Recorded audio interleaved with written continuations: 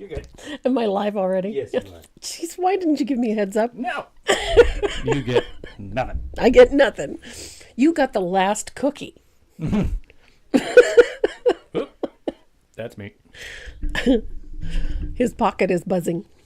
Linda Franco. First super chat. Oh, goodness. Well, the donations hopped off pretty quickly this morning. I get a bunch of notifications right off the bat. And so I want to say a quick thank you. Lynn Poinenko, Brenda Owen, Gail Woolsey, Lorraine Thur, Maria Santos, and Denise Chavez. Thank you so much. We did get your donations through our PayPal link on the website. Thank you, thank you, thank you. And this one just came in. Diane Blaze. Hi, Diane. Thank you so much. This year, everything that we collect via donations today goes to our local animal shelter. Right now, they are inundated. They have puppies galore. So they're fostering, and some of them are at the vets, and they're just a little overwhelmed this year. So every single penny counts, and we appreciate every single donation so much. So if you make a donation today, your name goes on the wheel. Renee has been diligently watching that donation button to make sure he gets everybody on that wheel. And we're going to spin it 12 times. And out of that wheel, I'm giving away 12 original and signed pieces. So they're all framed, ready to go. So you'll, if you've made a donation, your name goes on the wheel for that. Everybody gets their name on the wheel. If you join us in the chat, say hello, hit the share or the subscribe button or all the buttons. Your name goes on the wheel, and we have 12 amazing giveaways today, courtesy of the people that support this channel. Companies like DecoArt, companies like Dynasty Brush, companies like Sandy McTeer Designs, paintingwithdeb.com, tollpaintingdesigns.com, Tombow USA. I mean, we've got so many supporters, and they have graciously donated all sorts of fun things for you to play with. So we've made up 12 gift boxes to give away, and each one ranges in value from $120 to $175. So we've just filled them up. So there's all kinds of goodies in there, and make a nice Christmas gift for one of you creative people. So make sure you hit the share and the like button and the donation button lit up. Oh my God. Good heavens. Gail, it doesn't work that way. You can't donate once somewhere else and donate again. She's killing me. Killing us. Killing us. We are so grateful for the support of our shelters. You have no idea. Do the puppers. Oh my Lori goodness. Skiffington donated $50. Nice. Thank you, Lori. So as I said, all of those names, anyone that makes a donation today will go on the wheel to win one of those signed original pieces. They were all framed. Let me show you. All these framed pieces on the back, on the wall behind me, are among those. Plus we've got several others sitting here. So you're going to help me get room in my studio. But today we're going to be painting this Father Christmas on this little sled. I really like this piece. My pal Deb made me the sled. And I'm one of those people. It comes with gewgaws and odds and sods with it. And I can never decide whether I'm going to use them all or not. So I ended up using the crossbar and the extra bars in this, and then added more snowflakes to it. I just had way too much fun with this piece. I wanted a more traditional European style or old world style Santa. And so I hope you guys enjoy this one. I had a lot of fun creating it. And this chat wheel, holy smokes, is it ever hopping today? Going to say hi to Shirley Thompson. Hello. I enjoy you too. I love it when you join us. And Robin Harkness. Hello. Harkless. Oh my goodness. My mouth isn't working today. And Virginia Hedges. Hello. Who else is here? Darlene Greenwood. Hello. Good to have you here. And Susan, I can never pronounce your last name, but it's so nice to have you here. She joins us on a regular basis. It's really nice. And Jean Brewer. I almost said Jeanette Brewer because we have Jeanette too. And Val Clemens. Hello, Val. Holy. Oh my goodness, everybody's here today. Karen Knox. Hopefully the weather's warmer in Arkansas. It's a little nippy here today. And Cordy Dixon. Hello. Linnell, I am sounding better. I'm a little, I don't know, clearing my throat an awful lot today, but it's all good. Feeling much better. And Ruth Porter, hello. Oh my goodness. Everybody's here today. Just how many people are in here? Jeez. Renee's too busy typing. Thank you so much for your generosity. We appreciate you. I am feeling much better, Robin. Thank you. Debbie. And Margie Eaton, hello. And Lois Ann Pritchard, hello. From Bear, Delaware. Delaware is a tiny state, isn't it? It's one of those small states. It's just south of us. Delaware? Yeah. It's quite a bit south of us. Oh, my.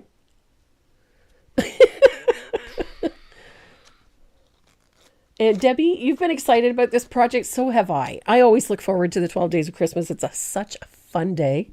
Lots of prizes to give away. Lots of antics going on. Beth, you have my hair short again. Yes, I found the rest of my face. It was hiding under that mop. I always figured I would like long hair. And when I get it long, I decide I don't like it. And I end up cutting it all off. Diane, 51 on Facebook, 53 now. Awesome. And Ann Davis, good afternoon. And Karen Wilson, you're snowed in. Snow is knee deep. Here too. We got snow the other day. And Elka Levantis from Albany, New York. Hopefully Bronson is doing well. And Mountaintop Agility Dogs, Linda Ryan from Arkansas. Where do we donate?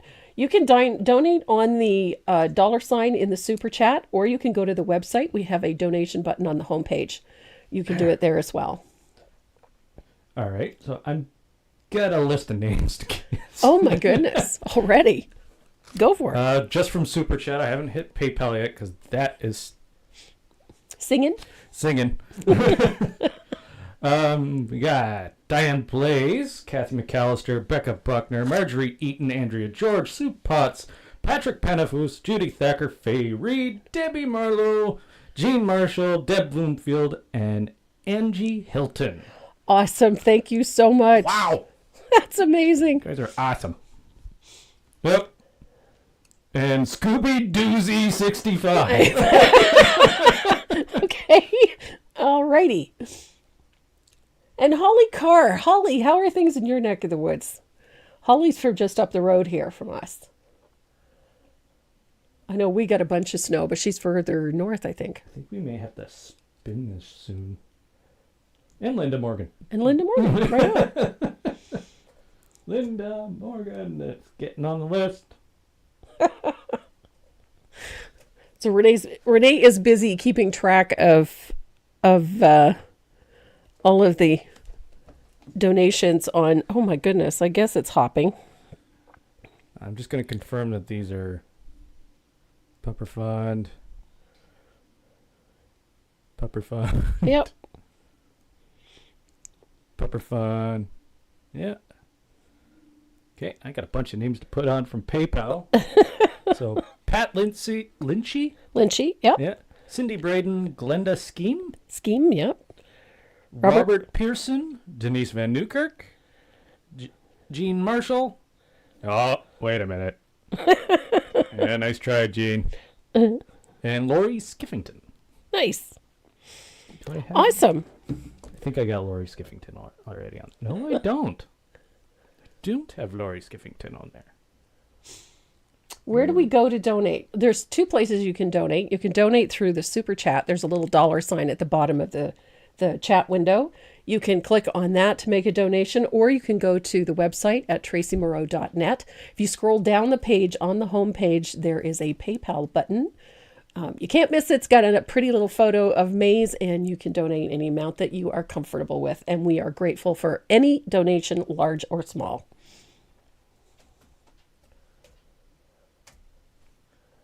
Pam Stover. Hello, Pam.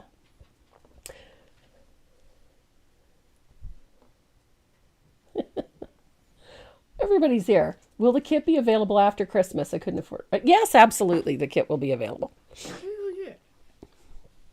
Then Newkirk. Sandy Creek still snowing here, but 8 inches last night. Woo! That's a good amount. And 3 more. Brenda Schock, Ann Davis, and Carol Mays. I'm still catching up. Oh my, jeez. This is what happens when I don't look at the... Oh my God. This was a bad idea. He's going to be the one doing all the work today. So, yes, we are so grateful for everything you guys do. You're awesome. Coming and joining us every Saturday and then supporting our craziness when we decide to do something like this. We enjoy it. Liz Minardo, hello, sweetheart. You're not late. We're just getting started. Oh, she's Christmas baking. Cold and sunny in Reno, Nevada. I don't associate Reno with cold weather. No, I don't. Glendale. But I suppose it depends on your definition of cold. We were minus 12 this morning. Bert. He was a little nippy. So. Cindy. You're looking good too. Thank you. We might have to spin this shortly. Just to get some names off of the list. Yeah. Where are we? Pet. Renee may need a full week and have the donation wheel next Saturday. He's typing like a madman right now. Well, not really. Okay, Linda Morgan. Iris Rorick. Nice. Beautiful $50 donation. Iris. That's a good name. Iris. Cordelia Dixon, Linda Ryan, Jackie Gibson, Sandy Tile, and Ruth Porter. Thank you very much. Well, we're going to let Renee deal with the wheel, and we're going to get started on our Father Christmas on this little sled. As soon as he has 2 seconds to switch me over. Yeah, I got you. All right, let's go Christmas style. Oh, there we go. So this is the one that we're working on today. And I love Santas. I have this little collection of Santa Clauses and I have a collection of snowmen. And I love both of them. I'm just obsessed with them at Christmas time. So this is the piece that we're going to do. I love this little sled. I just like the vintage look of it. So we're going to paint that little Santa. And in order to get started, we're going to work on that background. Now, our background is pretty simple. This one is a barn board effect. And you need a good 1 or 2 coats of lamp black. Give it a light sanding just to remove any little rough spots that you may have. And then you're going to use a fugly brush to do this background. I always recommend using something with a stiff bristle for this so that it creates some nice vertical stria. This is a fugly brush, in case you don't know. This is an encaustic, a Dynasty encaustic oval. I use the 1 inch the most often. I love this brush for base coating, for creating textures, all sorts of things, spattering, etc. This is just a really great general purpose brush. And the color we're using is a little bit of warm white, and we're going to use some water.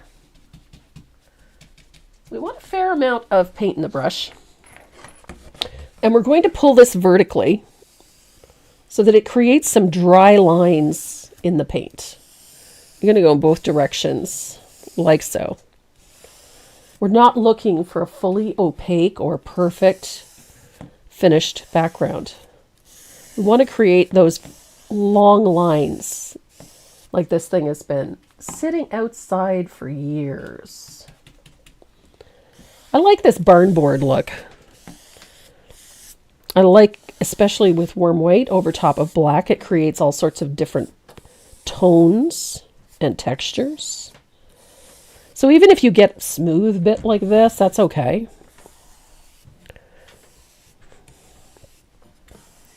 Just like that. So we end up with this really distressed looking background. And then immediately rinse your brush out.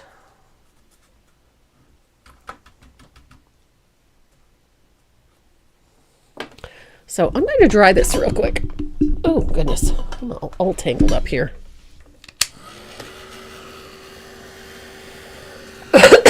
Pardon me.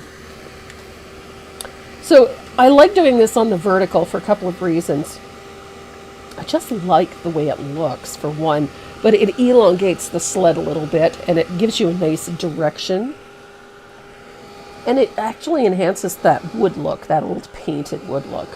That appeals on a lot of levels. Now, I've already done this on the other side, so I can get started with this pretty quickly. Wanted to make sure it was good and dry, but at the same time, it also finishes the back of this sled. I'll just make sure everything is dry so I don't mess everything up.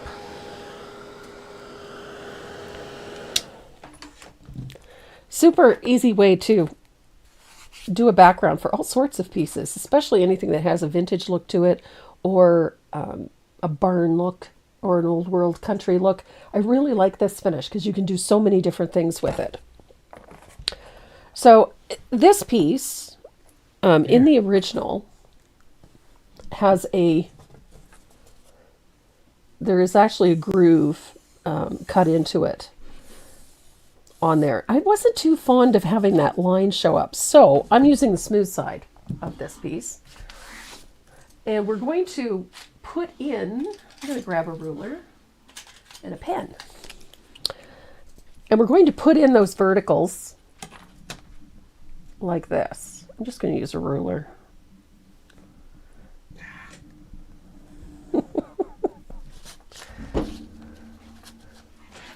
Renee's having technical issues.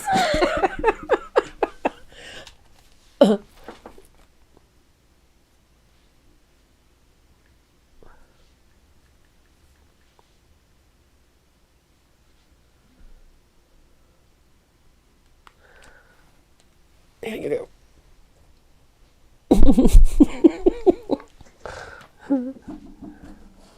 So just use a pen. It can be a marker, a Sharpie, a whatever, to draw that line in. It doesn't have to be perfect.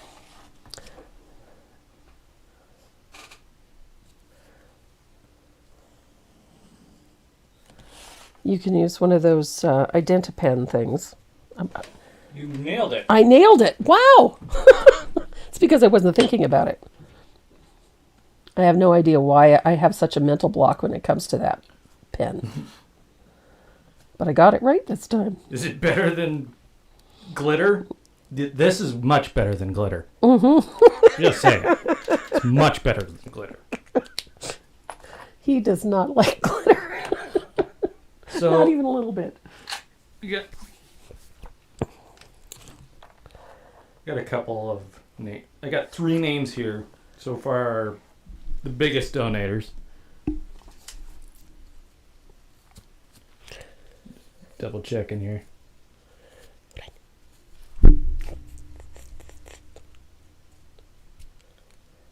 Double checking. Oh my God.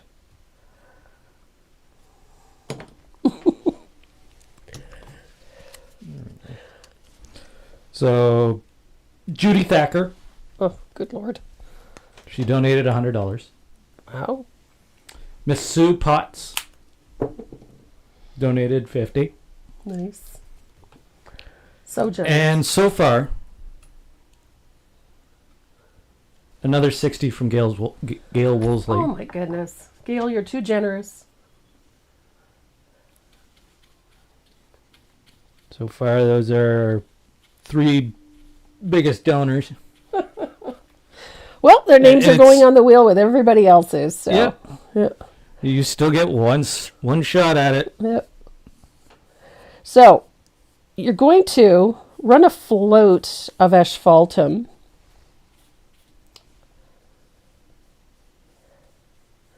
along that line.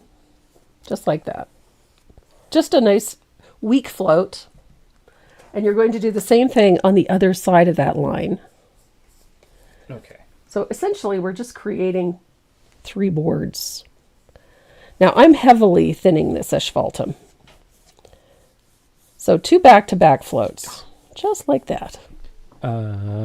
Sorry, I got another name. Teresa Casper Terry. donated $100 as well. Oh, my goodness. We got a bunch of $50 donations. You guys are entirely too generous. But we appreciate it. I know the puppers will appreciate it. Yeah, they're going to get well fed. You're going to make some fat dogs. Hopefully. Or fatter dogs, anyway. Happy live chat. There we go. Look at my It live always seems, at this time of year, the shelters seem to fill up very quickly. And our local shelter is a small one, and it's one of the busiest in the area.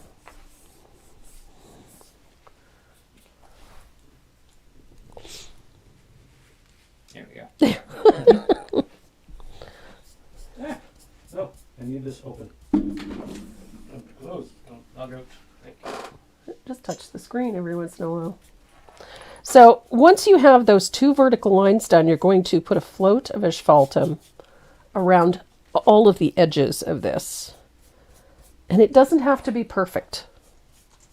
It's just to change the tone of that wood grain. So it goes from being a cool white tone because of all that black, or a cool gray, to having a slightly warmer cast. And it looks like 3 separate boards put tightly together to make a sled.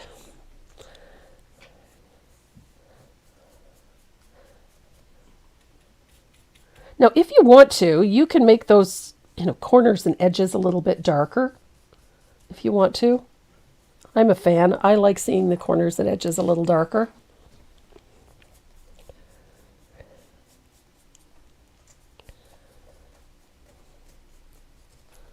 Oops, there we are. Linda. Brian.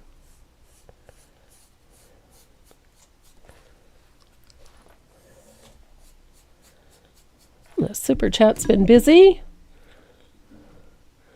Nobody has any questions yet. Zucker. Spot Gail Wolseley. Deb Bloomfield.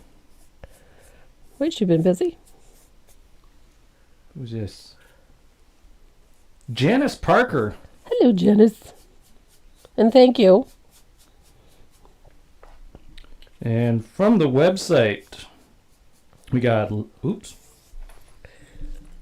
Linda Ryan, Jackie Gibson, Sandy Tao, Yep. Ruth Porter, Phyllis Griffey, Sherry Dugar, J.C. Mann, Rosie Mazamoto, Oh my goodness. Valerie Clemens, Donna Shepard, Karen Clark, Beverly Cecilski. I have to hear it. Yep. Sharon Tooker, Cindy Einek. Yep. Serena Copley.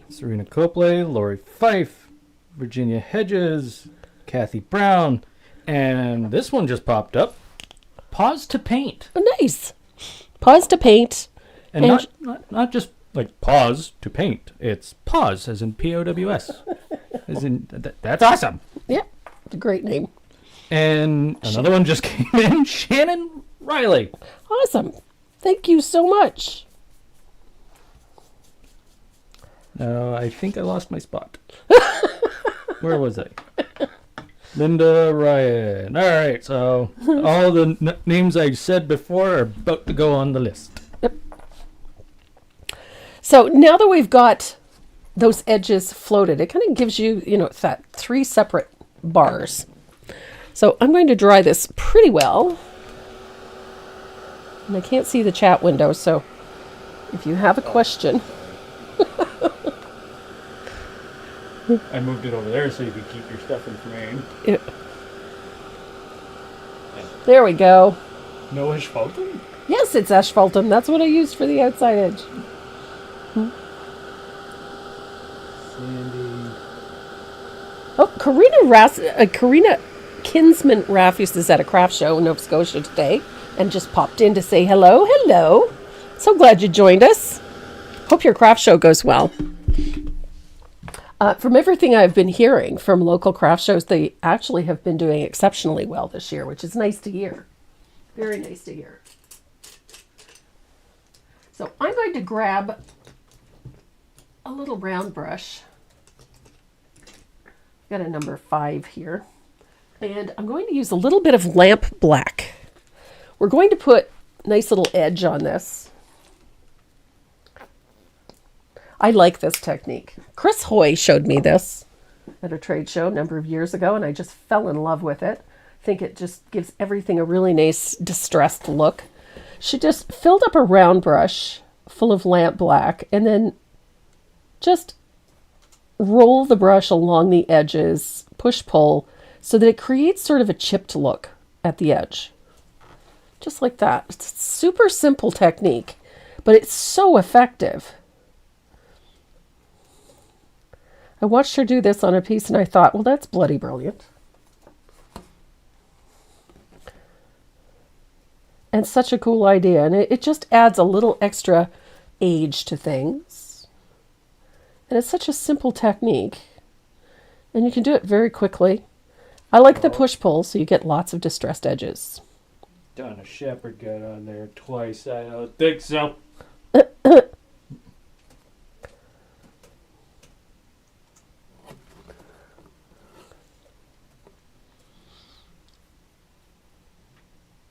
And we lost the chat to YouTube for some reason. I don't see it on there. Give me a second. And refresh on. Give it a sec. He'll be back. Holy Moses.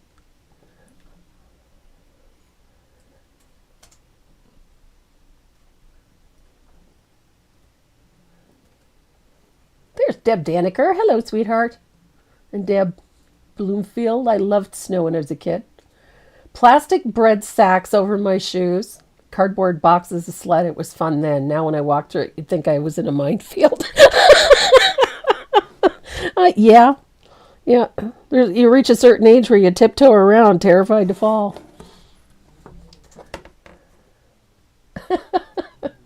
So does Raffin. Yeah. I think every kid in the northern part of or in this part of the world has used like bread bags inside their boots. I know we did. Just stay out longer. Well, you could stay out longer. It kept your toes more dry, right? The minute your socks got wet, you had to go in. God forbid. Really cold. Then they get really cold. Yeah. Karen already looking forward to spring. Gave me the wrong amount, so I don't need it again. Oh my goodness. Gail Jensen, you're crazy. There we go. So we've got that nice little chipped edge around there. Now, if you want the edges a little darker, you can float with a little more asphaltum again, but you don't really need to. But it's a matter of choice. If you like it a little darker, then by all means, go ahead. I go into hibernation till spring. That's pretty much me. I love the winter, but I like to stay in with a fire on and paint and create. In the summertime, I like to work in my garden and paint. Video frozen, not the chat. That's YouTube. And it's on Facebook. Oh, is it on Facebook? It's probably, yeah. Yeah, Facebook's been picky lately.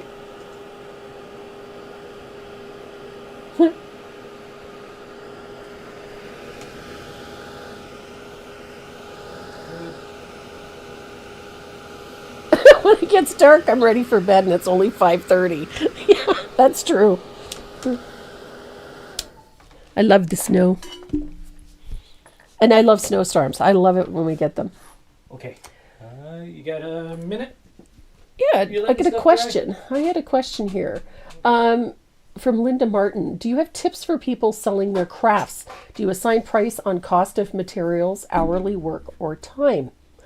It's been a long time since I worked did work for craft sales, but I generally look at what my actual cost was, and there's a difference between what you're painting and what your end result is. So my actual cost is when I take the cost of all of my materials,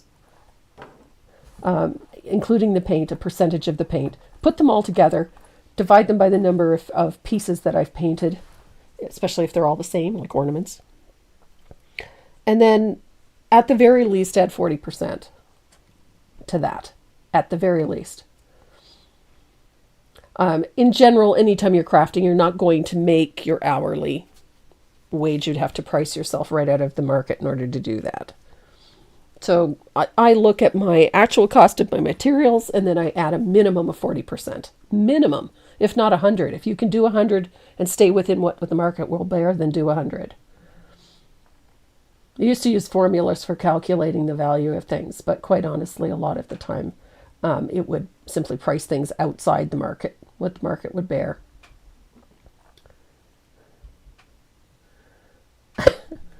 Sheila Landry, we used to do what was called skeeching. Grab the back bumper of a slow passing car and ski on the street. Well, I can't really chastise my son because he's right now looking very guilty. What? I did no such thing. Oh, yeah, okay. I've seen you do it on rollerblades. Done it on a skateboard, done it on rollerblades, done it in ski boots. Yep, I know. They always think that we don't know, but we know. All I can say is if they have a trailer hitch, you stay out of the view of the mirrors. That's and true. And they don't stop suddenly. Oh my gosh. Just saying. Yeah. Oh, it is dangerous. It is absolutely dangerous. But yeah. I wouldn't do it now. Yep. Busted. Yep, busted. Yep, busted. Want to give away one of your paintings? Sure. Yeah? Yeah, I think it's a good time to spin a wheel. Right on. This one's got 70 donors on it. Awesome. That's both. Yeah, He's got up. Okay. I'm up there, and I haven't seen one on here. Okay, jeez. Yes, Karen, you're selling them way too cheap. Let me adjust this. There we go. You can see the name. I got my notepad handy. And I got my sticky note. He's got a sticky note. Which one are you giving? I think we're gonna give this one away. Oh. It would help if I switched cameras here. Yeah. Let's see. This one. There we go. So this one. Farmhouse Country Kitchen. Yes, in blue. In blue. Yes. So this is the one we're giving away right now. We're giving away this one. All right. To the wheel. And 3, 2, 1, go. Lucky winner. Oh. Truth shall set you free. We know who that is. That's Lucy DeMatt.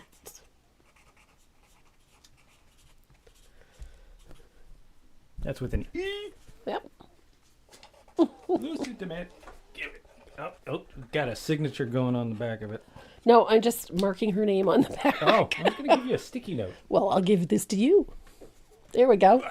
There we go. So the first one goes to Lucy DeMatt. Or the truth shall Set you free. And sadly, Lucy, I got to remove your name from the list. Yep. Congratulations. You do another one? Yep. One more? Well, we've got lots of them to give away. I can't see the chat. I know they're all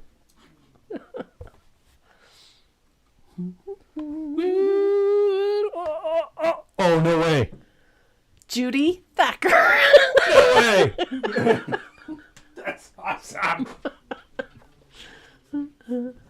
Judy Thacker. Awesome. Why do I always put a Y at the end of your name?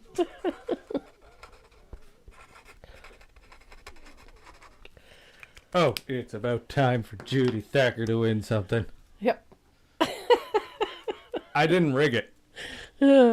Can't be rigged. That is the... Which one is this? Oh, the lavender one. You get the lavender one, Judy. Oh my god, I can't read the chat. It's moving. It's lots of congratulations. And we'll do one more. One more? One more. One more. Give us some time to... I gotta remove that This name. one is one of my favorites. Ooh, your favorites. Yeah. Let's sort it and shuffle it. Farmhouse Honey. I love this one. Farmhouse Honey? Mm-hmm. Christina Wood. You gotta wait till it pops up. Yeah. Well, I saw it land on Christina Wood. Dina Wood. Right on. There we go. All right. All right. That's 3 gone. Judy. Oh my God. Thank you. That's 3 gone. Let's get back to painting. Yep. Awesome. Christina Wood. That's great. Everybody's happy for Judy. Well, Judy has the world's longest dry spell. Judy has been watching Since the beginning. since the very beginning, and and even when we had maybe 10 or 15 people watching, she was there every Saturday and could never win anything. It was just crazy. So it's nice to see her win. Yeah. Oh, no. Any new names on PayPal? Not yet. Judy Galt. Thank you, Judy.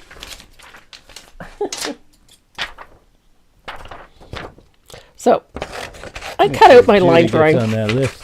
I usually make a photocopy of my line drawing and I cut it out so that I'm not working with a big sheet of paper.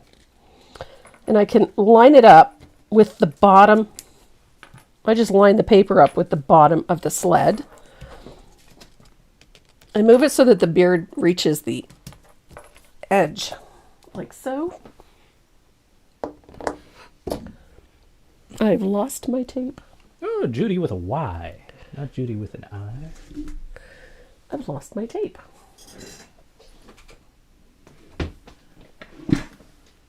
Oh, it's way over there.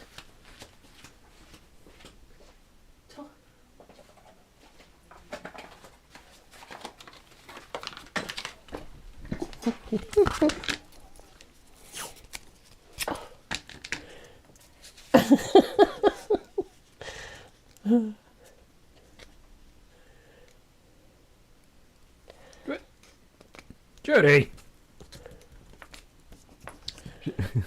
I think Judy Galt was just figuring out Super Chat because she made 2 donations. Oops. One for $1.99. Oh. And then immediately after, one for $49.99. Thank you so much, Judy. Oh, too funny. I understand. Oh, yeah. It's a weird system. It's got a little scroll bar, and if you don't get it right where you want it, Yeah, it does weird things. So, I like doing this tracing in 2 stages for a couple of reasons. Oops. This being one of them. Apparently, I don't know how to center things. I want to move it so that my holly... Yeah, that's better. I want the holly on the sled, and I want this to go off the sled a little bit.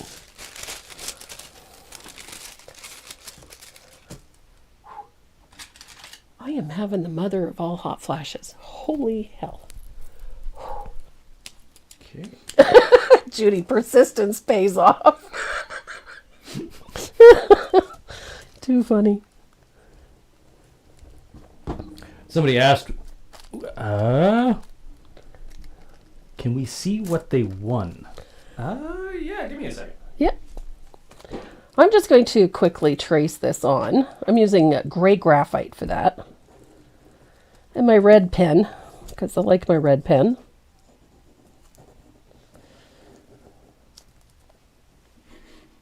Okay, I'm going to minimize the wheel here for a second. Yeah. Sure. Betty Newhouse sent 99 stars. Awesome. Thank you, Betty.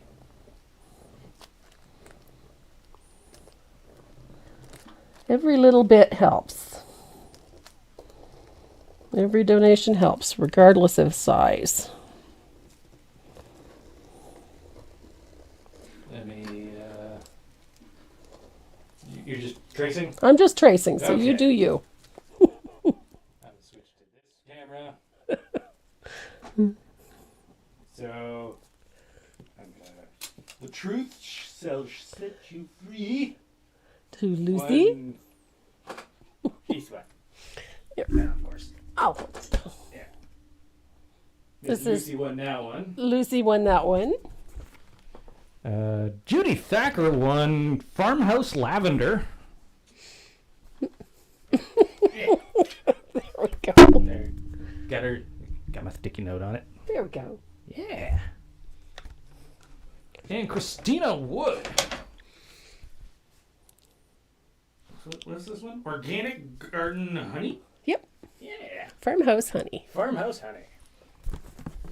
Yeah, Christina Wood. So there we go. And if you look behind ma'am, those 5 framed pieces are also up to be won. Yep. So, good luck. We even have a Christmas one to give away today. There. Oh, joy. Joy. Back to tracing. I know. Just like thrilling, I'm sure.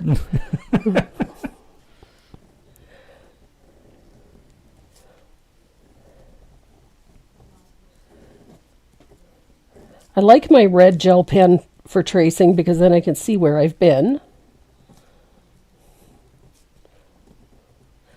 And when you're tracing, you just need to get the general shapes in. You don't need to worry about all of the minutiae, like the details in the eyes, because those all get painted in anyway. Ooh, I got some more names to add. Well, good thing I took off the puppy fund meter. Because I'm going to have to wait till the end of the stream to get all Oh the, yeah. all We the will amounts together. update after the stream.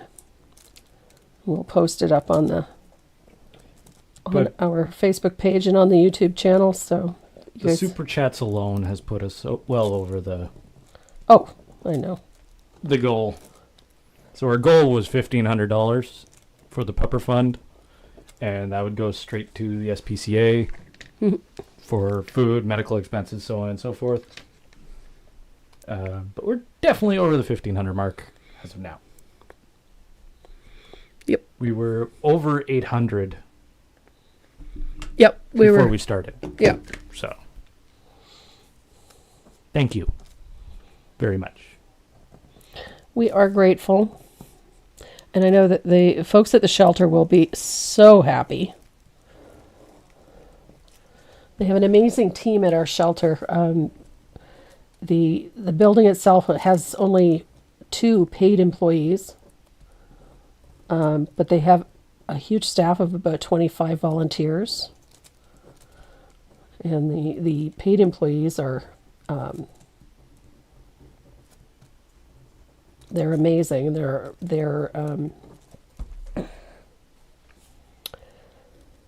there 7 days a week. There's always somebody at the shelter 7 days a week. They're awesome.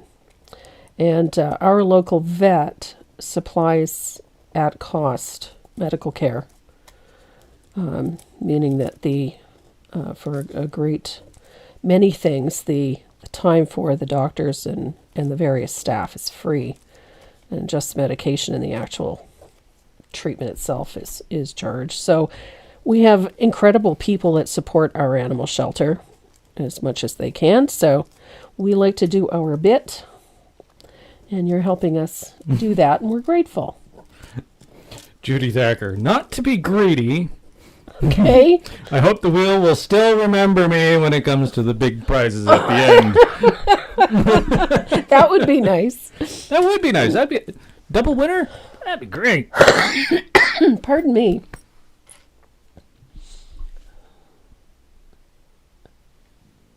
Is Renee going to wear the elf costume when you deliver to the shelter?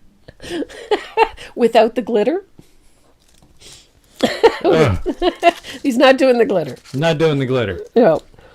And I definitely got to come up with something for next year. Yep. Got to make next year a much higher goal. Last year, we kept moving the goalpost. Yep. Essentially. So it just got, because you guys would hit it. And exceed it. Exceed it, and I had to give you another incentive. And it just got out of hand. So I'm going to have to make the goal much higher. What did we do last year? 5,200? Yes. Our goal was like 3,500. Yeah, our goal was like $3,500. Yeah, and we did 52. We kept it small this year, and Yeah. But, yeah. I think next year we should just crank it to 11. Yep. Debbie, I'm hoping that I have a chance to win. I've never won in all of these years. Oh my goodness. Well, I hope so too. Who's this? Debbie Eastman. Oh, Debbie Eastman. Yeah. Easton. Easton. Yeah. Easton. Easton. Yeah. I'm sure our shelter here has a few of those. I'm in Indiana. Karen Boylan, $1.99 from Karen. She's like, yeah, Karen Boylan. She's probably like me, trying to figure out that thing, and ends up with like doing it 10 times to get where you wanted to be. Yeah. A polar dip? No. A polar dip? No. I'm not doing a polar dip. No. No. You have no idea how funny that is. One? Pardon me. I've done one. Yeah. Not by choice. Yeah. It's part of a course that you have to take in the military, and Yeah. you do any sort of work in the Arctic.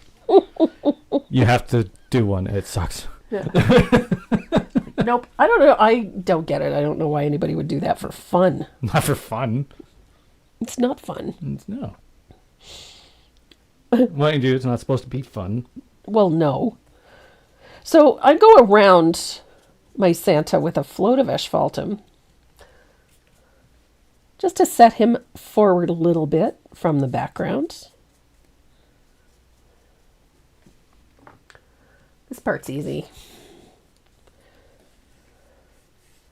I like to do this first because then you don't get paint overlapping anything. You don't have to be so careful with those floats.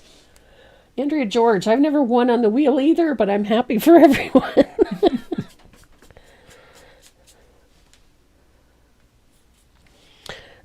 Just FYI, I do have several just because packages have gone out.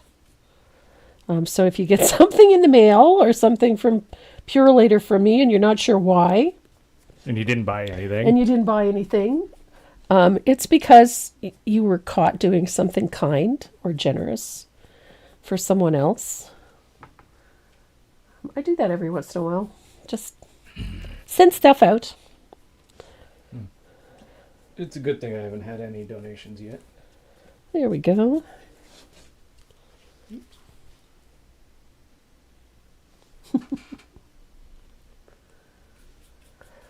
So I've got nice little shadow in and around my Santa here. Leanne, how do you donate? You can do it through the super chat. There's a little $ sign at the bottom of the chat window, or you can go to the website and scroll down on the homepage. You'll find a pretty photo of the Miss Maze. The demon that lives in the house. Yes, the demon that lives in our house. And there is a donation button through PayPal there. Any word on the strike yet? It's still at arbitration. It's a case of wait and see. We'll probably know something on Monday. All prizes are going to be going through Pure later. Linda Griffith, when I get something that I ordered from you, I sometimes tell my husband it was a just because package. Well then.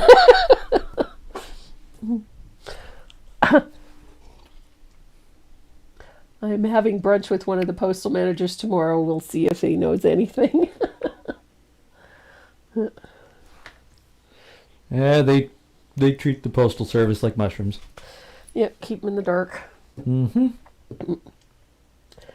Linda, was it in the house? Was in the house. Renee could deliver by sled, apparently. I don't know. One of the girls had placed an order for her kit, and it was supposed to have been picked up last Friday and didn't get picked up. Oh. And I was livid because I had been waiting for them to pick it up, and they just weren't. She lives less than 2 hours, hour and a half from here. Did she get it? I don't know. Faye Reed, I know you're on there because I saw you donate. Yeah. Did you get your package? She might get it today. That was what they said, that she could get it today. But it's just, I ended up having to go through Pure later and then send an express to get it to her. So it's just, the strike has caused a bunch of issues, and not just with Canada Post, with General Mail, but across the board. Yeah. Because at one point, I was processing orders this week, and at one point I couldn't access any of them, not FedEx, not UPS. They literally shut down until they could get a hold on the backlog.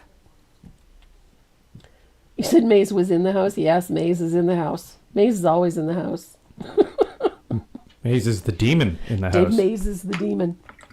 She is something else, that girl. Okay, so we're about ready to start layering in some color. I'm using deep burgundy for the coat on Senta. I love this color. I should say I've come to love this color because it's not a red that I used much. And then just recently, I was going through my paint and I found a bottle of this and I went, oh, that could be nice. So Is it like I've been a Merlot using... or? Yeah, it's a deep, deep red. It's very nice. So I'm going to use this red. The other thing is that it actually covers quite well. So this is the color that I used for the coat.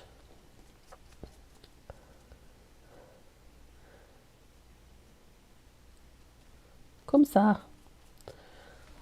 Now I can always come back in and put in the leaves and whatnot without any issues. So I'm not too worried about that. Not to mention the fact that I can see them right through this. So it is a transparent red. Or I should say it's a semi-transparent red. Calling it transparent is inaccurate. It's semi-transparent. So I'm just trying to put a nice even coat in. It doesn't have to be fully opaque, because it will be by the time we're done anyway. What color is it? This is deep burgundy.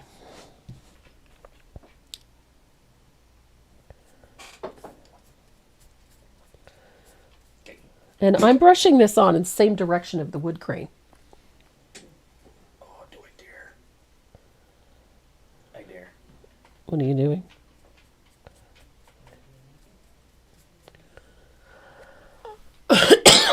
Pardon me.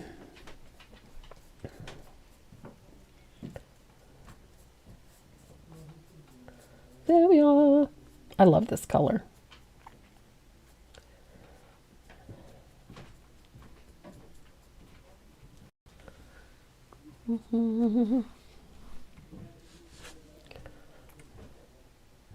Beautiful red.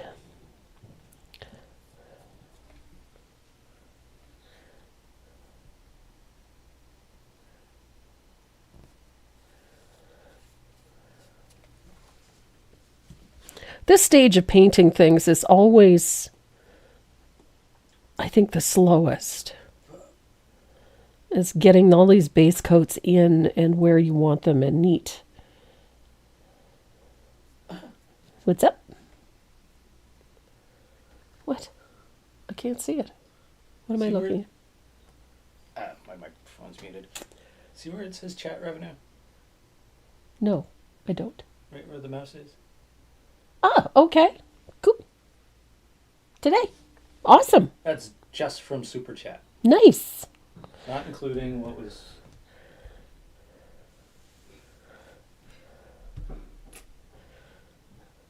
Wow. Yeah, Mm-hmm. $2,100. Awesome. $2,100 today. That's awesome. You guys are amazing. Plus the $800 from... Yeah. Gee, yeah, bah. That's awesome. Hey, thanks, Ann.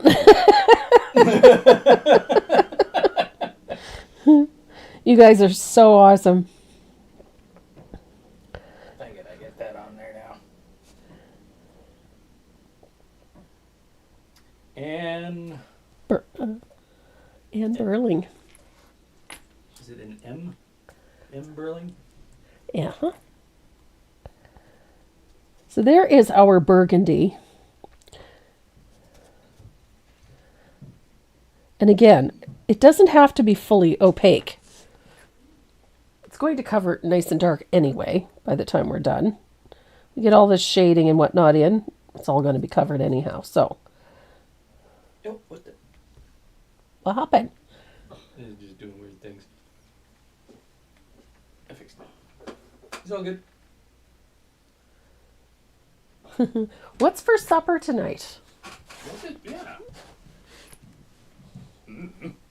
Actually, I was thinking of making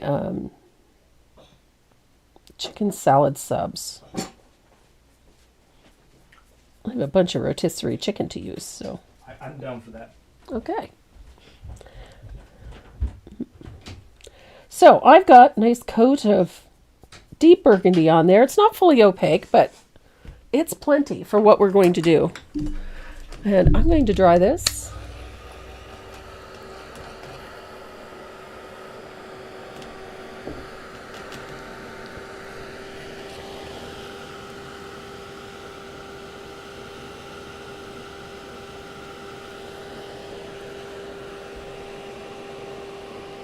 They should take me out to dinner for all I'm doing this afternoon. Ooh, Philly cheesesteak. That sounds good. No, I have rotisserie chicken in the fridge. So I'm thinking we're going to make some chicken salad subs tonight.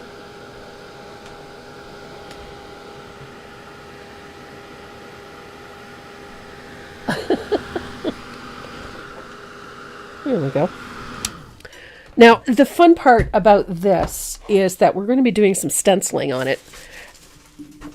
And I had a bunch of different stencils that I was using. The one that I used in the original is this one. And I really liked it. But as I was playing with various stencils, almost anything works. Even, believe it or not, even polka dots worked. I had so much fun playing with this background. It looks good no matter what.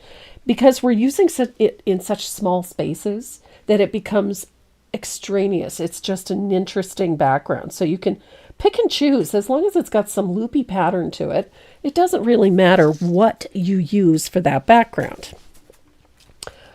So I'm going to use this one. This is a well, it looks like a Tim Holtz stencil. It isn't. It's just something swirly. The color that I used was bronze. I love this color. And partly because it has a reddish tone to it, so it worked very well with this deep burgundy. So I'm going to grab a small stencil brush. You don't need a big one. So this one is a 1/2 inch stencil brush and a little bit of bronze.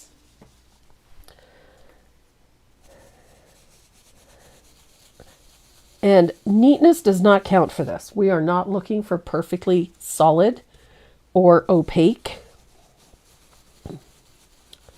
It doesn't have to be. We're just creating a little bit of pattern on this robe.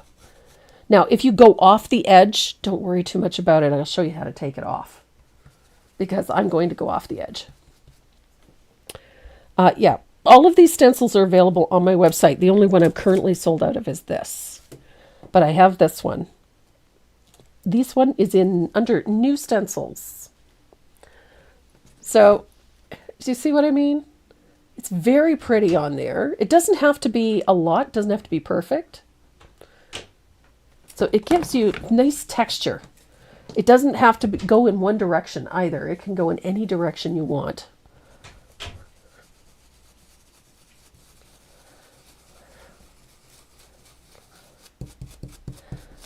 And as I say, it does not have to be perfect or even complete. I'm a firm believer that it's just a little detail, but it's a pretty one. Look at that. And we're going to subdue it quite a bit. So, on this one, and this happens quite a lot, it's more than likely you're going to get gold paint off of the hat. You could take the time to mask this off if you wanted to, but I'm going to show you a simple way to get that paint off. Take a little care when you're doing this. But if you get gold paint that goes off onto the background, I'm going to show you how to get it off. So I have a little bit, as you can see, how it went off onto the background. Take an angled shader, a little bit of water, and then use the chisel edge to scrub it off. Just like that. It's just a gentle scrub using that chisel edge, and that way you work right up to the edge of the hat. The edge where it joins, like so. And then you can just simply wipe it away. Et voila. It's the easiest way to do it. As soon as you finish with the stencil, just use a wet brush to gently scrub. And I like an angle because you can actually get it right to the edge. Just to gently scrub it away. Look at that. It's just the easiest way to do it. Less paint, less pressure, round circles one way, then the other. Absolutely, Jessica. And you can do it again and again to get the brighter color if you want.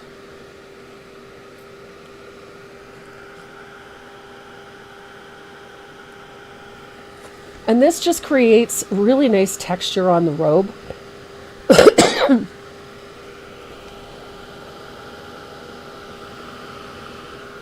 There we go.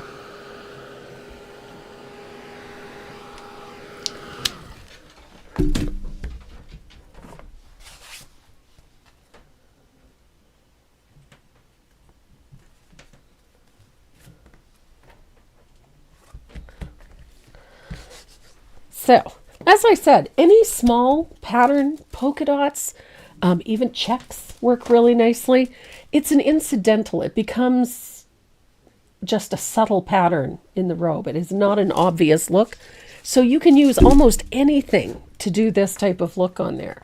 So if you want something a bit more rustic, then go with, say, a small check, like a 1/4 inch check would look really pretty on this. Polka dots would look great in here. Almost any pattern, stripes, knits, any kind of pattern on there is going to give that a little bit of texture. By the time you're done, it is sort of set back in a way. It just becomes part of the robe.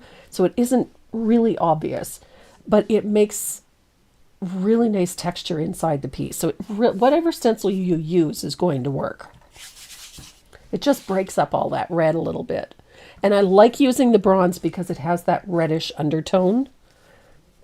It's sort of a gold, like a mixture between gold and copper. It's a really pretty, really, really pretty background for this robe. And it's kind of dramatic when you have it first done, but it looks so elegant. And I love that look.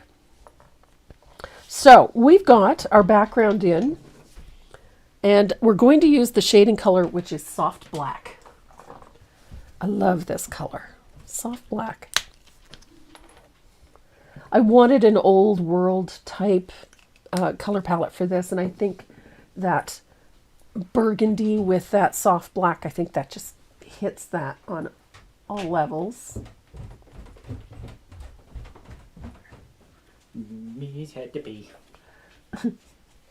Miss Mays needed to go out. So I'm going to shade down the edges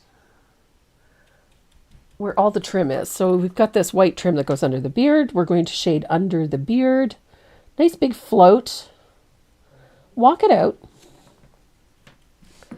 Don't forget to get underneath that holly that's there.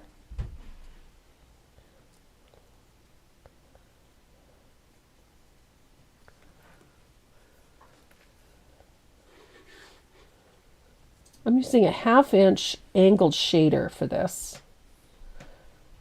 And it's a Dynasty Water Lily. It's a watercolor brush. So I have lots of water in my brush for this.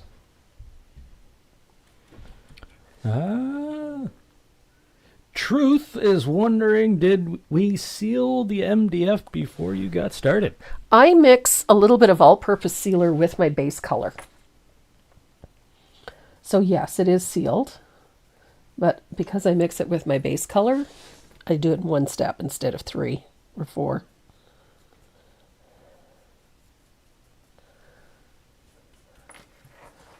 So see what that soft black does for that burgundy.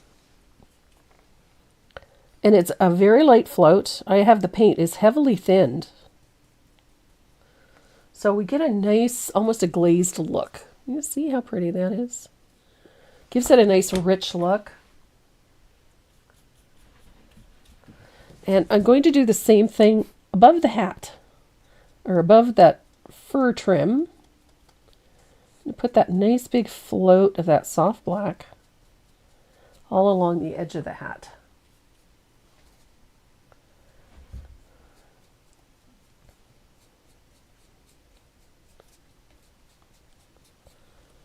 Just like so.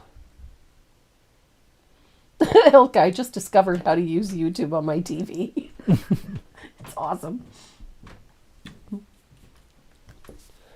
Would it be possible one day to have a sort of list of the colors that give a vintage old world look to our paintings, just like the usual red, for example? Please? Of course. Absolutely. I can do that. I'm a big fan of vintage colors and vintage color palettes. And a lot of the things that I paint have that bent. I don't have the rubs or paste required for my project, but do have lots of metallic paint. If I add extender, will it act similar? You know what? For metallics, if you're going to do a rub, I think an extender is a great idea to mix that with it. You might find that it is a little difficult to control, but an extender should work, absolutely. You're just going to have to be a little careful with it. That's all.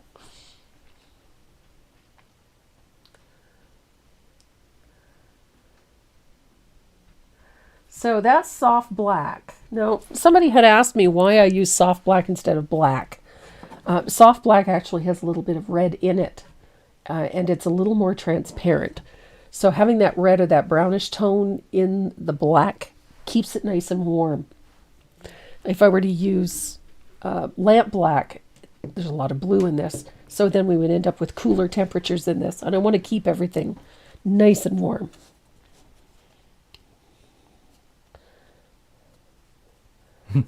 Better late than never.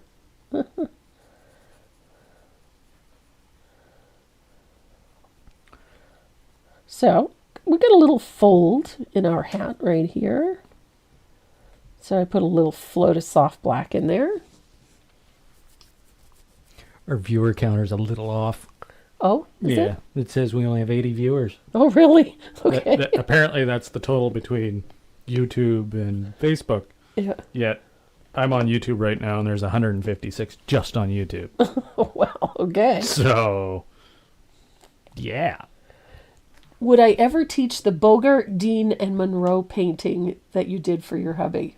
I would love to take that as a class. That's the the men's box, the gentleman's box you're talking about. I'd love to teach that. We should do that. Why not? Yep. That would be a fun one to do. A gentleman's box. That one was in one of the magazines. Long time. That was quite a while ago. Still have that box, by the way. It was my husband's. I gave it to him for Father's Day. So we're going to just deepen some shadows on the hat here. So there's a few little folds in this. I like to do a couple of nice deep floats in this. I just find that it makes for a richer look. And somebody remarked that it kind of looked like velvet. Well, that's exactly what I was going for. Do I use matte varnish in general? I love the soft touch varnish, and the ultra matte varnish is my favorite.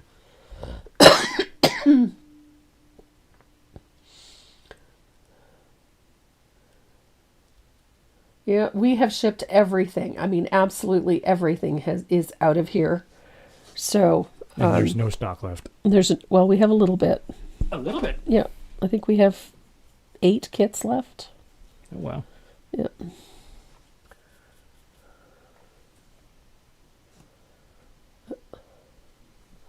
So I love that sort of velvety look, and that's what we're going for, like an old velvet brocade. And that soft black really helps you achieve that. It mutes the red without killing it. I avoid colors that will kill other colors. I rarely use something like burnt umber or umbers in general because they are used primarily to subdue colors. And I don't like to subdue them. I want them to still see the red, still see the warmth. And that's what that soft black does. So when you're floating that in, it gives you that nice warm feel. Thank you, Lori. I love this look. What it comes down to whenever you're doing something like this, the richer the tone that you've used in the background, and in this case I used the that deep burgundy. If I wanted this to have perhaps more of a country look as opposed to an old world look, I would have used, pardon me, I would have used, say, country red. And I love country red is one of my favorites because it's already got a very warm undertone to it. And so if I wanted this to have more of that vintage country look, then I would have used this type of red. And because I want more of an old world look, I went with that burgundy. It's a little bit deeper. Denise Van Newkirk says, the emerge nurse part of me thinks your chest sounds very tight. It's actually not too bad. I had an issue with my asthma this morning, so that's why I sound a little too rattly. I'm breathing quite easily, surprisingly. No, it doesn't sound like it, but I am. There we are. And the nice part about doing this way is if at any time you seem that the red is kind of getting lost, pick up a little of that burgundy and just float it over. I just had a bright spot there I wanted to tone down, so I wanted to bring in a little more burgundy so that I got my reds back. But it does wonderful things for that metallic. Look how rich that is. So once you have your shading in, you have all of that red in, you're ready to start bringing in the base coats for these other elements. And I like to start with the face because we're going to work out from there. So I'm going to crash bang. Proverbial bull in the china shop.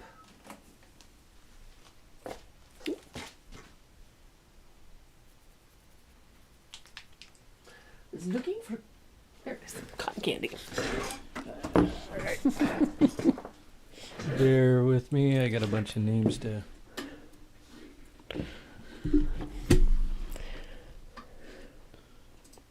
Your activities.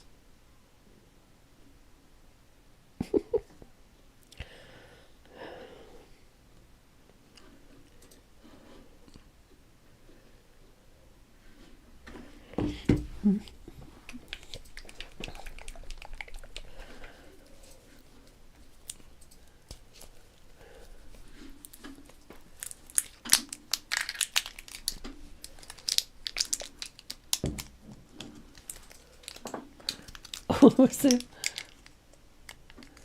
Andrea George telling folks, don't forget to like the stream. There's 163 watching and only 119 likes. That's just on YouTube. I know. I gotta go to Facebook here in a second.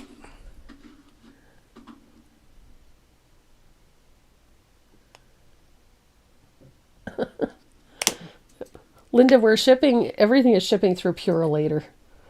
Just so that everything has been getting there. Facebook. Boom. So I'm using a little bit of cotton candy. This is one of my favorite colors for faces. Cotton candy. It's a pretty tone. So I'm using this with just a little bit of water or glaze. It doesn't have to be perfect.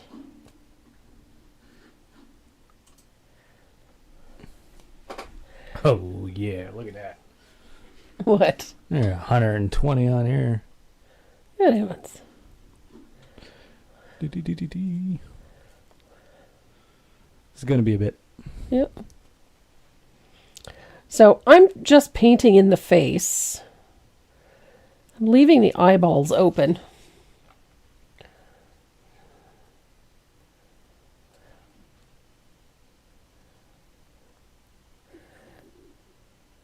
And quite honestly, this is going to look very rough for a little bit. That's okay.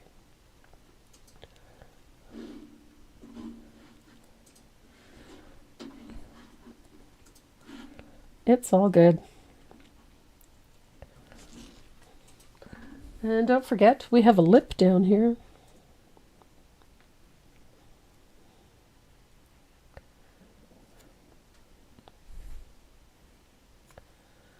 Easy peasy.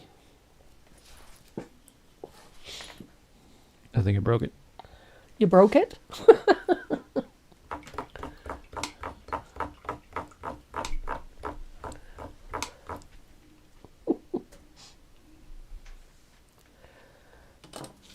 So I'm going to dry this real quick.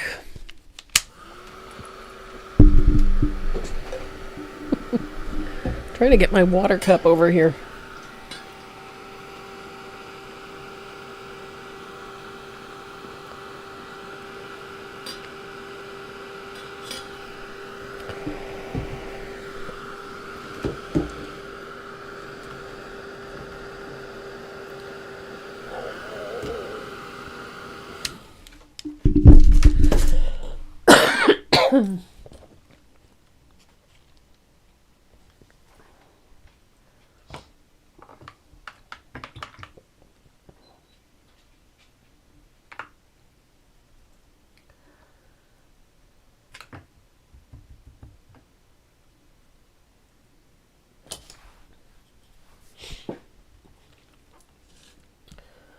So I'm going to grab a small rigger, or I got a small round. That'll do the trick.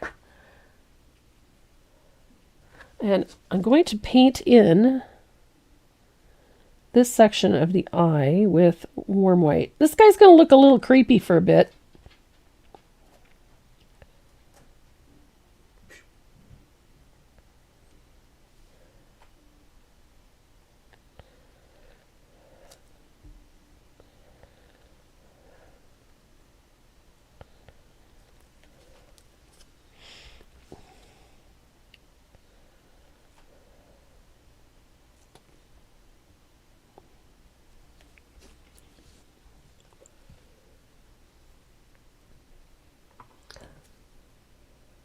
Names. 371 names. Oh my goodness. And this is the other wheel, right? That's a lot of names. There you go. Wow.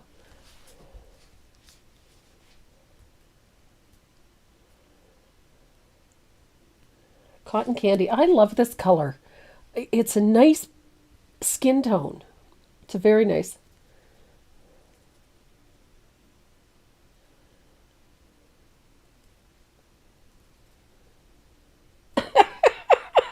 Kathy Ryan. Oh my goodness. I tried and I went to Tracy's design site. That seemed to go through. As long as Renee doesn't think I'm double dipping.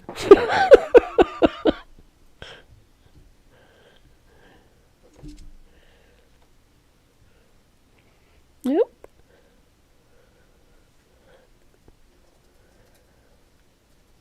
Good heavens. We got Nancy Ficardi, Leanne Gossett, Sandra Jackson, Tara Ellis, and Chris Neese sent donations through PayPal. Thank you very much.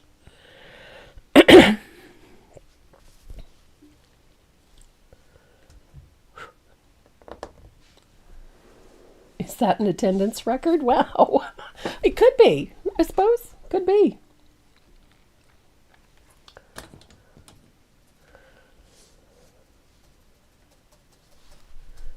Renee, can you make sure my mom's name is on?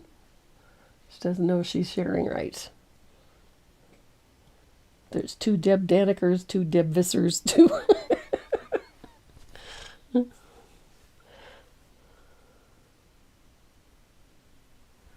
Oh, goodness.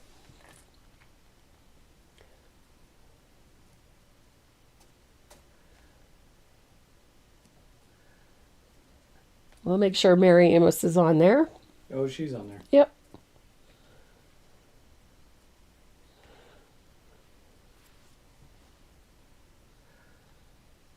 Mary Amos? Yep. Yeah, I believe she was on the other one. Yep.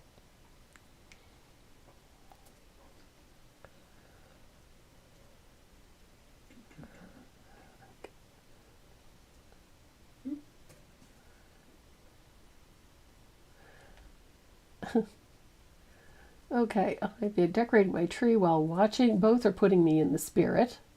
Nice.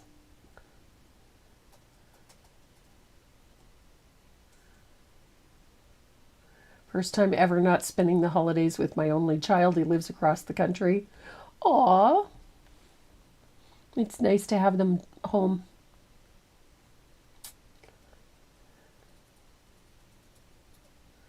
Aw, that's sweet. Sandy Jackson, I said thank you for the donation. She says, you're welcome. It's just a few cups of coffee at the Dunkin', but every little bit adds up. Absolutely. Thank you, and we appreciate it. Aw, Pam, thank you. Such a sweet thing to say. Yes, you are, Miss Dear. I'm on the wheel.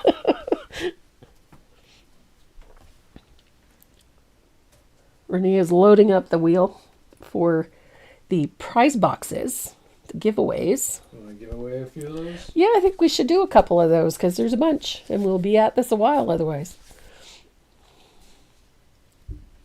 Just got to get rid of some doubles here. Yeah, some duplicates. Some cheaters.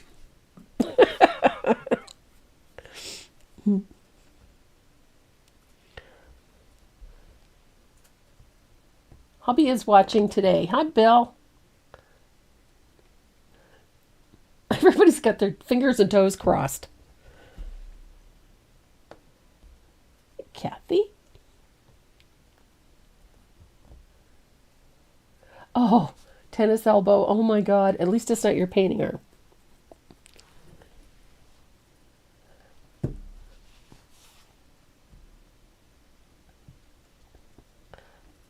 Christina Wood, thanks for coming, sweetie, and thank you for your generous donation. We're very happy and thankful. Thank you very much. Peg Brandywee, thanks for your rack patterns and message printouts. Awesome. I'm so glad you're doing. That's wonderful.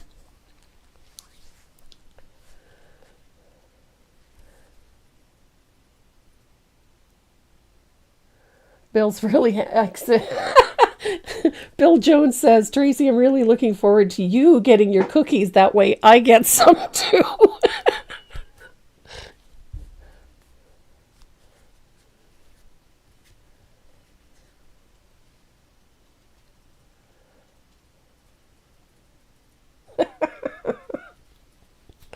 Marjorie Jones is on both the chat and stream on the living room TV. That's awesome. So we're going to spin the wheel for some of the giveaways today. The wheel. Kaboom. Got a bunch of names on there. Yep.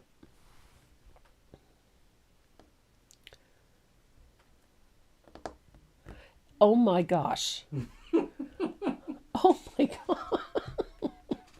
Well then, spin it. So each of these boxes that we've done for giveaways contain goodies from a great many of the people that support this channel. So we have, there's some goodies in there from Decawart, from Dynasty Brush. There are goodies from Tombow USA. There are goodies from Toll Painting Designs. That's our beloved Sheila Landry.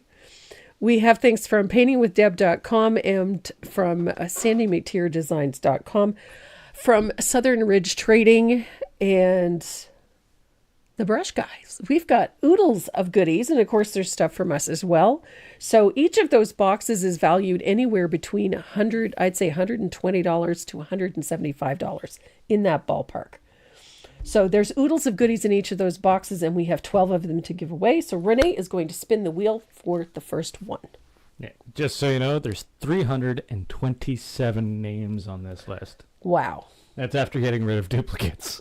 Okay, what a wheel. Yep. So fingers crossed, everybody. So here we go. There's going to be some new names. Oh, Santa, I've been good. And boom. boom. One stroke and more with Paula McCoy. Paula McCoy. Paula is a ceramic artist. Oh my gosh, her work is beautiful.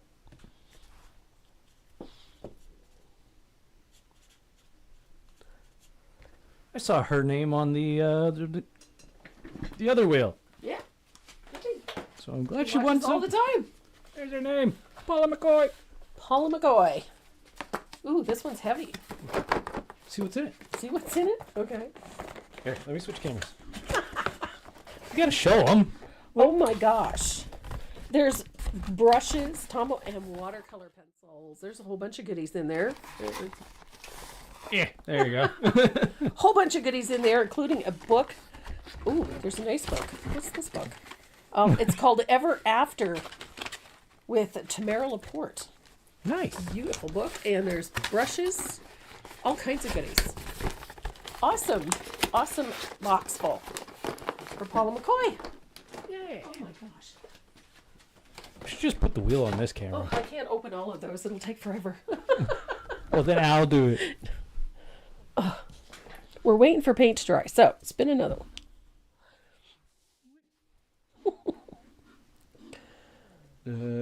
This one. There we go. All right, let's do a shuffle.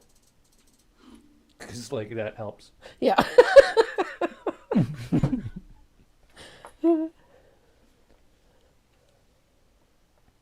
Oh, you need to see them. Okay.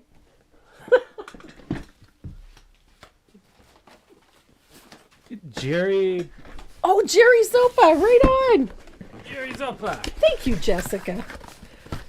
Oh my goodness, Jerry. There's Dynasty brushes, there's patterns, there's surfaces, stuff from Tombow, brush cleaners. We need to see. There's a pattern from Sheila Landry. Hey. One of her birds. They're awesome. There's Tombow stuff, stamps from Stampendous. There is, and a book called Drawing on the Right Side of the Brain. So there's lots of goodies in here. And fabulous stencils from Southern Ridge Trading. That one goes to Jerry. These boxes are loaded, I must say. And we'll do one more. Sure. Good Lord. These boxes are so full of stuff.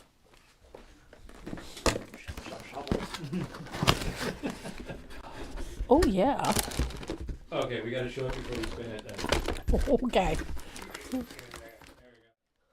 So this one has got one of my favorite travel cases filled with Tombow goodies. Nice. There's professional drawing pencils. Oh, goodness. The drawing set from Tombow. There's surfaces from paintingwithdeb.com. I see some water lilies. Water lily brushes. Some paint from DecoArt. Oh, there's a bunch of stuff in there. I see paint. And there's stencils. Yep. I see paint. Yeah, there's an actual bottle of paint in there. This is the Love Color, the new paint line from DecoArt. Oh. And there's a whole bunch of goodies, stencils and whatnot from Southern Ridge Trading. It's a nice box. That's gonna be a good one. Let's see who wins this one. 3, 2, 1.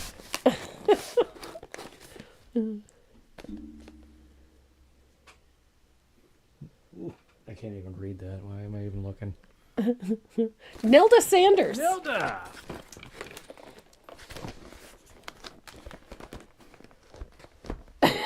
Kathy, I think I might be working from the wrong side of the brain. Oh my goodness. Cool. Awesome. So we've done 3. We'll take another break a little later on. We'll do 3 more. How about we give this one a spin? Oh, he wants to. You want to give another art piece Which away? This one. Country Kitchen in Red. Country Kitchen in Red goes to Denise Van Newkirk. Denise. Awesome.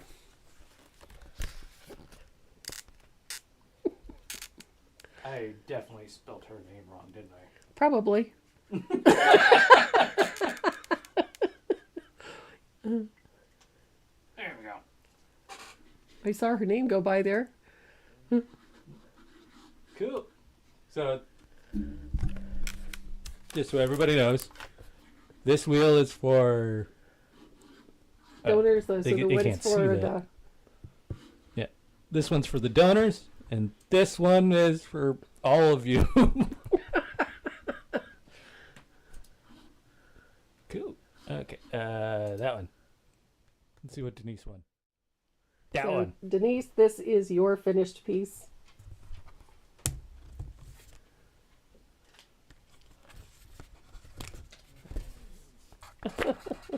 Denise Van Newkirk. Okay. Sticky on the front so we know who it goes to. Awesome. There we go.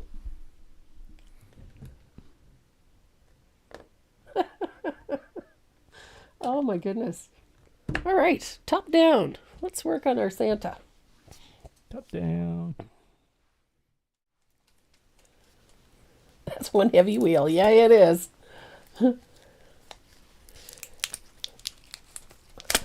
Oh, goodness. So we're going to start by shading this face a little bit. And I use a lot of asphaltum. I like asphaltum for this type of thing. So I'm going to use a little bit of asphaltum. And we're going to shade right here. Under the cheeks. Just like that. So that we get that little shadow down the bridge of the nose. We're going to do the same thing on this side. And up under the hat. Like so. Don't forget to get in around that nose. What?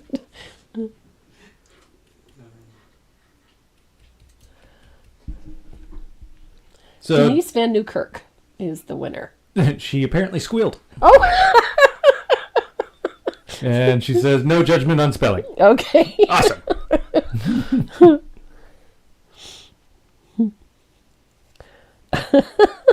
Denise Van Newkirk.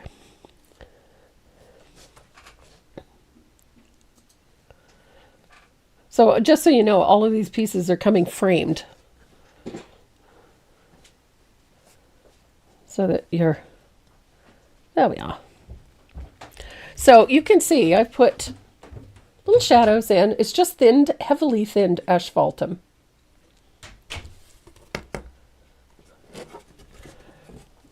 And we are going to put a little bit of red back into his face so that we get those rosy cheeks. This is just that first shading. A little bit along the bottom of that nose. This is just that first shading. We've got quite the disaster of things going here. Here we go. I got stuff everywhere. Good Lord.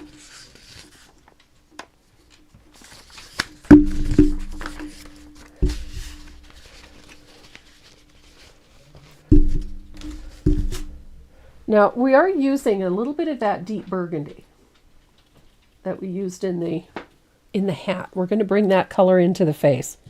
And this is just a float of it.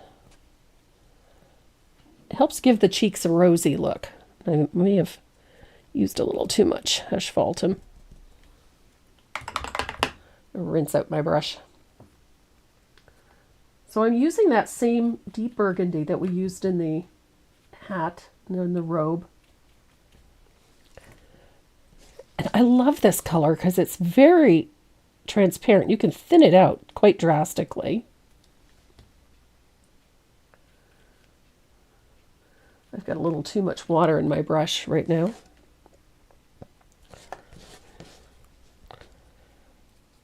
So that heavily thinned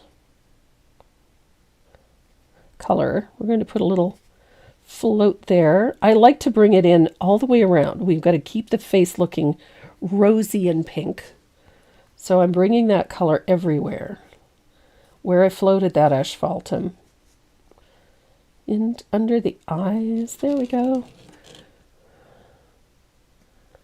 So you can see that that face takes on that rosy tone. Now to round out the nose, I'm using a float there as well. Just keeps everything looking nice and pink. I'm going to do the same on that lower lip. Little float underneath the mustache.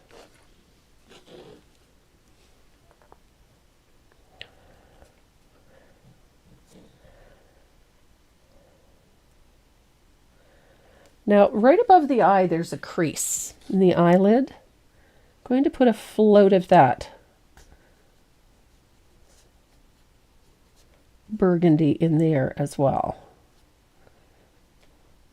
And then there's the creases at the corner of the eye. I'm going to put a little float there.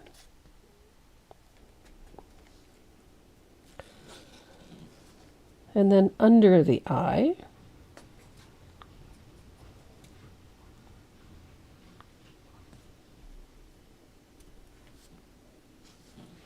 And it is going to look rough.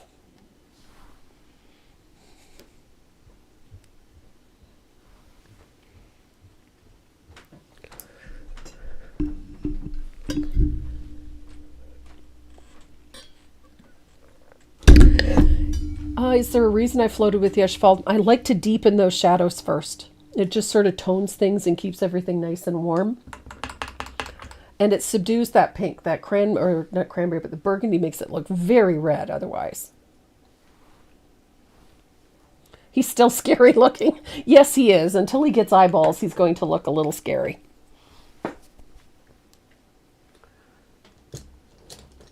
So I'm going to grab a small rigger, like a 0 rigger. And we're going to use a little bit of Prussian blue, or sorry, not Prussian blue, Bahama blue.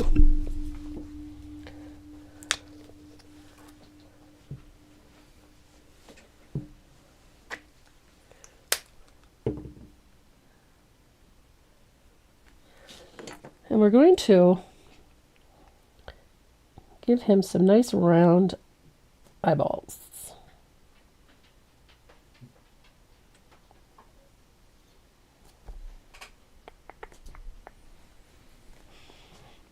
He still looks scary. He does. Yeah, he looks somewhat zombie-ish. It's just a matter of how you arrange the letters. It could be Santa. Or Satan. Satan.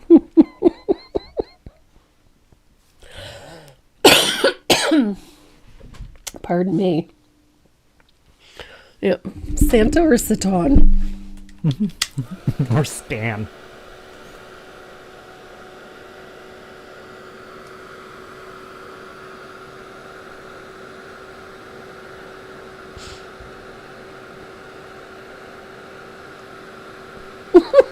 Now you have painting jammies. She dragged her sleeve through the paint. I have painting jammies. Everybody should have painting jammies. La-di-da, Mr. Satan.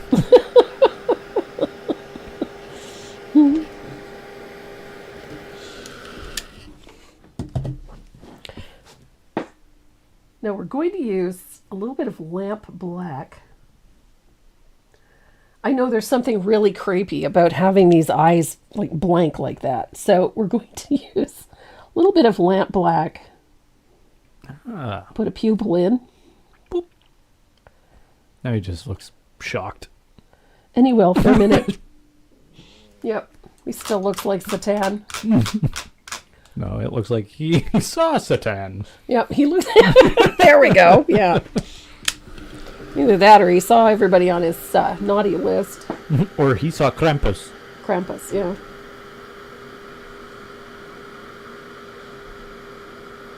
Thank you, Renee. Just how I intended it, sweet Sheila.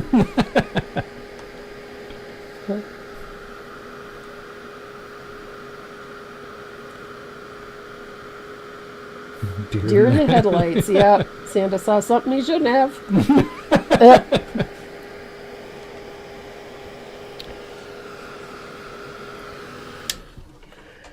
I've always found that if you do the eyes first, they just look so much better. They look less creepy than leaving them just white for a long period of time, because that's just wrong.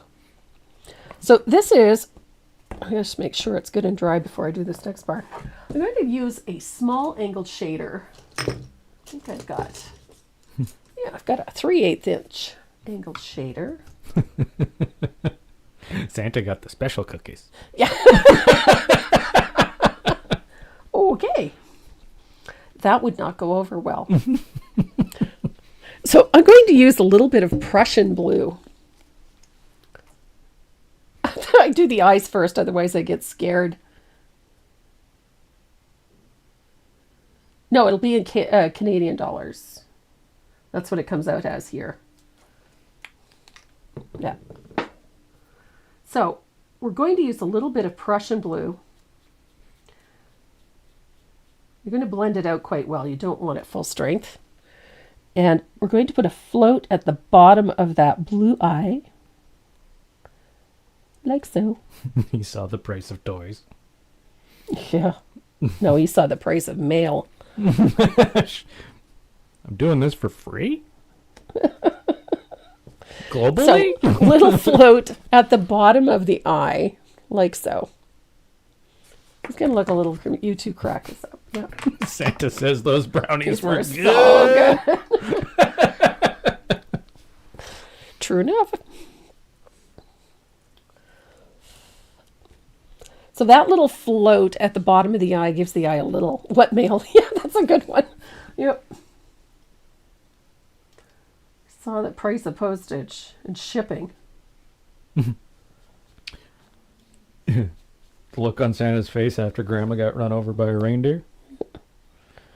So a little bit of asphaltum. You're going to put a float across the top of the eye under the lid.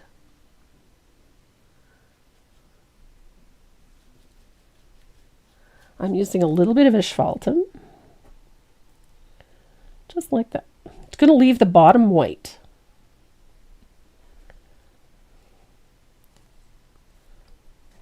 Da-da-da-da. I'm not funny. I'm just reading the comments. More than usual. Yeah. This is all you guys. It's just his interpretation, that's all. You made her laugh. Now her hubby wants to know what she's watching. Arts and crafts. Arts and crafts, yeah. With Renee and the special cookies. Hi, Anne Fleury. What did Kathy McAllister say that I missed? Santa looks like he just saw Grandma. Yeah, okay. He's wondering if insurance will Now cover he it. looks a little mellower. Yeah, he does. He'll look even mellower in a minute because I'm going to put a little highlight in on his eye. It's when the cookies kick in. Yeah. So just to the right. My hands are shaking. Do you need something to eat? Or? Probably. Yeah. Tiny dots just to the right side of the pupil. His eyes look a little mellower again. Now they're sparkly, like he's been into those brownies. The brownies kicked in. That's what Linda Griffin. He looks much calmer now. I would like something. I don't know what.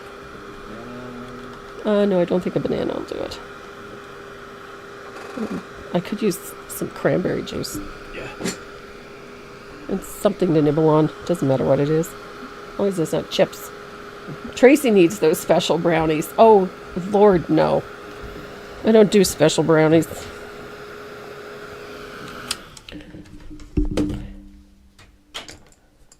So, he's starting to look a little mellower. We're going to add a little bit of that. I'd always like to come back to that cotton candy. Because we've used all of these darker values over top, I like the cotton candy because it's the base color. And I'll come back in and put a little across the eyelid, like so.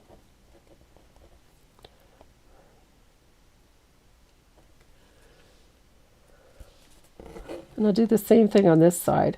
So this is your opportunity to, clean up little wobbles and bobbles. And you know you have them. But this is where I do that.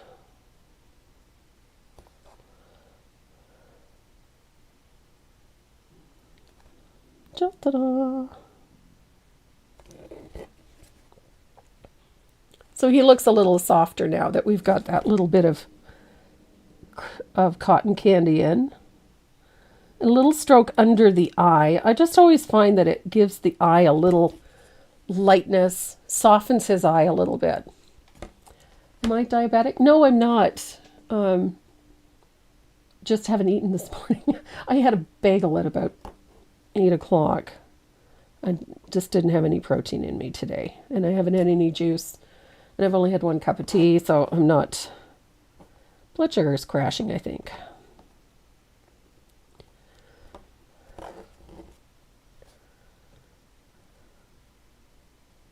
There we are. Yeah, he starts to come to life once he's got eyeballs. Now, I'm going to use a little bit of that cotton candy. And I'm just going to soften the side of his nose a little because I find that nose gets a little harsh looking.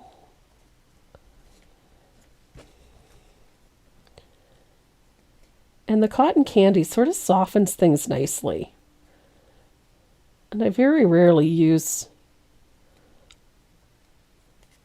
too many colors for something like this. You see how it softens things? Just gives his cheeks a nice little warm up. Do the same thing here. I think that shadow I put in on the side of his nose here is a little harsh, so we soften it.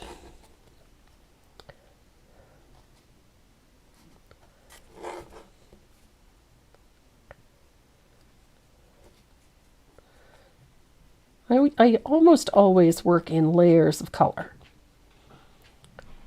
because I find a lot of the time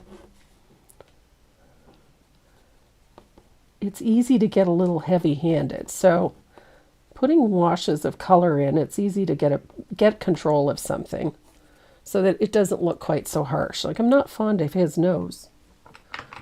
So I need to change an angle on something.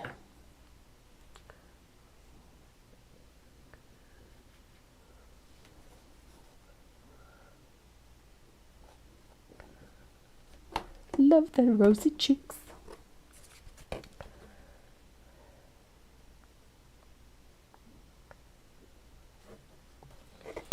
I like the rounded cheek. So a little float of that burgundy so that I get control of the shadows. And I want to round out his nose a little. I find his nose is a little too straight, so I want to give a little rounding here. So a little bit of that red, and right away his nose starts to look a little rounder.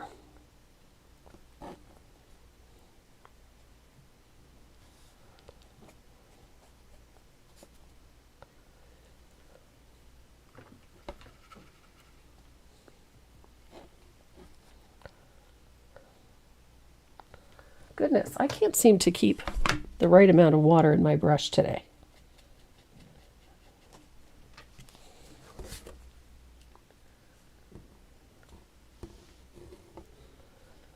My shadow, I think, is a little too far out. There we go. I think the shadow I had on that side of the nose was a little too far in, so my nose is looking a little too straight. There we go. It's paint. That's the wonderful thing about paint.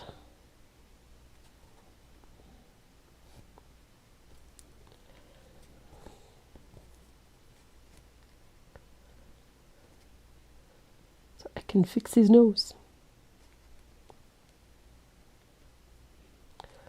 There we go. That's much better. His nose was wonky.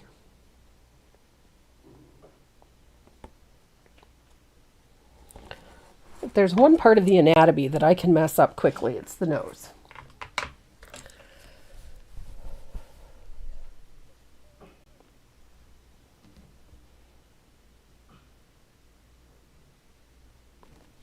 So I'm going to dry this real quick because I've got loads of wet paint there.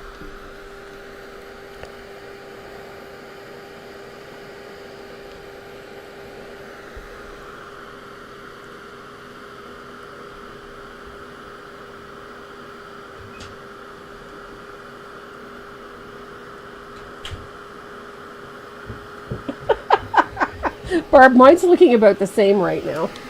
Oh, look at you. He brought me an apple and cranberry juice. Awesome. Rose. Oh, thank you. I need something to eat.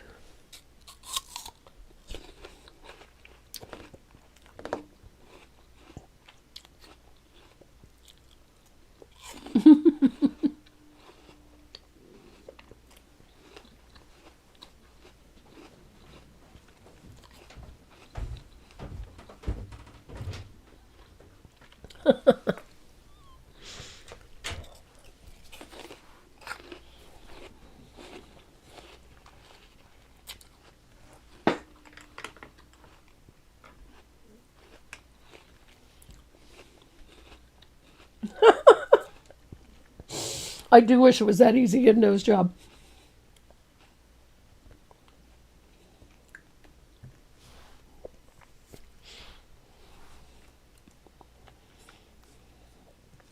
So I'm going to start putting in eyebrows and some hair because we need to see where his face is going.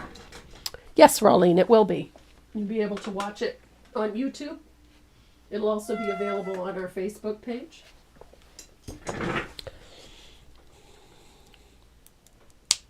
Fixing his nose made him look happier? Yeah, because his nose wasn't so flat.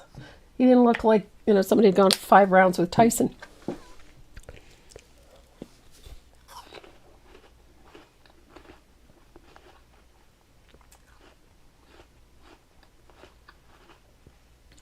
So I've got a little bit of cobblestone. And I'm going to paint in the eyebrow. And this does make a difference. When you put the eyebrows in, he suddenly starts to look more people-like. So I'm using a little bit of cobblestone for the eyebrow.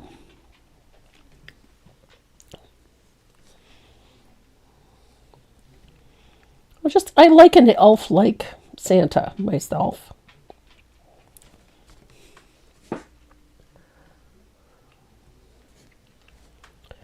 And I do the same with the beard and the mustache. We're going to use that cobblestone on the beard and mustache. And it does change how he looks the minute you put that in.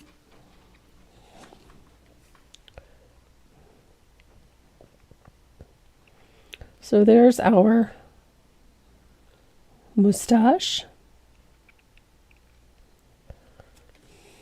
I love how his face comes together as soon as that beard and mustache go in.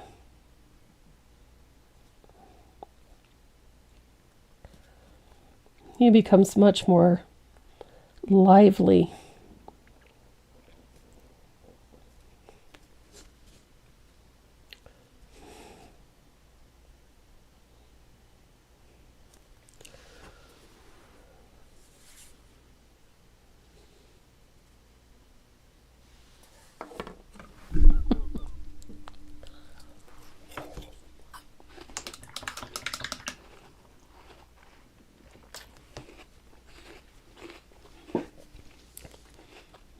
Cobblestone gray. You can use portobello. You can use slate gray. You just need a gray under there. I like them. Now, obviously, we're nowhere near done with his face. We're still going to add creases and lashes, and there's a whole bunch of other things we're going to do. Yep, but he's getting there. I had shaded too far in for his nose. Wasn't close enough to his eye, so we ended up with, he looked a little flat-faced.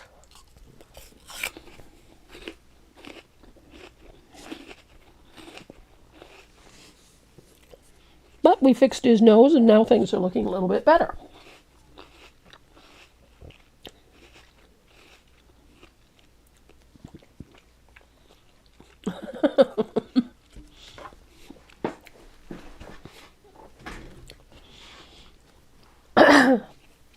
Karen Jones is Mrs. Claus. We always get a goodie box from her, and it's awesome.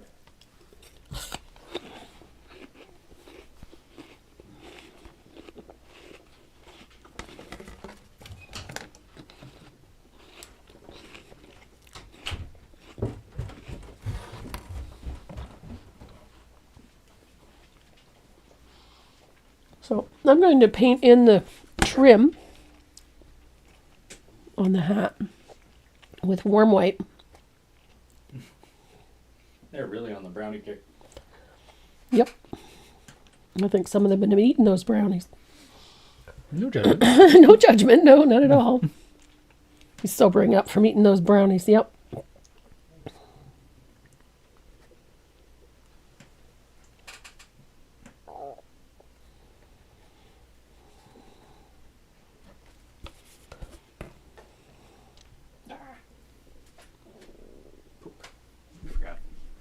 What'd you forget? I need your doot doot doot. Oh.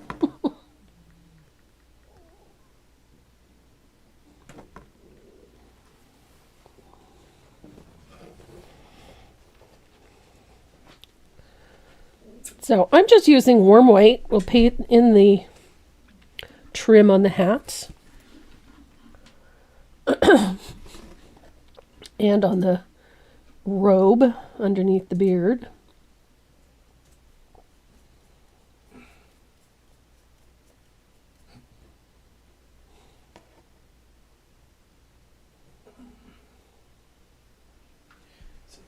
Nancy Fogarty. Renee is adding more names to the donation wheel. Leanne Gossett. Oh.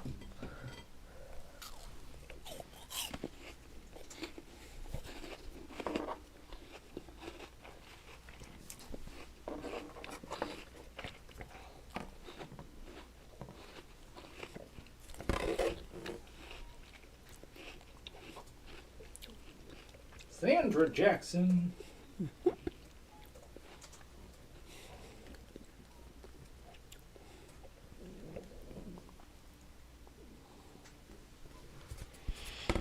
Tara Ellis. Chris Neese. That's a name.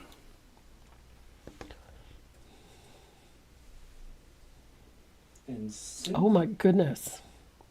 Cynthia Monroe. Got through getting lemon, butter, garlic, shrimp. Oh. Yummy. And a brownie truffle. Oh. Yum. And Cynthia Monroe. There.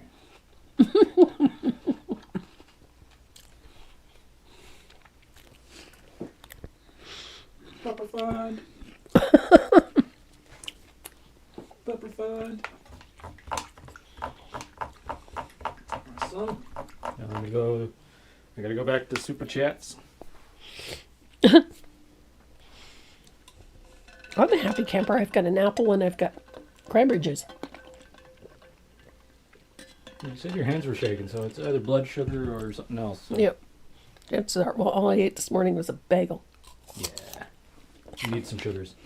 Mm-hmm.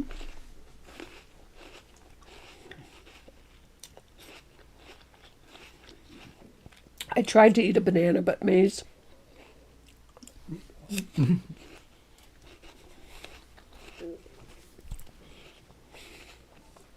And Karina Kingsman Refuse. Mm-hmm. Get her on there.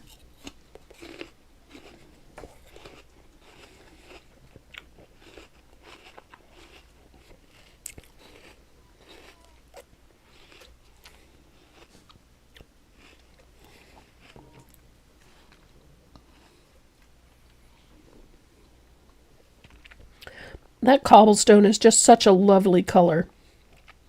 It's a wonderful neutral. And it works so well for a variety of things. I love this tone. I loved it so much that I have 2 bathrooms painted this color. It's so lush. Such a great tone. So wherever the beard and the mustaches are going to get a coat of that cobblestone. It's a great neutral.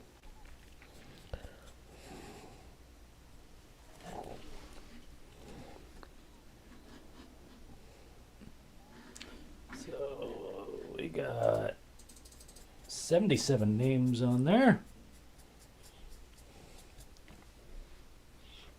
Nice. And JL, hello. Oh, JL Brewer. Paintball of hat. Oh, yes. Paint the ball of the hat.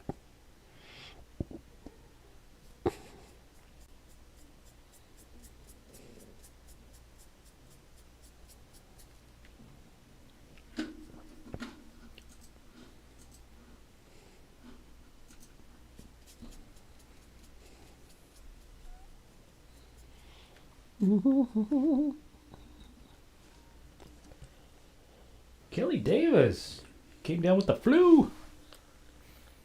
Ew. Brenda Sawyer. If you go to my Facebook page or to my website, there is a donation link. Just scroll down on the homepage. Until you see the picture of Maze. Yep.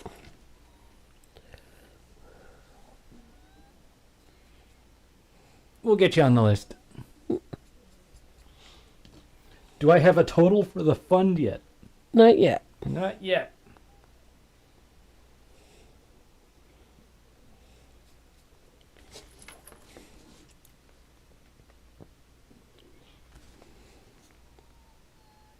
Jeez.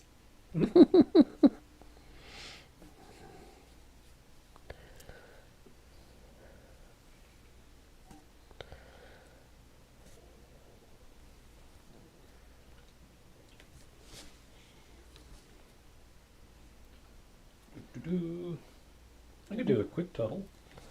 Ish. A rough total. 644, 71. That's PayPal.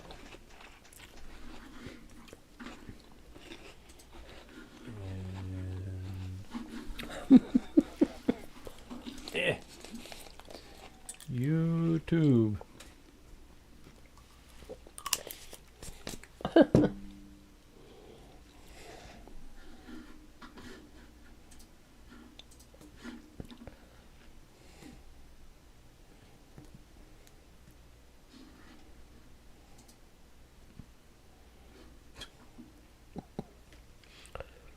$1.5. And of course, Louise Long. Let's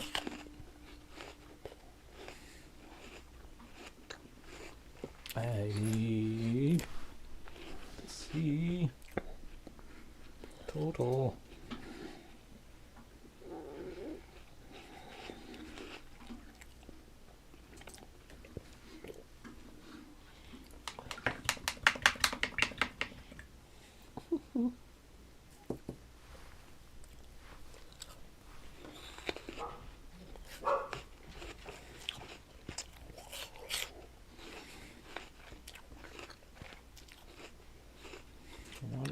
See.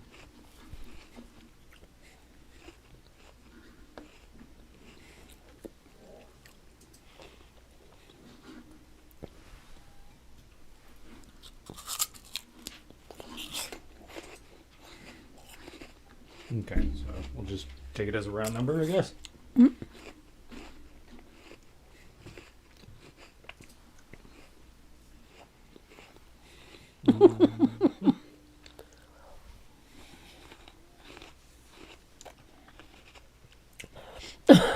Nancy wants to know if there's a recipe for the brownies. Is she asking you or me? I don't know. It wouldn't be me.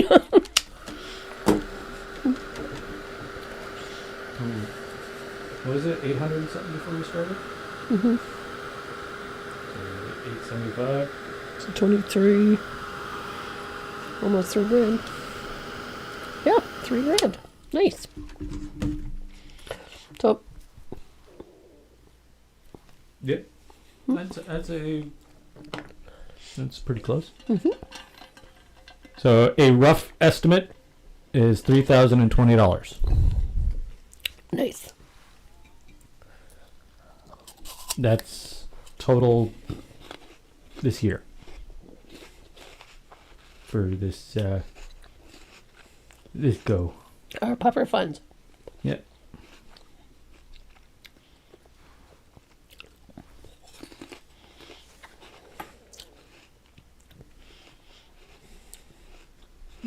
A rough estimate? Really, Sheila?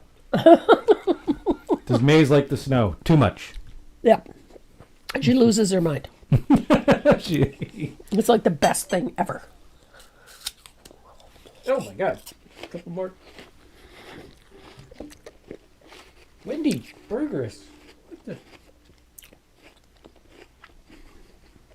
Wendy Burgess, yeah? Nice. $100 donation. Nice. And Marlene Snyder. Mm-hmm. $25 Thank you, donation. too. We are so grateful. So we have a few little details to paint in. Gotta get some mean. I've got a little of that burgundy. We're going to paint into his mouth here.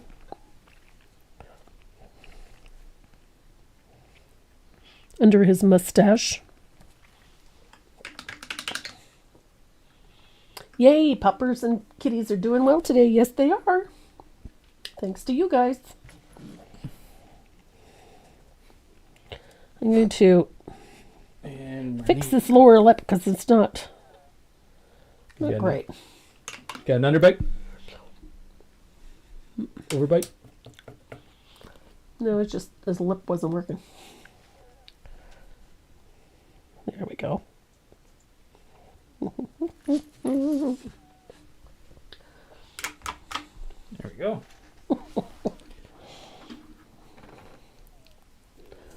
So I love Santa. So I'm going hair lip. hair lip. Funny. Boy, Sheila's on a roll today. No kidding. So the four winners of the 12 paintings that were given away so far are Truth Shall Set You Free, Lucy DeMatt, Judy Thacker, Christina Wood, and Denise Van Newkirk. So I'm using a little bit of asphaltum to deepen the creases and deepen the shading around the nose, under the cheeks, and around the eyes. It just brings the eyes forward a little bit.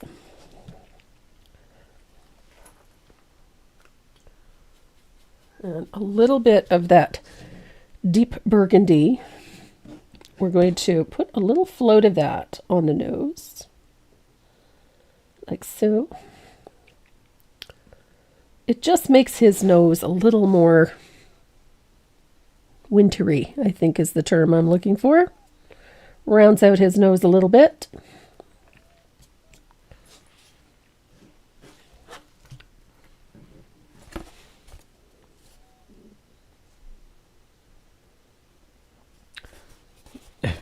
With cold winters, do you use boots on Maze or... I have a hard time touching her paws to begin with. Yeah, I don't see us being able to get booties on her.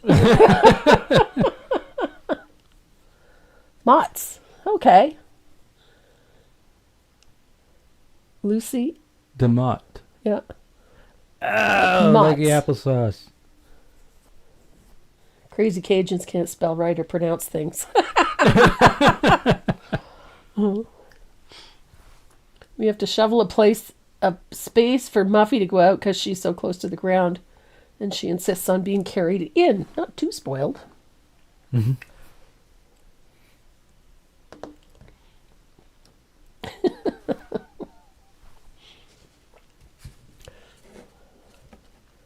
So I'm really liking my Santa's face. He's coming along. I'm going to take a little bit of white and just put a small line at what would be the water line on the eye. And it's just below the edge of the eyeball.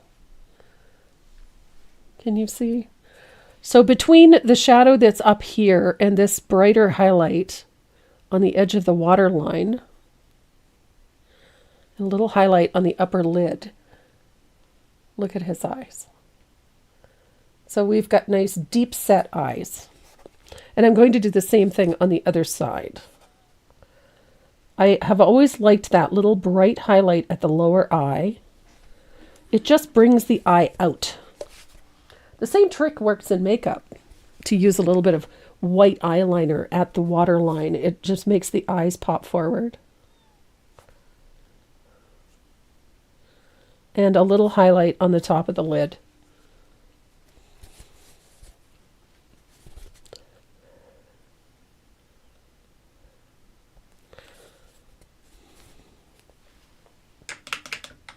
Now, I like my gel pens. You guys know that. So I'm going to bring my gel pen in. I'm going to use it right at the edge of the eyelid, like so, and bring it out to the corner of the eye. Carol Gansey is in mid-flight. Where's she flying to? I don't know. Finally able to get back on. Had to go airplane mode for takeoff, and getting Wi-Fi back was a chore. So she's watching us in mid-flight. That's dedication. Yeah.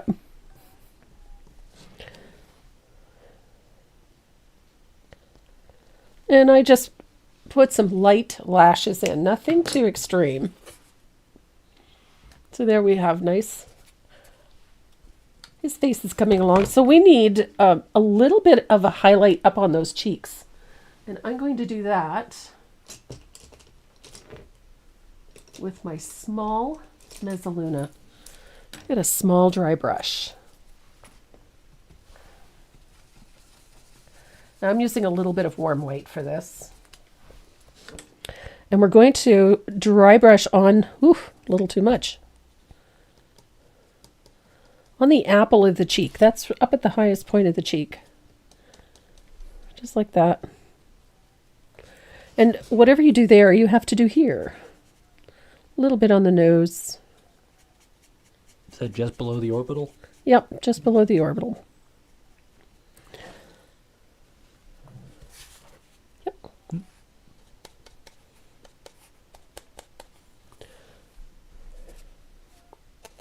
little bit on the bridge of the nose, on the tip of the nose.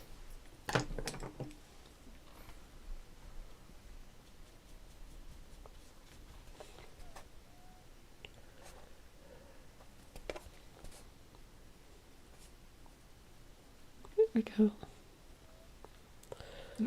So he'll change again the minute we put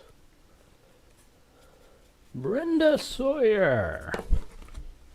It was a $20 donation. Nice. So I'm going to dry that, and then we're going to start layering in some of these hairs. And while we're waiting, I think Renee wants to spin the wheel. I want to see if Brenda Owen, Brenda Sawyer.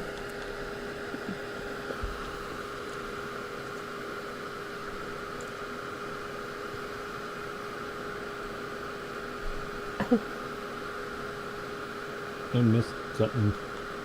Robin Storm Gizmo's so short he could walk right under Raffin. There we go.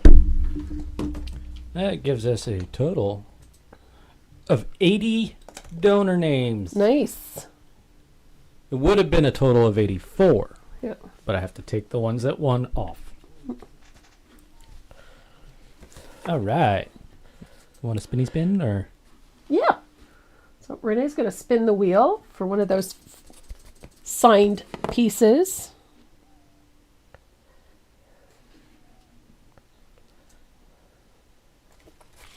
There we go. Let me get the wheel. Boop. There's the wheel. And it's spinning. Oops. There we go. Who's this? Ooh, Linda Morgan. Linda Morgan. Which one? That one. That one? Yeah.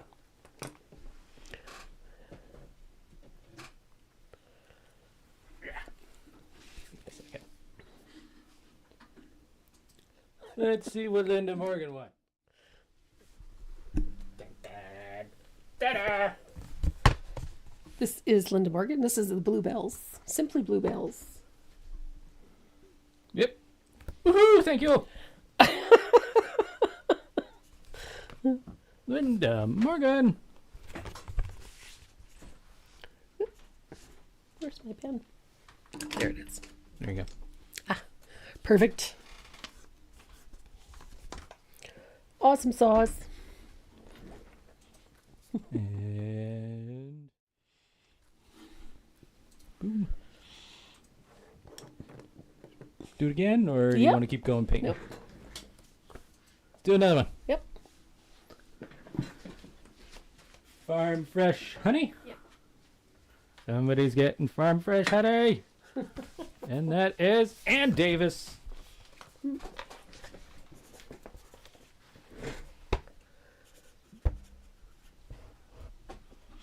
There we go. Let's see what you want. Boom. Farm fresh honey microphone. There it is. And Davis. Congrats. Chip. There we go. And one more. You want to do one Do now? them in threes. Do them in threes. All right. Oh, I'm thinking farm fresh poultry. Farm fresh poultry. And let it go. Not making this easy. Oh. That looks like Carol Mays. Oops.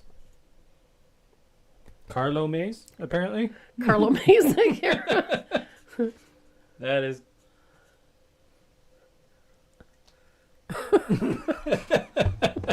Carlo Mays.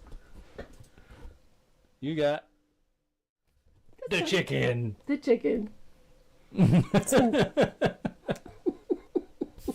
Carlo Mays. I'm sorry. I mistyped. Carlo Mays. I'm dyslexic. You're dyslexic. Okay. Alrighty, so we can get back to painting. Woo. And the next time we spin, it'll be for one of those prize packs. Or Yeah. 3 of them, I should say. So our little Santa's taking shape. We're going to start layering in. I'm using a number 8 filbert wave.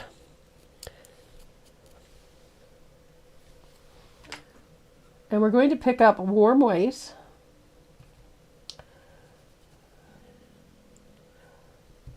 And you're going to really press down to open up that brush. Because we're going to pull this color like this.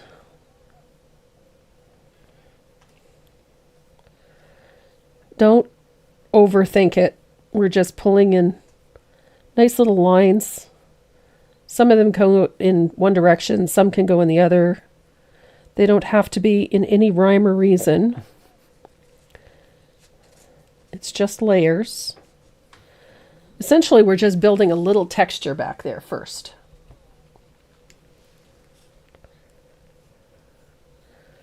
You just don't want it to be solid.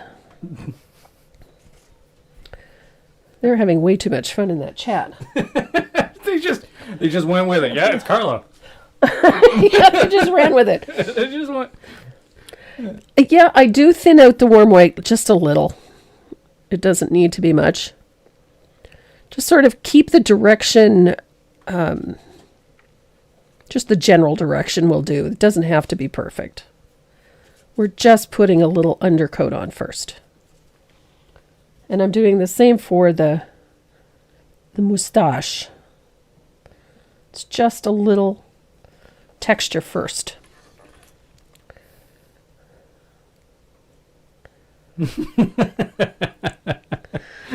Do I want to know? Janine Marshall. I have such a heavy hand with my Santa. My Santa will have a really red nose. It looks like he's been drinking eggnog all day. Yeah. Well, yours has been drinking eggnog and mine's been into the hash brownies, so I think we're even. I think he needs it to do that stuff all night. Yeah. Do you use a rake or a comb brush? I'm using a filbert wave. It's a number 8 filbert wave. It's got a serrated edge on it. Gizmo will do his business outside and then take off like he has the zoomies back to the door to come inside. He hates the cold. You're in Georgia, Robin. What's cold in Georgia? Again, cold is relative, right? I still don't think it gets very cold here. Not yet. Well, it doesn't get cold here compared to being in Winnipeg. Santa beards are always fun to paint. Well, I think that you can get away with so much when you're painting these. Oh, those brownies. Yep, those brownies. The best brownies.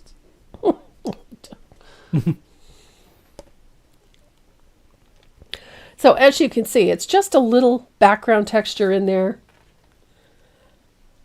Oh yes, you can use a rake or a comb. Absolutely.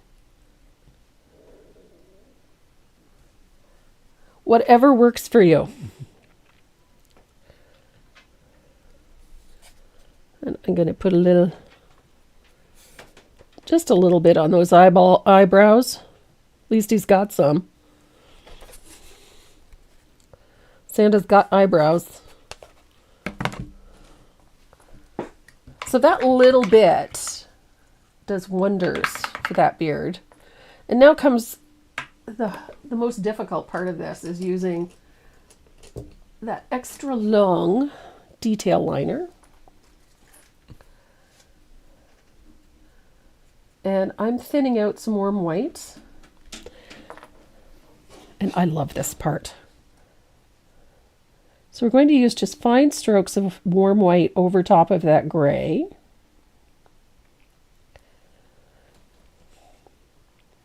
To give us that hair-like texture.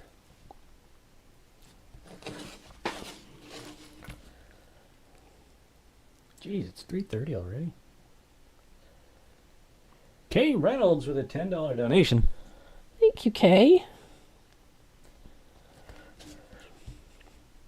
Every donation counts. Every single donation. Large or small. We like them all. Tell them what you're using to thin out your paint, please. What you using? Joe Sonia's Fast Dry Glaze. Milk. And in case you're wondering what that looks like, there it is. Bam. Love this stuff.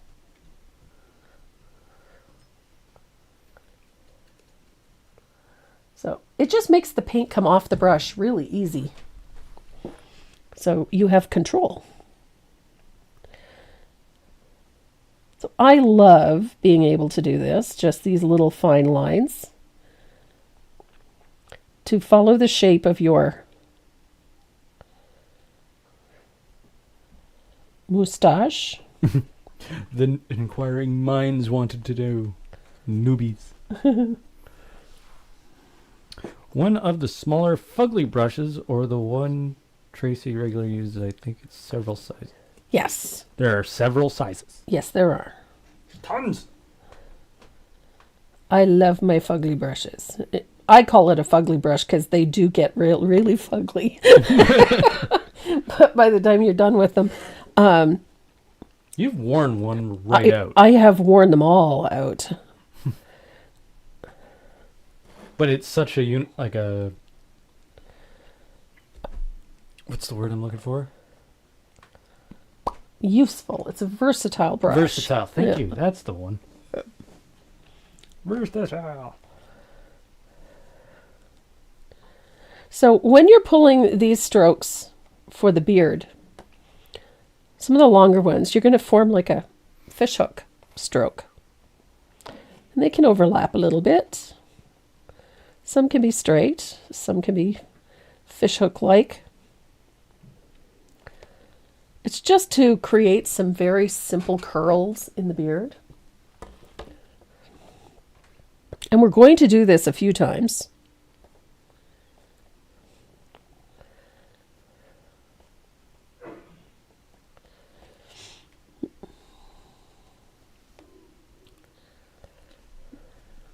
Louise Long with a $10 donation. Thank you, Louise. And Kay Reynolds with a $10 donation. I thought you just donated. Wow. Thank you. You guys are awesome. All awesome.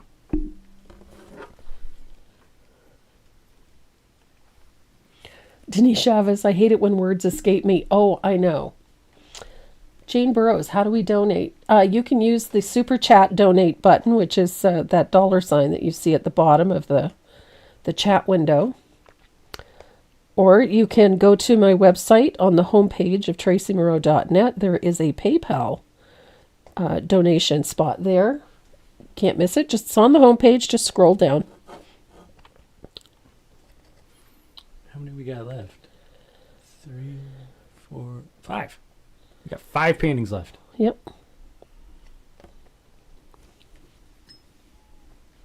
Gotta save that one for last. Because Okay. it's Christmas. Because it's a Christmas one, yeah. Yeah. Yeah. So you're doing the cloisonne one? Yep. Okay. Oh, there's another one right beside it. Yeah. Mirrored image almost.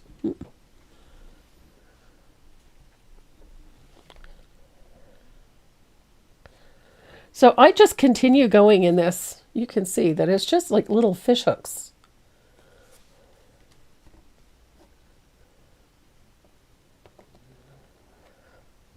I like the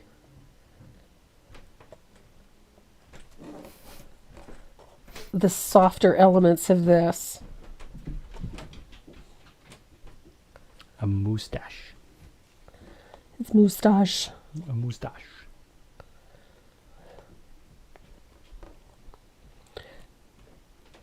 And this has multiple layers, so it's not as if you do it in one or two rounds. This one is actually several layers of strokes of white.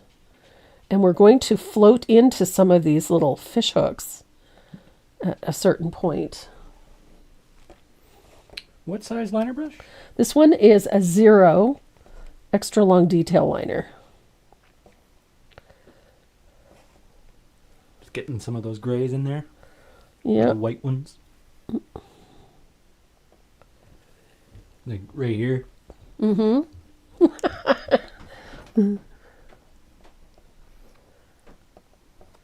It's the only blonde facial hair I have is right there. Yep. Everything else is like orange. Orange red. Ginger. Ginger.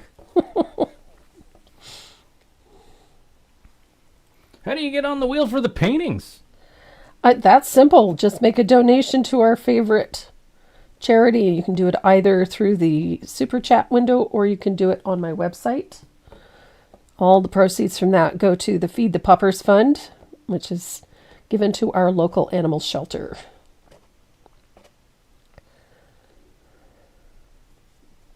And we are currently at a rough estimate of $3,100. Nice. Very nice. Again, rough estimate. And I'm not saying that to be punny. Mm-hmm. Or maybe I was. Who knows? Oh, I'd be willing to bet you were.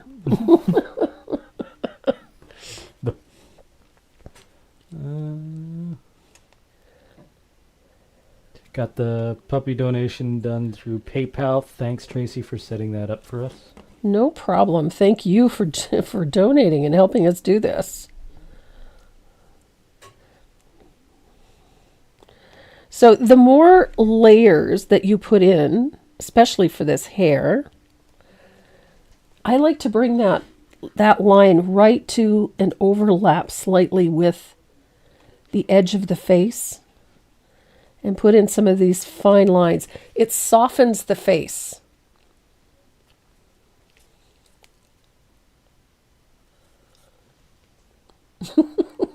I want that one.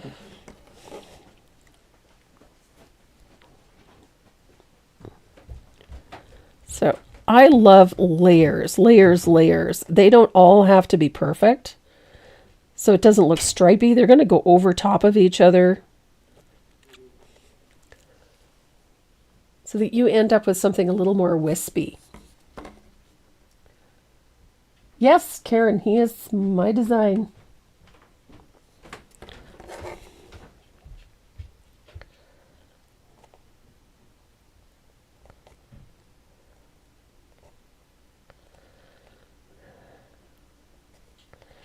So there is, even on the cheek, when you come up over that edge of that beard, little tiny strands at the edge of the beard just soften his face a lot. So I'm going to come over to this side of his face because we're going to stroke in those hairs.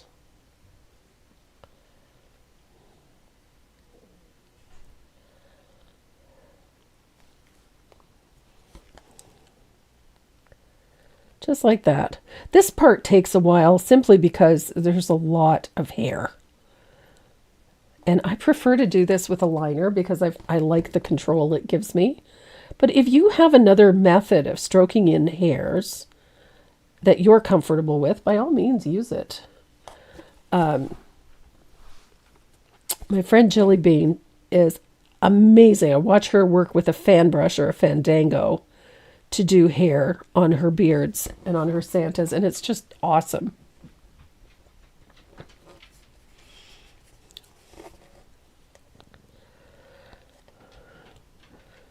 So, as I said, whatever type brush works for you, if you're more comfortable with a fan brush or a rake, by all means, use it. I'm very fond of working with liners. I love my liners. And again, when I'm over stroking, put those little fishhook shapes in, and look what it does. It creates this wispy looking beard.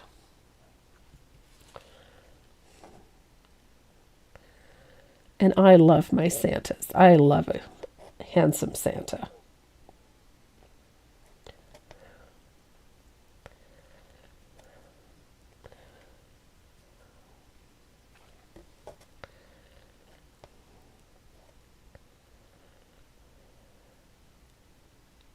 Layers, layers, layers. That's where you get all that great texture, just from all those layers.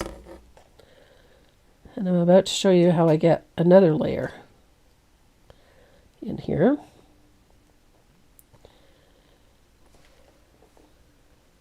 And how we're going to get a bit more depth and texture without doing a whole lot of overstroking.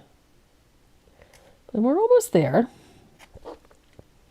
I'm just going to get a little more here.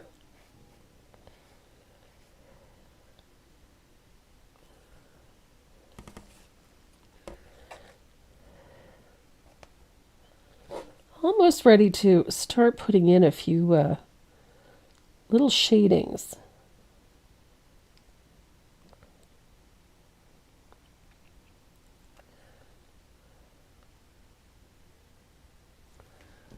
Here we go.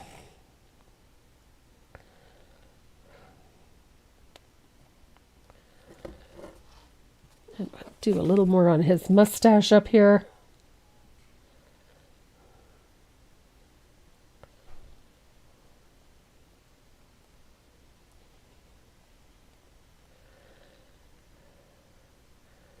I have, for about 4 years in a row, I did Artist Club. I did their annual Santas.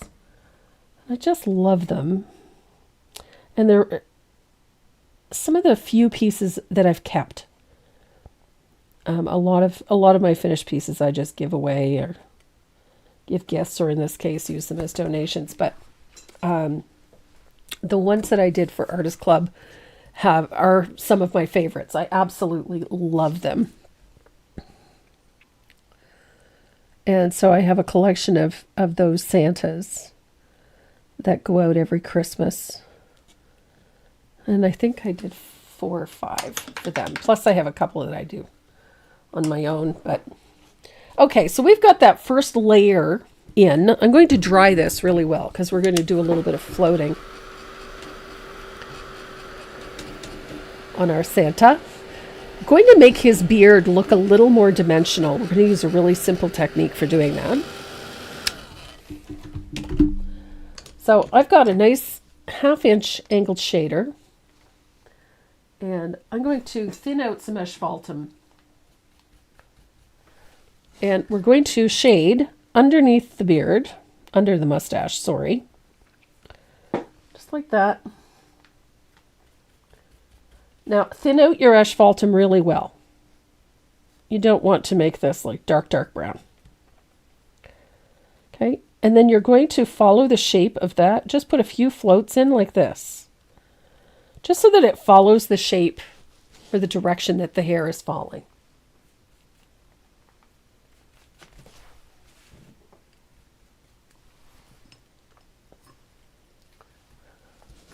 So in this case, the hair follows like this. So I'm putting a little bit there under the beard. Same on this side. We've got a nice little shadow along the side of the face and behind the beard. And then we're going to shade like that. So that just enhances the direction that the hair is following. And then we're going to take that same asphaltum, and remember the fish hooks? This is how I use the fish hooks to my advantage. So a little C-shaped stroke, little U-shaped stroke, tucked into those little U-shaped fish hooks.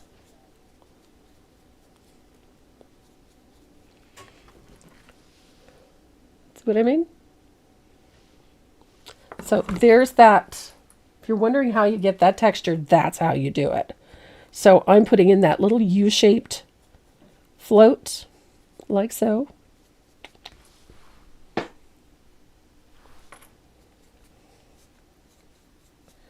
So that's what gives you that texture. It gives the beard a little bit of dimension. So right off the bat, he's got a nice flowy beard, and all we did was stroke in a few hairs and a little shadow. So now he's got more dimension. So I'm going to put a little asphaltum on his eyebrows because we need that.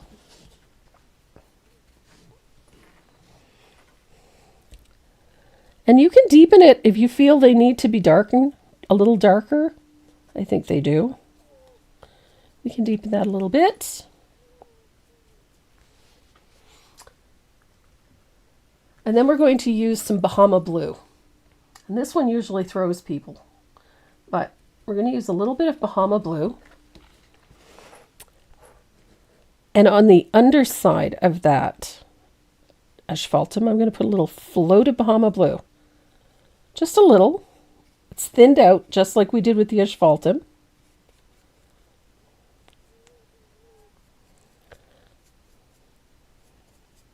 And this just helps keep that beard a little cooler. And I love a little Bahama Blue. Whenever there's warm white involved, I like a little blue. It just keeps it looking white. So a little bit at the edge of the beard.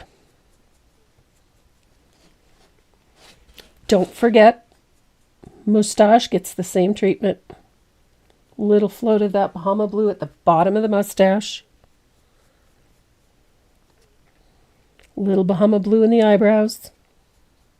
It's heavily thin, so it's not like we're using 10 tons of this color. So we've got a little Bahama Blue at the bottom of those, just below it, Patrick. So if the shadow's here, the blue goes right below it.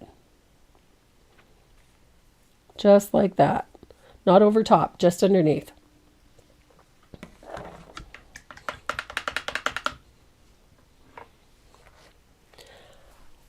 So we're going to use a little bit of either warm white or titanium white. We're going to use a brighter value of the white. So it's going to be a little heavier. And this is where we're going to brighten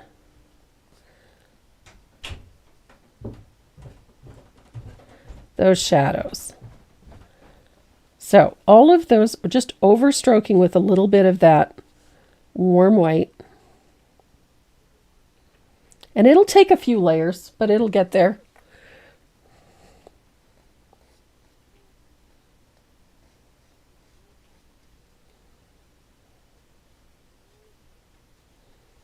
Just like that.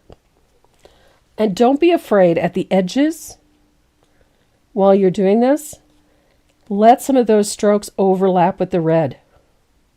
When you're putting on those fine lines, let them overlap the red a little so that you have fine hairs that exceed past the edge of the mustache and the beard. So it overlaps onto the robe like that. Yes, Sherry, that's exactly what we wanted, was the cooler temperature. Make it look frosty. And again, I really like having little fine hairs come past the edge of the beard as you're stroking these in. Don't be afraid to flick a little bit out onto the edge. It just makes the beard look softer. Just like that. I like those little fine hairs at the edge where they overlap with the robe.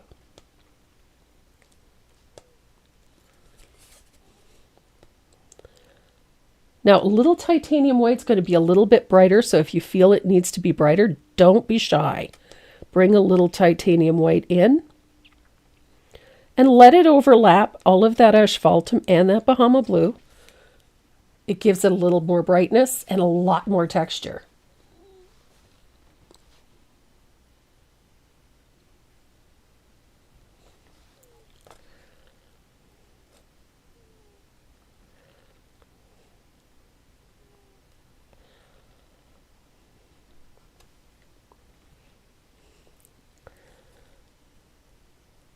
And this is just, it's fun to do this. I love painting Santas.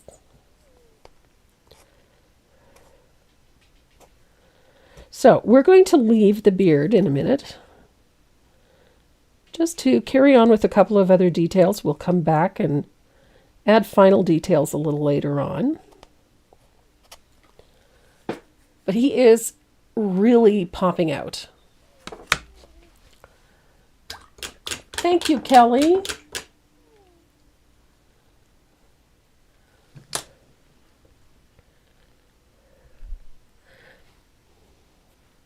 So we've got this little band here. I'm going to use a 1/4 inch angled shader if I can find one.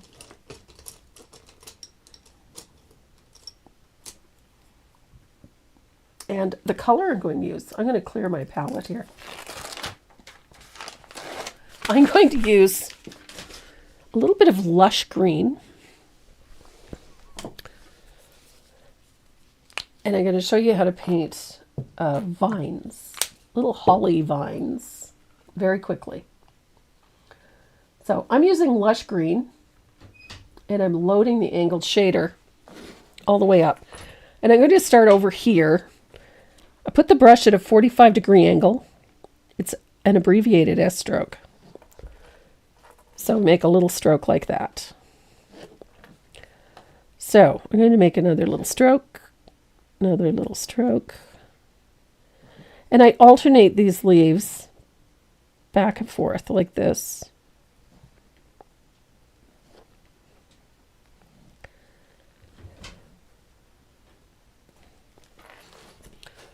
And I'm going to do the same on the robe here.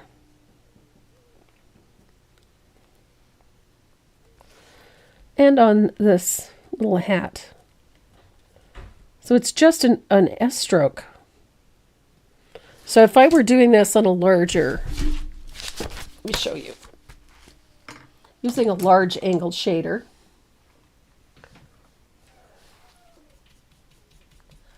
This is an S stroke. But if you abbreviate it, makes nice little leaves. So in other words, you're just shortening the stroke a little. This is an elongated S stroke for obvious reasons. And then if you shorten the stroke, it makes pretty little leaves. So that's what we're doing for the robe, those trims and whatnot on the robe. Now for the vines, I'm going to thin out that same lush green. And this is how I connect them. So I start on the leaf and I come down till I meet the next leaf, like that.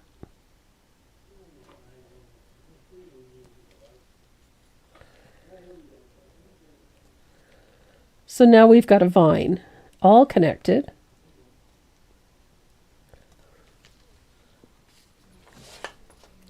But it looks a little stilted, so we need to soften that.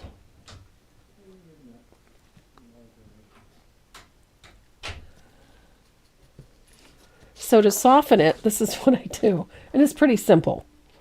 I'm going to start with a little vine out here, and I'm just going to crisscross in between, like that. So it's just a little squiggly line goes through. And then you can make little curlicues that come back and connect with it. They don't have to connect directly. You can wrap it around.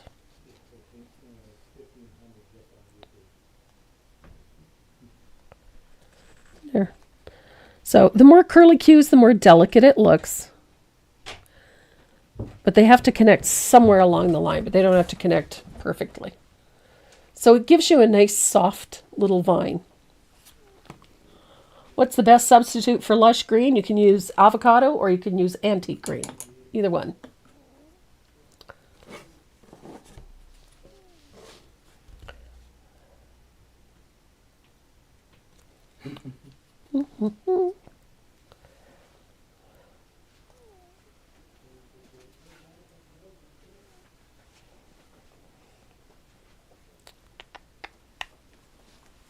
There we are.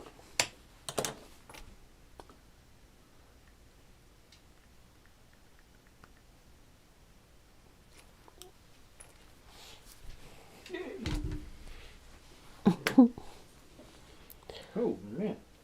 So all we need now is we need berries. We need berries. So I'm going to use the handle on my rigger. And we're going to use country red for those berries. Because I want the berries a little brighter. And I do the berries in clusters of 3. And I alternate. 1, 2, 3. They can overlap the vine. It's all right. And I like the fact that when you use the brush handle, the berries are all different sizes. They're never exactly the same. That just makes them interesting. Like so. Carol Gansey. Here we go. It's not Carlo Gansey? No.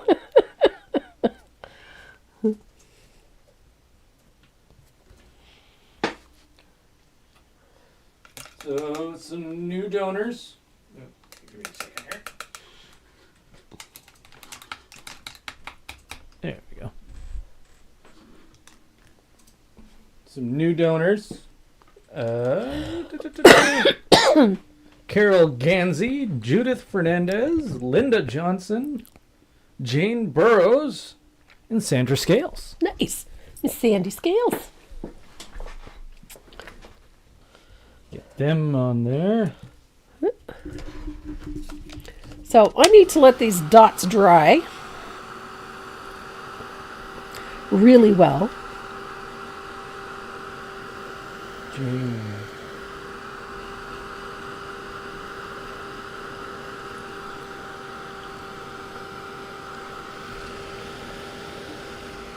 Burrows.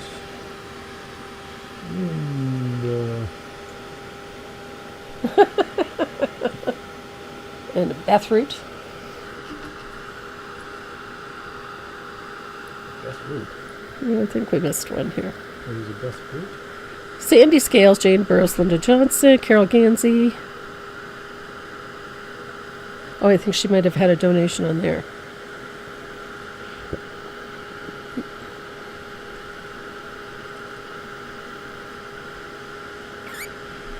Linda Johnson and Judith Fernandez.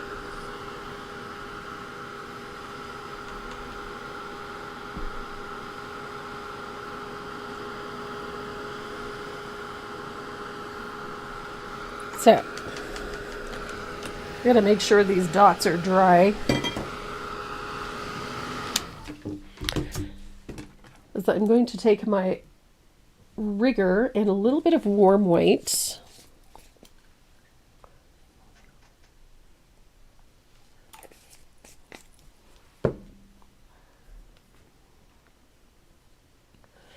And then each of those berries gets a little highlight dot. Oh, yes. Kelly. Yeah. There we go. Needs a little dot on those berries.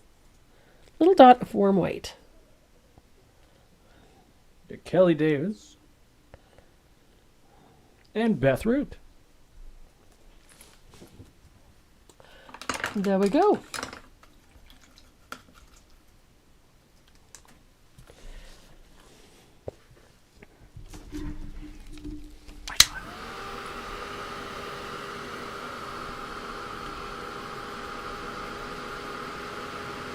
Am I going to do more patterns for this sled? Yes, I am.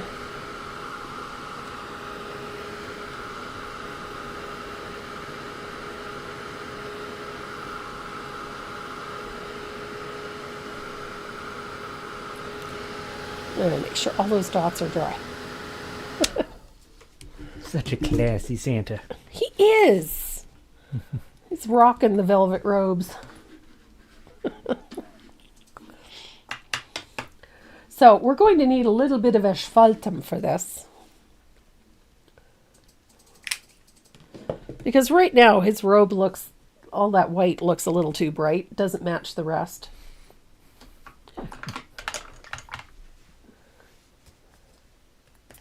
So I'm going to take a little asphaltum. I have way too much water in my brush.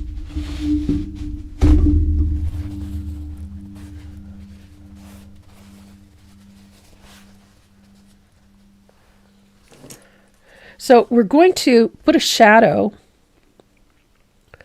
on this trim.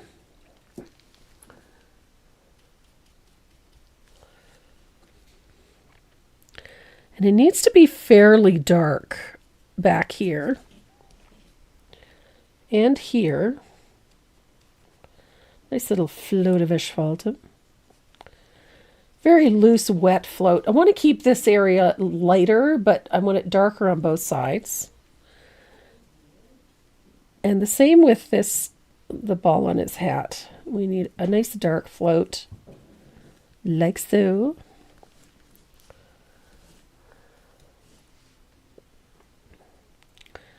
And we're going to put a nice dark float underneath the beard as well. And then down both sides.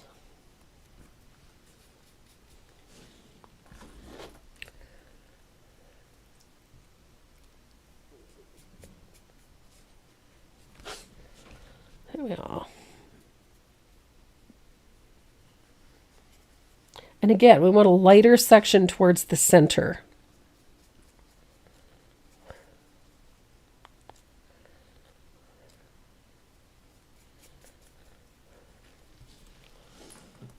And we're going to dry that, and then we're going to give it one more coat. And Renee's got the wheel all set up again.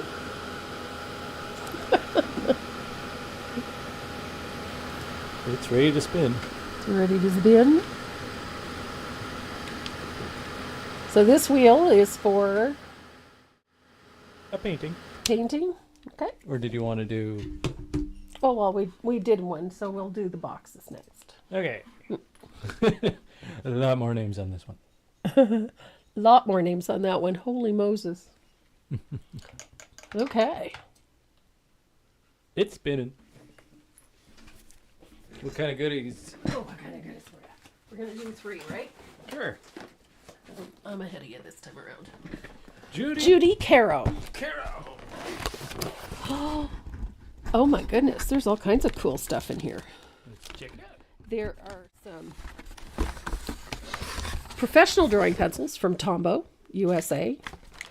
There's, oh, look at this. Oof. Nice set of the dual brush pens from Tombow. There's stencils from Southern Ridge Trading, stencils from paintingwithdeb.com, surfaces from paintingwithdeb.com, and there's a couple of painting kits in there from us. Plus there's some paint from Decort and a set of brushes from Dynasty Brush. So Judy Caro. It's a nice goodie box.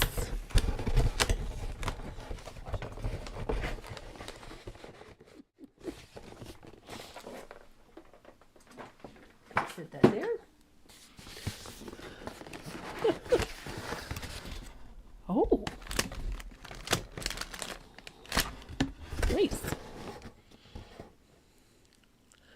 Carolyn Miller. Carolyn gets, look at this. There are stencils, a couple of painting kits, a set of the dual brush pens. These alone are worth like $35. And then, there's a Create bag full of other goodies. Some paint from DecoArt. There's a Tombow drawing set and a set of brushes from Dynasty Brush.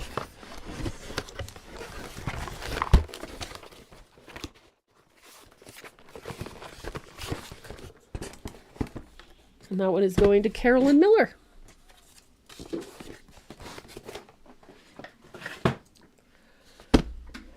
Oh, come on, Mouse. Don't die on me now. Here we go.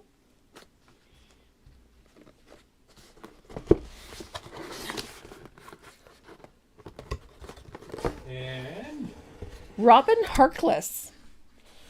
yeah. Oh, and Robin got one just like Carolyn. There's a couple of painting kits in there. Dynasty brushes, some paint from DecoArt, surface from paintingwithdeb.com, and a gorgeous set of Tombow watercolor dual brush pens. I love these. I have a complete set of these. I love them.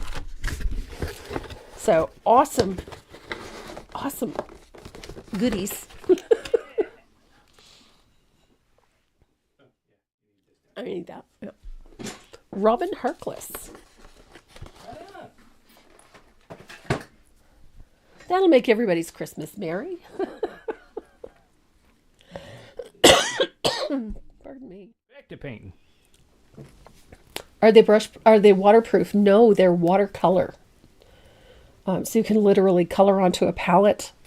You can use them as a pen, like a marker. They're dual-ended, so they have a fine point on one end and a brush point on the other. They're absolutely fabulous. You can use them on watercolor paper, on cardstock, whatever you want. They're fantastic. Tombow makes beautiful watercolor. So you can activate them like a watercolor pencil. They're beautiful. Oh, I'll have to send you some. I have duplicates. I love those. They're great. You can do such fun things with them. Tombow's amazing. So we're going to deepen all of that shading with the second round. And I know there's a method to my madness, I promise. You're probably thinking, who is she with the crazy shadows everywhere? Oh. What? Patrick Panafus is calling in tonight. Patrick, get some rest, my friend. You gotta make dinner first. Yep. Well, don't we all? Yep. There we go. So I'm walking those two shadows in a little bit. We want nice rich shadows. Comme ça.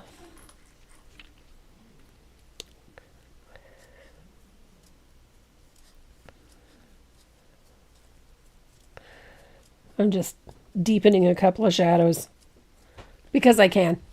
It's my piece. I can do what I want. I am the boss of me. Unless, of course, somebody needs to be fed.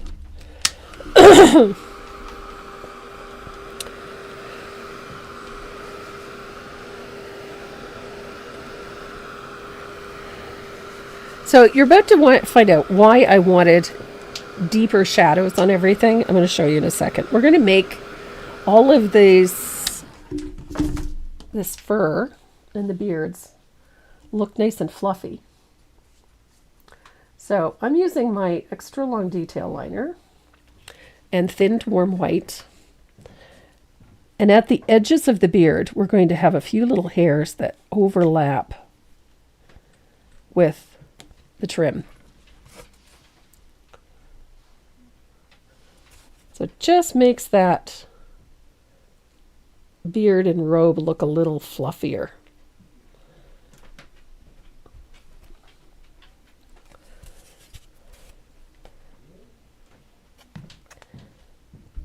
So when you're coming off of the beard down onto the trim on the robe, you bring those fine hairs down like that. And it overlaps. It gives it a little more depth. I know it's hard to see it on camera, but I love the way that looks. I just think it adds just another layer of interest to these painted pieces. And we're going to do the same thing up here with the beard, with the hair and the beard. I make sure it overlaps that onto that a little bit. So it just makes everything look a little bit softer. And it just gives him, you know. Now to make this look fuzzy, we're going to use just a few small strokes of warm white over top of where that asphaltum is. Just nice light lines, and make sure that some of them come off the edge of the trim and overlap the red. It gives this a little bit more texture, so it doesn't quite look so flat. And it's just a fine line, little strokes. And don't forget to, again, take them off the edge over the robe. It just gives it a fuzzy look. So there we go.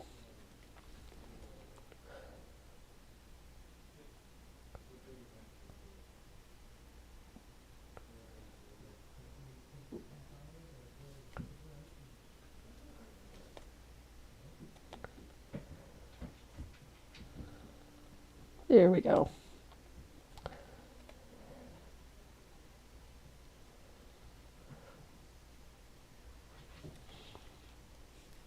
So you can see it just gives that a slightly fuzzy appearance without being too heavily textured.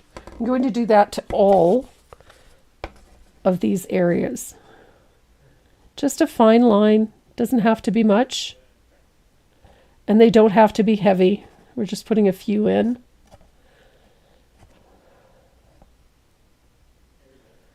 And I love the little, again, that little fuzzy look at the edges, overlapping it.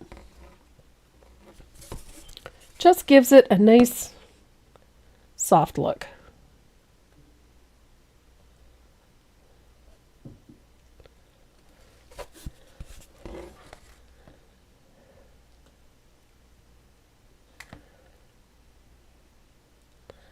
Little bit.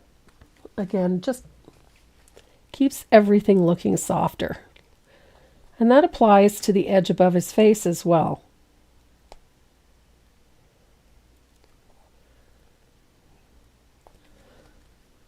Just these fine little white lines.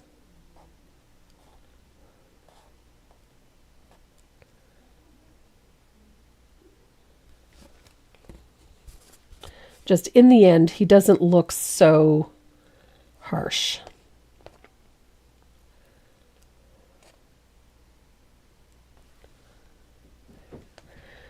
And then as soon as we're done with this, we're going to finish the highlights on the velvet.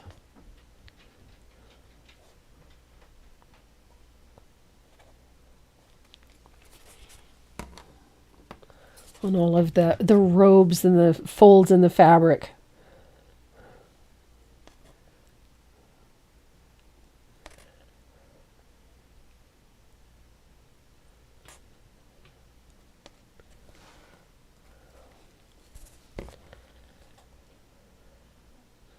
I love textures. I just don't think that they have to be really elaborate a lot of the time. And most of the time we just overthink it. It doesn't have to be super rough or super heavy to be effective.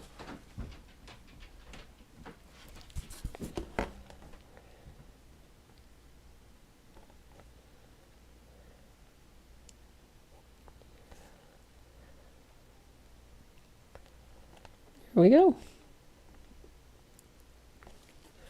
So I think that that's rather effective to have those soft little hairs overlapping all of that. It just gives everything a nice fluffy appearance.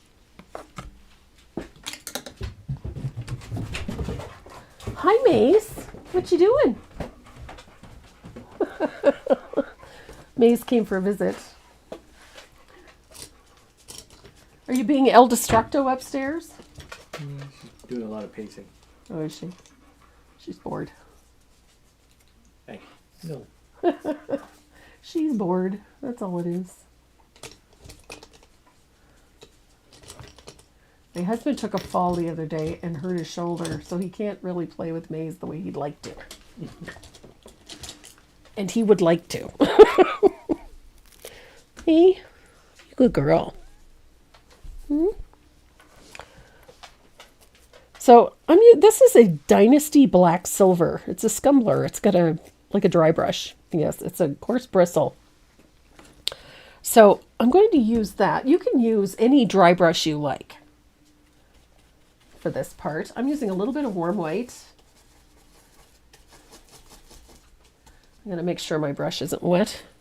And we're going to dry brush a highlight right here. Just opposite that shading that we put in. At the high point there. Keep it soft. Doesn't need to be really harsh.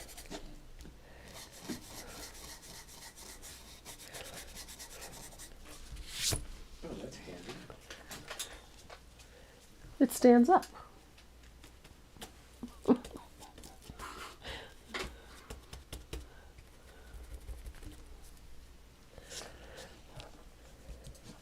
So I like that frosted look, so I'm just going to keep it fairly light in a certain points. So remember what I said about it being, it's going to be muted, softer. So there we go. I'm going to put a little bit here. I like to keep that highlight, that dry brushing under control. I don't want to bury anything. I just want to lighten it a little, give it a frosted appearance.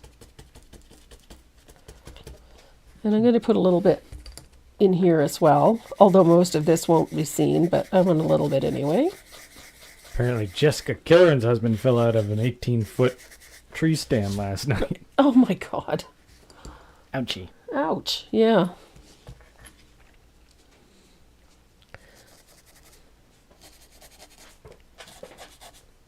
Mace, what are you doing? What you doing, Papa Dog?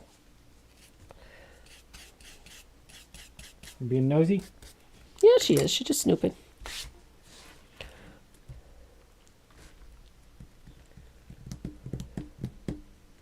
Going on 4:30. Is it really? Yeah. Well, we're getting there.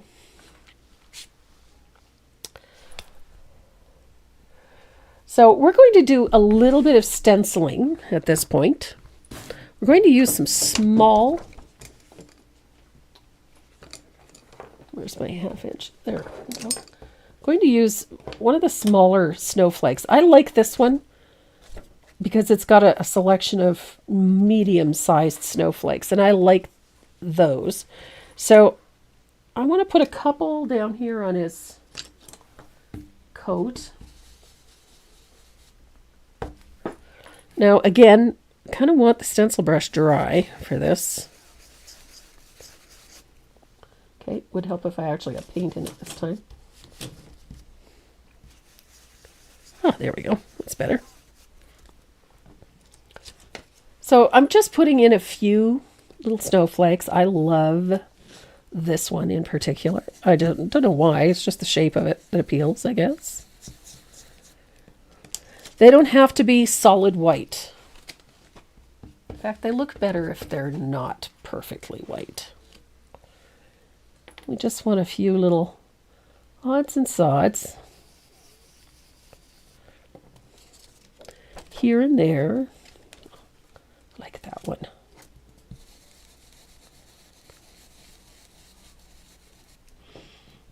And I'm going to do this one too. What's the matter, Mace? I think she's bored. She wants to go running in the snow Where are you going? with Ball. There we go. I like just a smattering. You don't need to put a ton of them on there, because we're going to spatter this now. You're gonna spatter it now? Well, because I do it twice. So, fugly brush.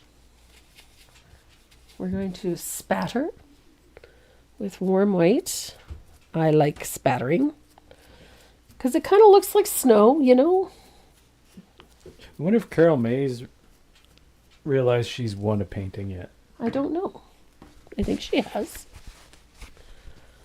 My daughter called several minutes ago and wanted to chit chat about Christmas dinner, but I was able to watch again later.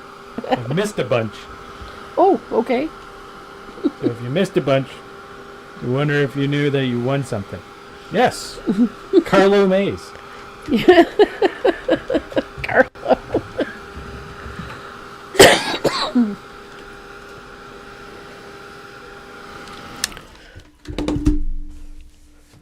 Here we go. So we've got a little bit of spatter on there. So we're going to start working on this holly in here. I've got a rigger here somewhere.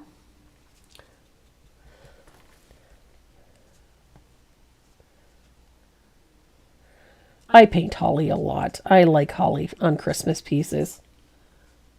So you guys probably get bored of watching me paint holly, but I like it. Just Carlo Mays.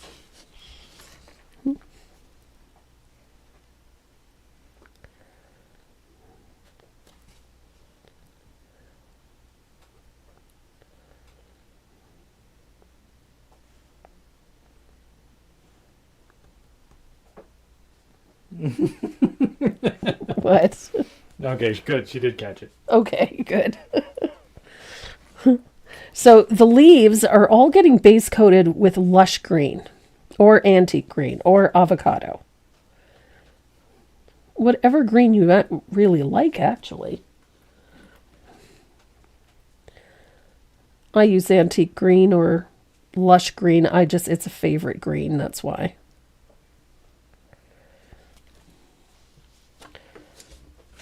So there's a bunch of leaves in here.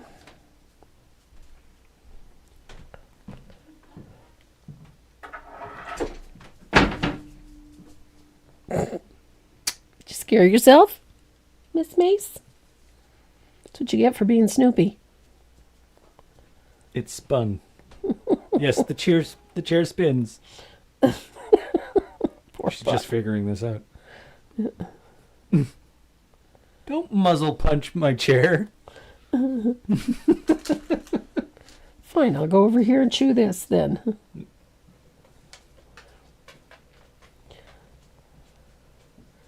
She was pretty sassy this morning. She's always sassy. Yeah.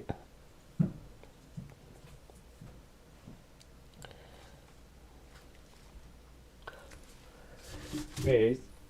What are you doing? You bored? So bored. Pine cones look tasty. Pine cones. There we are. Ah. Now the line drawing has holly going across the bottom, but the bar hides it, so I'm not going to bother. No, don't touch that. Don't muzzle punch me. Was that Bubba Dog? No. He doesn't know where she is.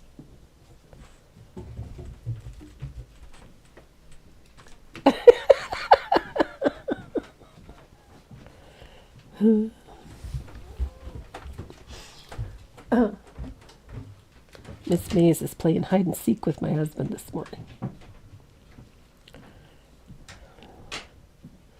So I'm just going to paint one in here so that it fills that bottom a little bit.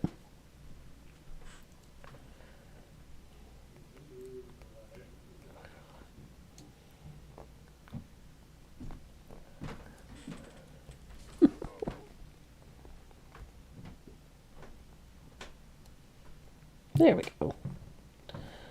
So we've got leaves, nice little holly leaves.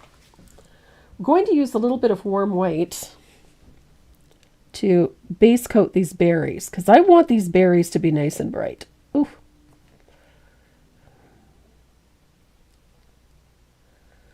Nice bright white. Anytime you're base coating a transparent color, it's a good idea to put a white base down, especially over a dark surface, so that you get the color.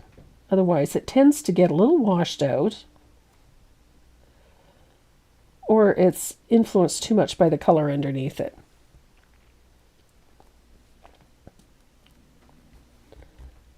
Here we go. There we are. I like the little snowflake thing in there. It just fills space, a little negative space, adds a little atmosphere. And to make sure those are good and dry.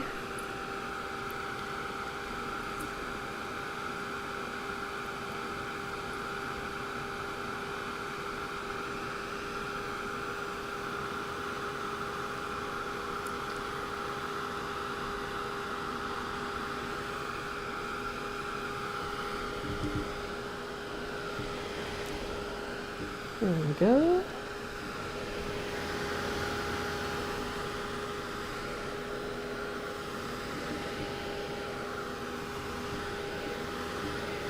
I didn't use the shape makers to do the berries. Not this time around.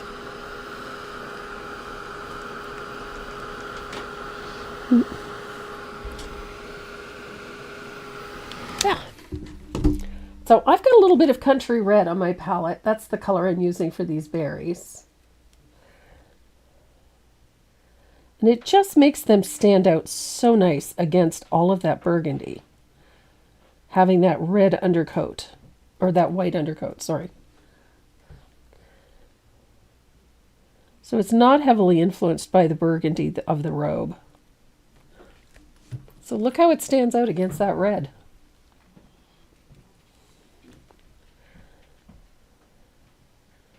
And all too often the color is a little too heavily influenced.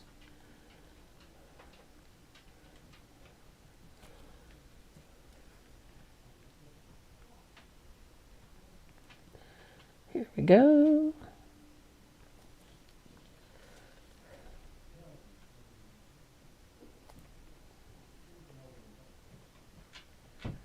Here we go. Look at that. Berries, berries, berries.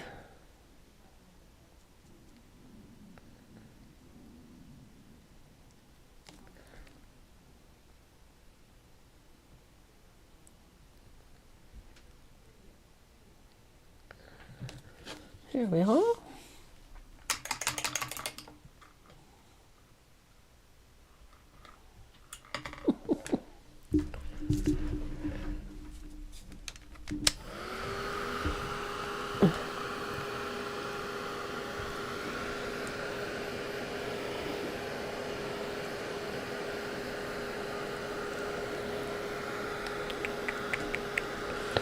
Gotta make sure these are good and dry before I do this next step. What's for supper tonight? We're having chicken salad subs. Ooh.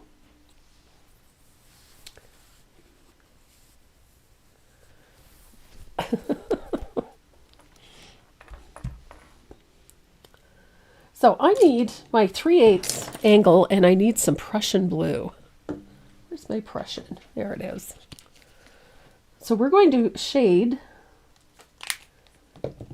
these berries with a little Prussian blue.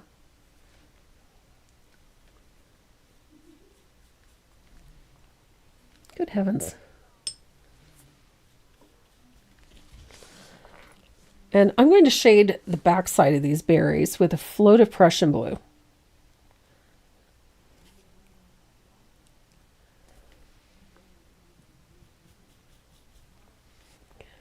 Needs to be a little darker. There we go.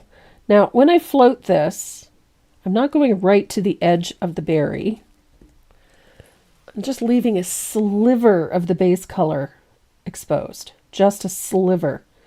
As fine as a line as you can get.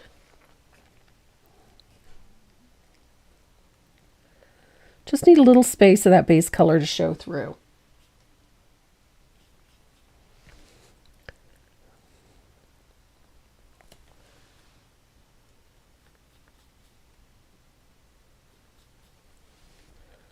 And Prussian blue is a strong color, so make sure you blend it out well on your palette.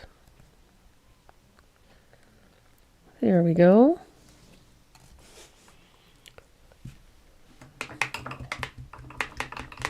And we'll dry it.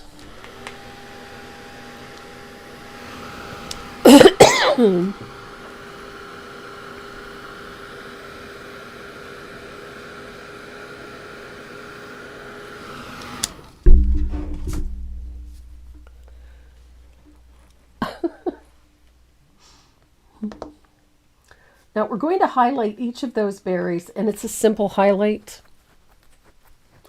We're going to blend out a little warm white and put a highlight on the opposite side of the berry. And again, leave just a tiny sliver of the original base color showing.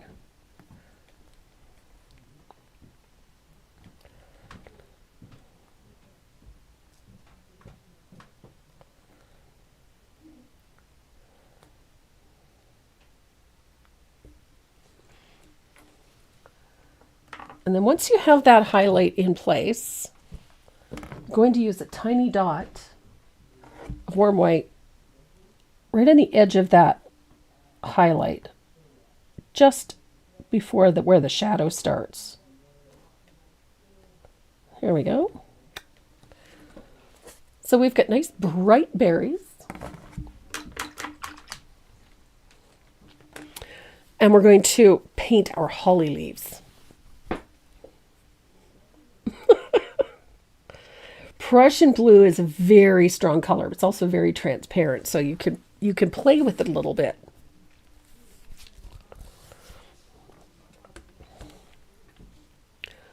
So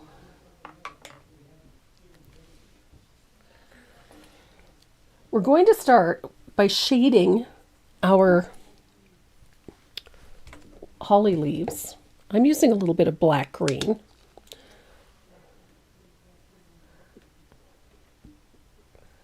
Now, you can use a little bit of black forest green. It is a great color for shading these leaves. It's a little more transparent than the black green, so it might take a couple of layers to get the depth. But it's a beautiful green to shade with. So when I shade holly leaves, I shade the base of the leaf first. So it's kind of a U-shaped float. It just get that lower portion of the leaf like this. So nice little U-shaped float at the base of the leaf. Just like so.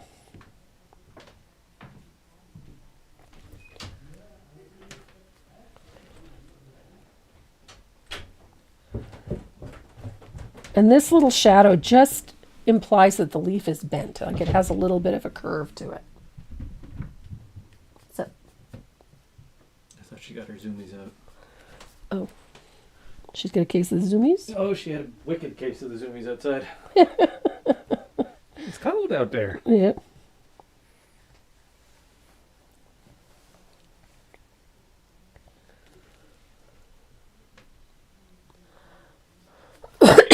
Pardon me.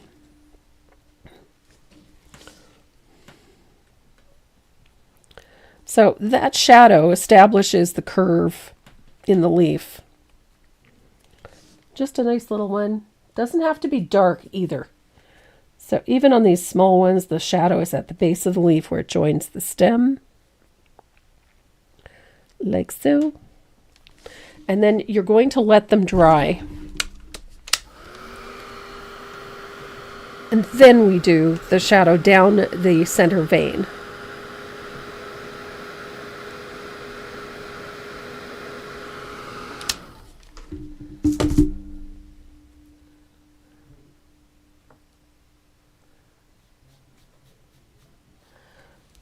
So now we're going to do that center vein, and this is where these leaves suddenly take their shape. It's when you put that curve in. Okay, I don't have enough glaze in my brush. Brush is too dry. There we go. Zoomies are the best. Zoomies are hilarious. The cats vacate when Maze gets the zoomies. Just like, whoops, we're out of here. Time to get the heck out of the way.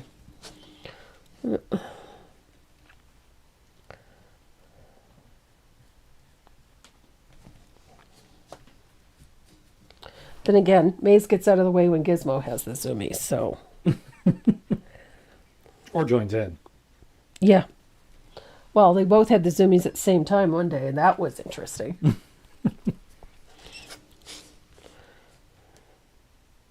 Gizmo chased Maze upstairs, and then Maze chased Gizmo downstairs, and they went around the house 3 or 4 laps. It's +3 in Winnipeg. What are zoomies? It's the spontaneous eruption of energy that dogs have. Yep.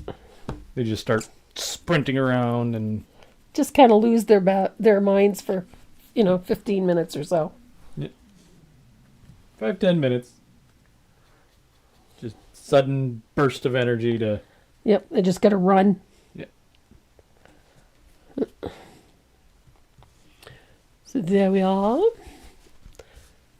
Zoom. Gizmo can zoom me about 5 minutes tops, and then he's ready for a nap. My dog gets the zoomies with my cat. Yep. It's interesting. We have 2 cats and a dog in this house, and they all go at the same time.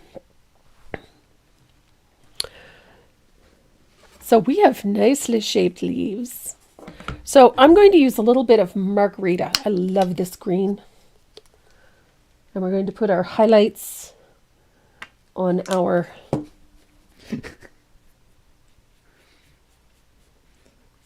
Think of a bunch of toddlers in a small space. Yep. That's about the size of it. Yep.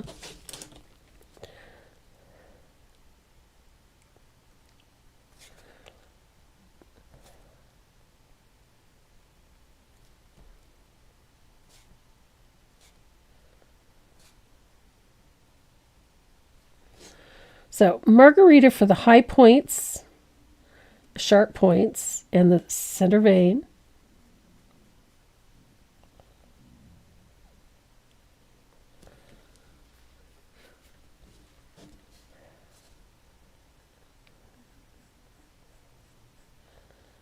And if you want nice floats, get the whole chisel edge of that brush on the surface.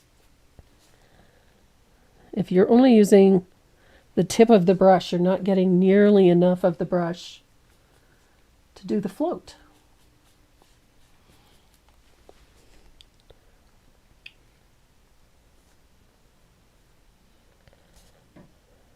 Nope. What? We might see. I don't know. That's up to Sheila. What's that? Sheila Landry Live. Ooh, that would be nice. Eh? That would be nice. I really do like doing videos. I may really make an effort to do more of them in 2025. Sheila Landry Live. I think we could live scare you. Oh, God, no. I shouldn't. I'm no Tracy.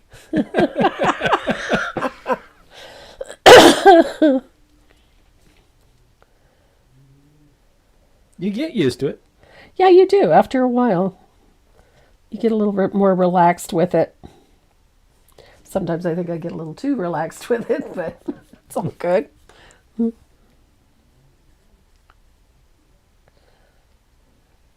Just try to keep all the colorful language to yourself. Yep. That's where I struggle. The highlight color is margarita. I don't have a Renee, though. No, but you have a Keith. Is he techno savvy? Yes. No, then there you go. Yep.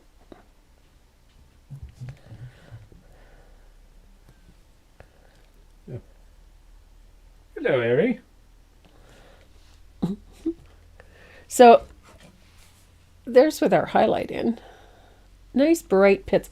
I love taking the bright points, especially on holly, getting some of those the points a little brighter. You can just add a little extra color in a few spots.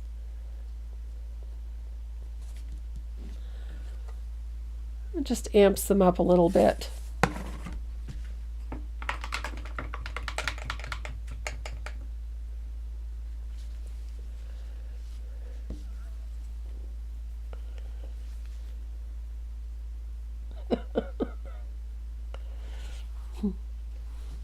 So we're going to add some vines to this as well, and I'm going to do that with a little bit of the black green and that lush green mixed together.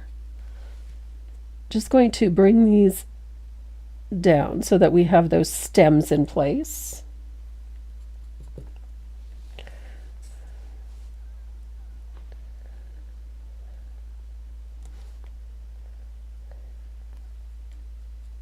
Oh my goodness, that paint doesn't want to thin. There we go.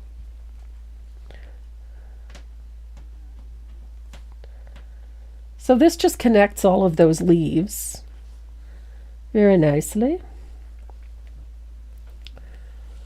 And then we're going to use a little bit of that margarita. Does he get eyelashes? Yep, he will. We have still some finishing work to do on him. And I'm going to add a little bit of warm white to that margarita, just to give it a little bit more opacity. And I like to connect some of my things with just a thin stroke of that margarita over top of the stems, just to highlight it a little and make sure they're all connected. Then we're going to use that margarita to gently outline these leaves a little. And it's a loose outline. It doesn't matter if it's directly on the edge. It just doesn't matter. I do this a lot with a lot of different leaves, but I like that the more loose application, it just seems to do a nicer job of it. Looks a little more delicate.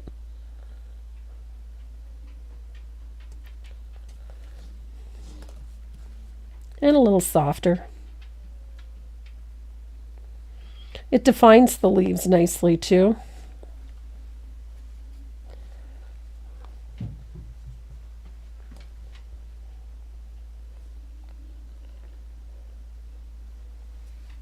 The little one's going after your wreaths already. Not surprising. Couldn't keep soot out of them. Oh, Sue Braun got her prize. Awesome.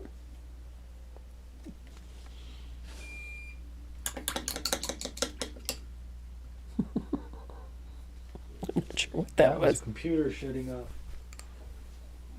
Yep. Went to sleep. Went to sleep. Mm-hmm. Is it a couple of Tralala's Colleen Topper? Colleen Topper? Mm-hmm. What's close to margarita? Sprout. Sprout. Oh, and Kay Merriman made a donation. Thomas Merriman. A few more. Mm-hmm. And Susan, I can never pronounce that name. Macieij.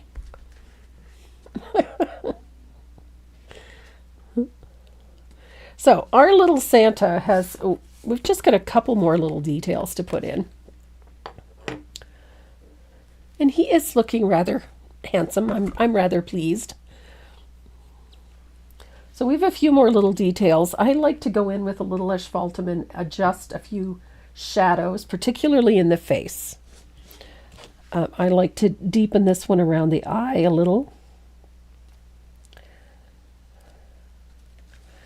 And the same with the creases at the corners of the eye. I like to darken those a little bit. Deepen the shadow on the other side of the face.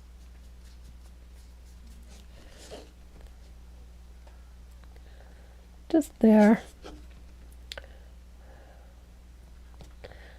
I'm going to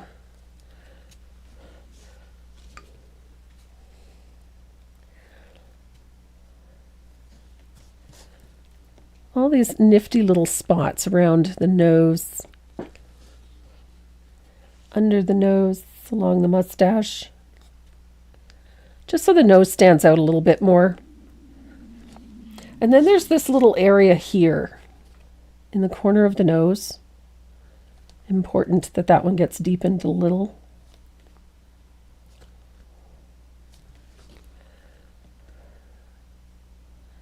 And under the cheekbone there.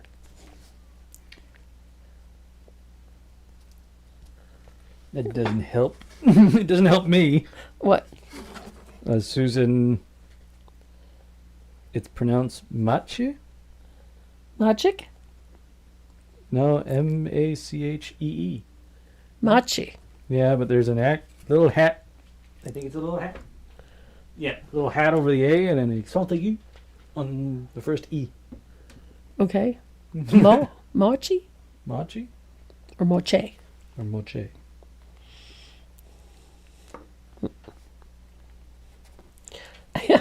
Yes, Nancy, that little shadow is bugging me. It needed to be a little sharper.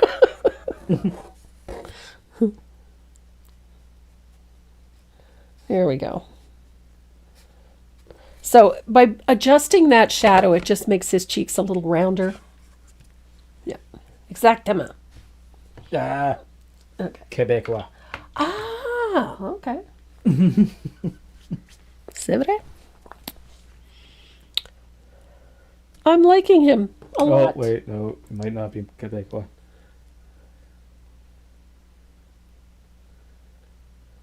Could be Chiac. Moche. Moche.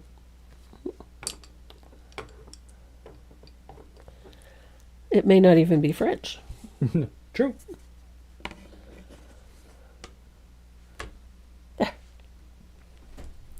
So we're going to give him some lashes. I'm going to use a little bit of asphaltum. Ponce de papier mâché. Ah. Marché. Mâché. Ah, okay. Okay. Right on. So we're going to give our little Santa a little bit of eyelashes.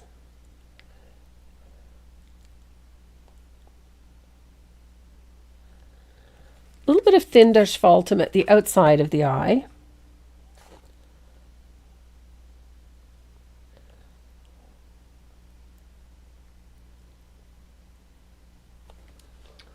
Oh. Québécois bilingue, Polish. Okay. Quebec bilingue. Polish name. Yeah. Wow.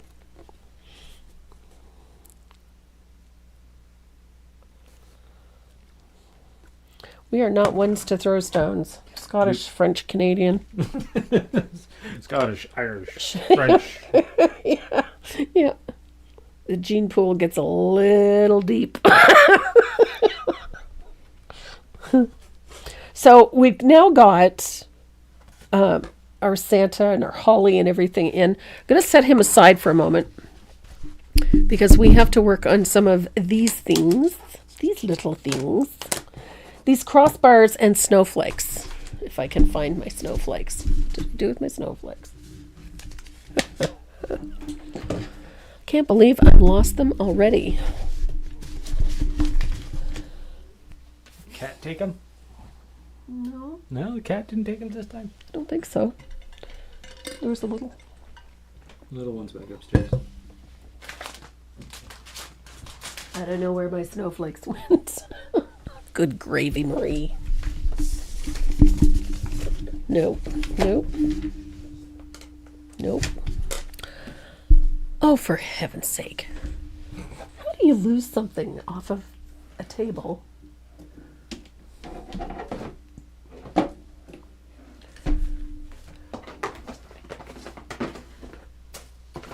Oh, for pity's sake. I can't find my snowflakes. These ones? No. Well, actually, yes. That and the big one. Okay. Another one right here. Okay, I'm good. Oh, look at No, we got them all. Pre-painted. Yeah. Jeez. With a gingerbread cookie. No, I don't need a gingerbread cookie. Honestly. Ever have one of those days? Every day.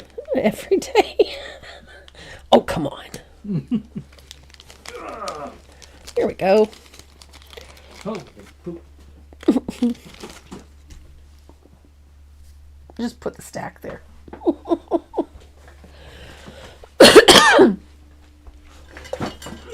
So remember the bronze that we used to stencil his coat?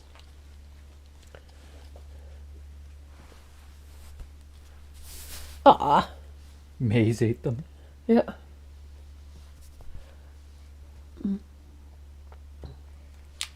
So I'm going to use another fugly brush. And we're going to use some of that bronze that we used in his coat.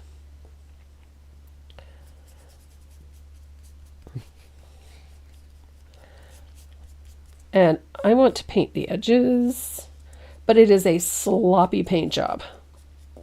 Don't make it neat and tidy. We want brush marks.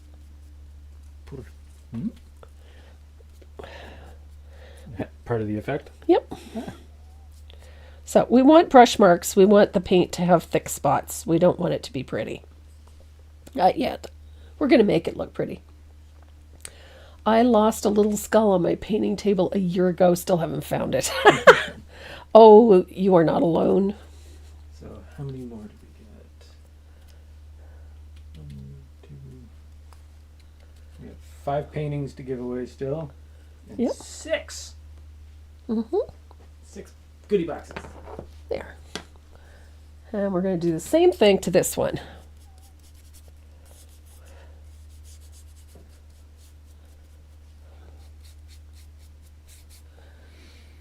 This is where neatness doesn't count and perfection is to be avoided at all cost really comes into play. Because I don't want neat and tidy. We want brush marks. We want texture on these.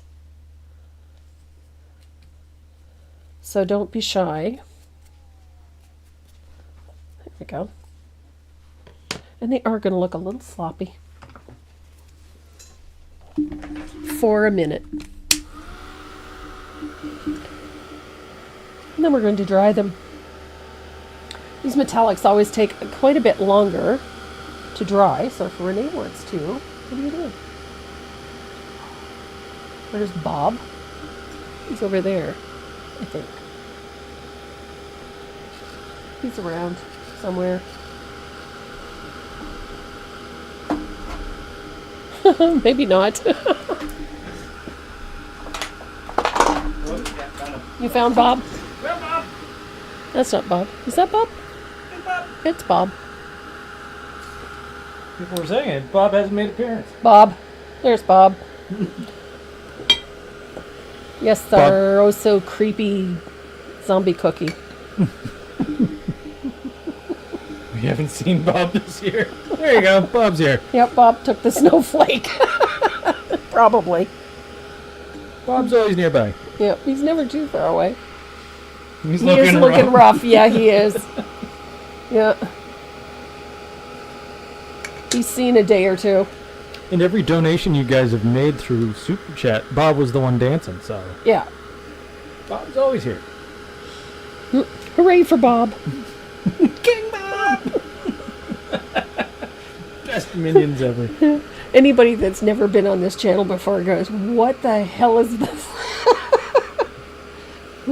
Bob is the Maybe he needs a brownie to perk up. Bob is the official, unofficial channel mascot. Yeah. So you might see zombie stickers Yeah. with Bob on it. Yeah, we send out a bunch of things. Oh, there he is. Look at that. Yep. Hey. Zombie Bob? Zombie Bob. Kind of gross, but yes. Zombie Bob. He is our mascot. Are you too into the brownies? No, we're like this all the time. Yeah.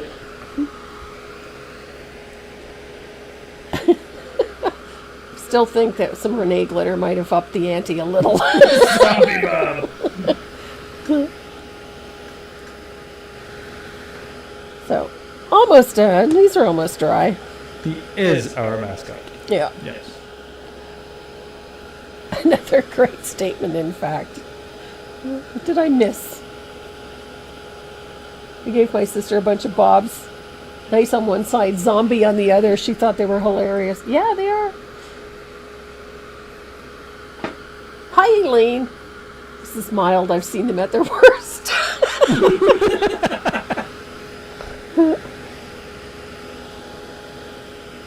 This is true.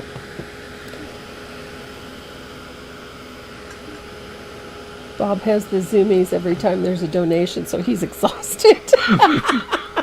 Taking a break. Yeah.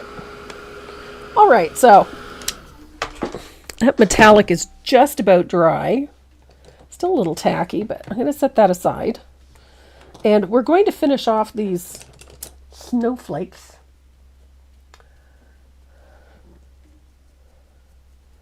I have a weakness for snowflakes. You can glue snowflakes onto anything. I just love snowflakes. So I'm just putting a coat of warm white onto these snowflakes. Easy peasy. Doesn't have to be much. We're going to use a little bit of Galaxy varnish on these. I love some Galaxy varnish. That stuff is awesome. I love it, I love it, I love it. And I'm my Galaxy varnish. Are we done spitting for today? No, we still have a bunch of stuff to spin for. We got 5 paintings, and Ooh. so there's 11 more names to call out. Yeah. 11. Jeez. So, I'm going to brush these with a little bit of Galaxy varnish. Is Galaxy glitter okay? Yes, absolutely. Galaxy varnish is just Galaxy glitter and varnish. That's it. It's not okay. Sure it is. It's never okay to use glitter. It's okay to, it's essential to use glitter. No. Christmas. It's Christmas. No! It's not Christmas without glitter. The only glitter Renee can tolerate. Yeah, is Galaxy. is the varnish. Yeah. I can tolerate that one. It's because Still don't want it touching me.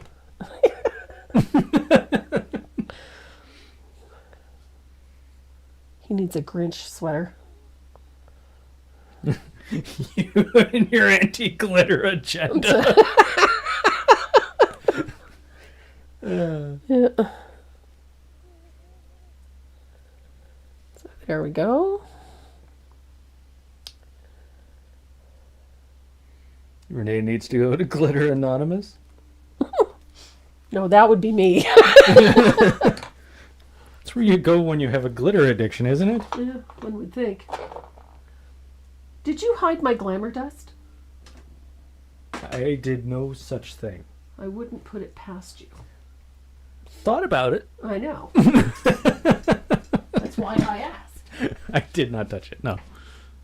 It's okay. I've got 4 more bottles. Yeah. I have 4 more bottles of glamour dust. So I'm going to put my varnished snowflakes on here, and I'm going to sprinkle them with glamour dust while they're still wet. Because the only thing better than glitter varnish is more glitter. Just saying. And I want these things sparkly. There we go.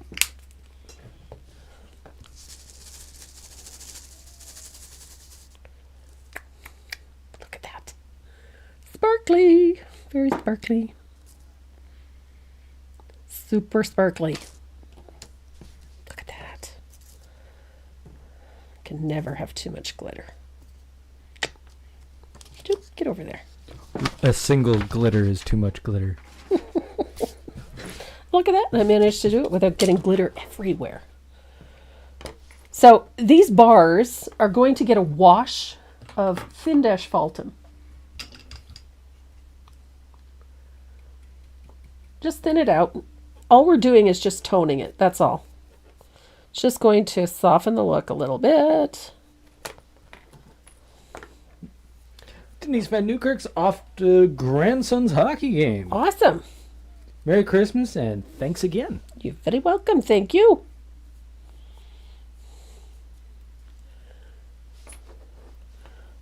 No other groups are fun to chat with. Now, we're going to add a little patina to these bars. I'm going to use a little bit of Bahama blue. Is a single glitter a glit? No, it'd be a sparkle. A sparkle. Oh, what is it? I like Glitter the way is glitter multiple looks. sparkles. Yeah, I love the way glitter looks, but I despise using it. I can agree with that.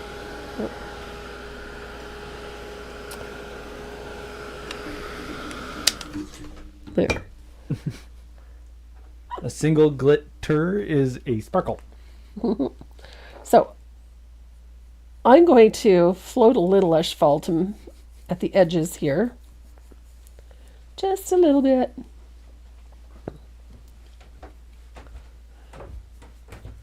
Just to age this a little. I don't want this to look super sparkly. It's like his coat. It's not buried, but we just need a little age on it.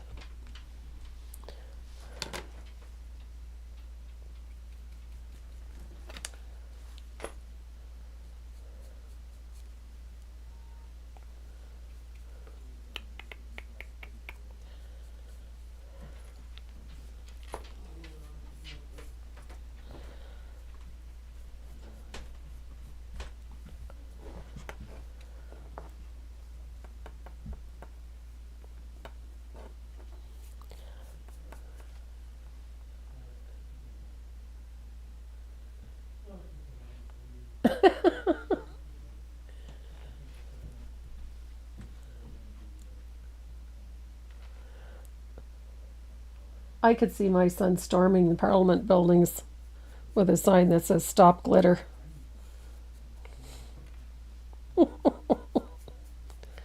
So we've got nice little antiqued edge on these metal pieces. I know it doesn't show up on so much on here, but it's got a nice little texture on the edges of it, just enough to keep it from looking flat. So I'm going to rinse out my brush.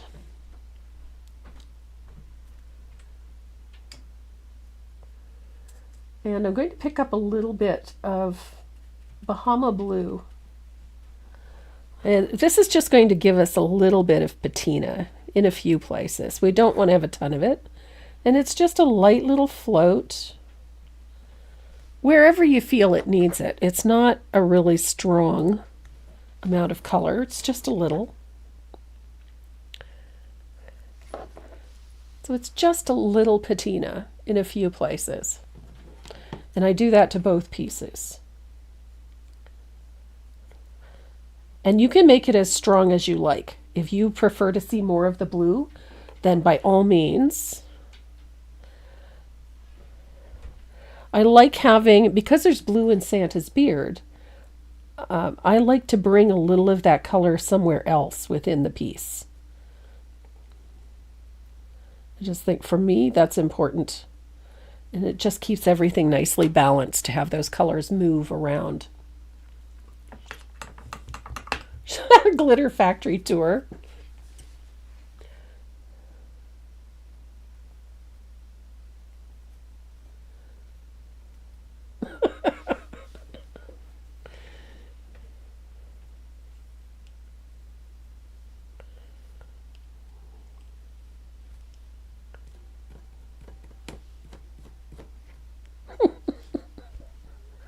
Oh my God, Robin, that would be hilarious. So we're going to use a little bit of craft glue to place the crossbars on our sled. And Kathy McAllister sent me this craft glue, and it is the bomb. I love this stuff.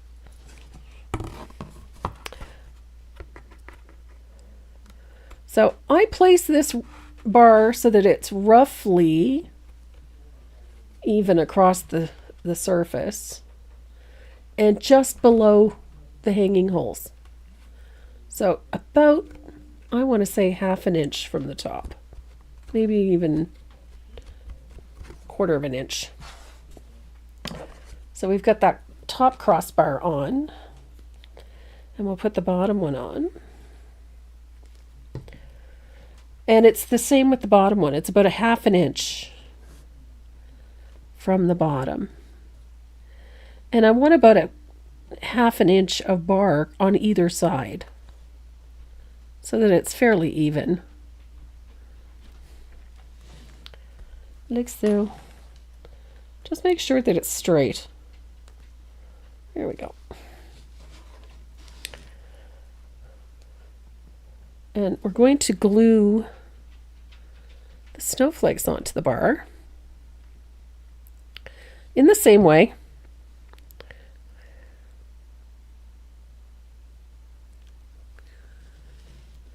And I'm completely out of the shot there. Here we go.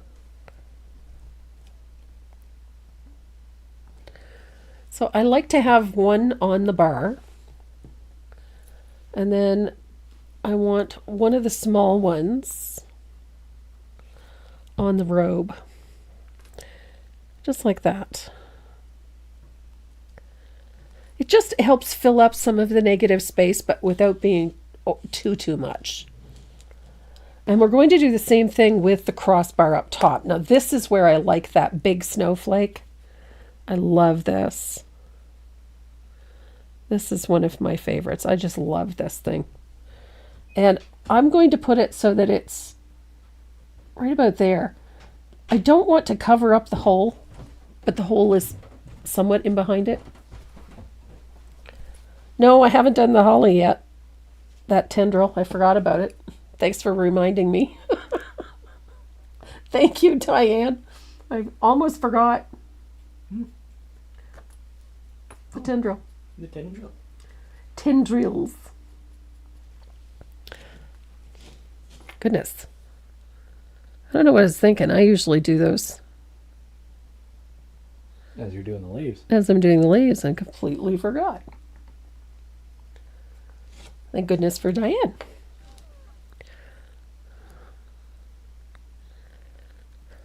Seeing like 15 things at one time that I need to get done.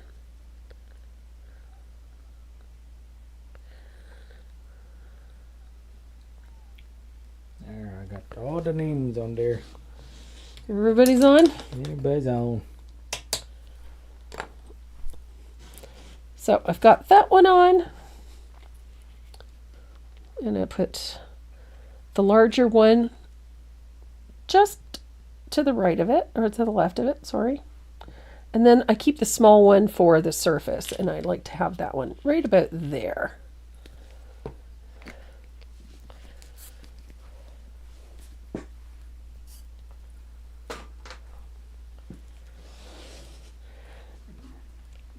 Hey, boom. Oh, I think he's so pretty. I love this piece. So there is our Santa. Now you can spatter this once again. I like to spatter it. You can use a little bit of white, or you can use asphaltum. I like a little asphaltum mixed in there. I find it just adds a little more vintage look to our Santa. And it helps age some of those metals as well. And then if you want to, you can add another spatter of white just to brighten it a little bit. But there you go. There is our Father Christmas sled. Yay! Awesome. So we still have a bunch of things to go. So Renee is going to get that wheel ready. It is our glitter glue. I love it. Hides fingerprints. Give me 1 second. I'm going to switch this camera to this one. I hope. Nope. Oh, maybe.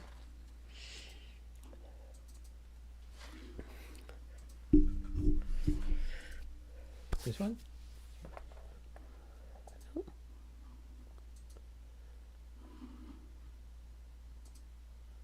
Where'd it go? Where did it go?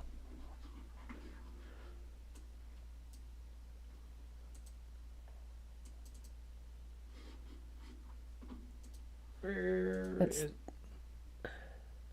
Nope, not that one.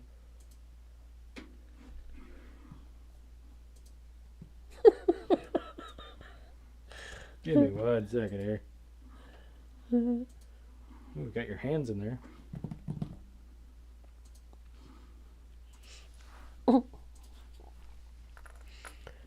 Doesn't want to play. Logitech Stream Can. Nope, didn't want. Ah! We crashed the wheel. There we are. Okay. So... So, hand me that piece behind you. This one? Mm-hmm.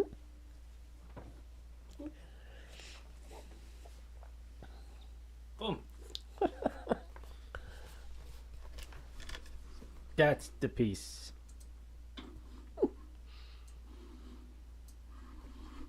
Wait, can I do this?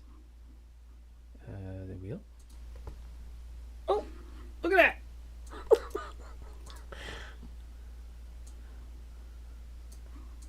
There we go.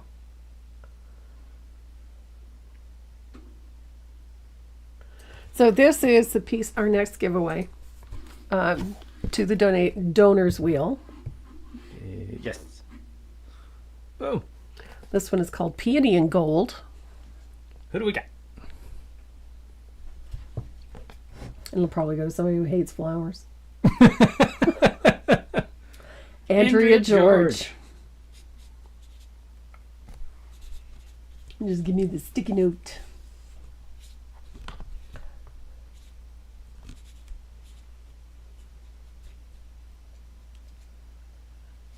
Of course. I wrote it upside down. Of course you did.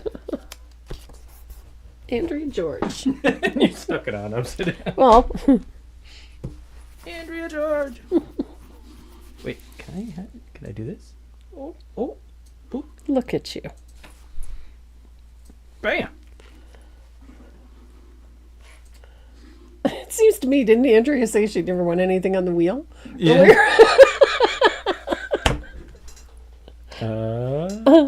Okay. And prize boxes. Prize boxes? Yeah, Let's do prize boxes. it's in this one. Oh my, lots of goodies. So the winner of this one is Betty Orr. Betty Orr. This one is full of Tombow professional drawing set, some Tombow pencils, surfaces from paintingwithdeb.com, from southernridgetrading.com, a painting kit, stencils, and a create bag full of goodies. A set of brushes from Dynasty Brush, and some paint from Decor. Awesome.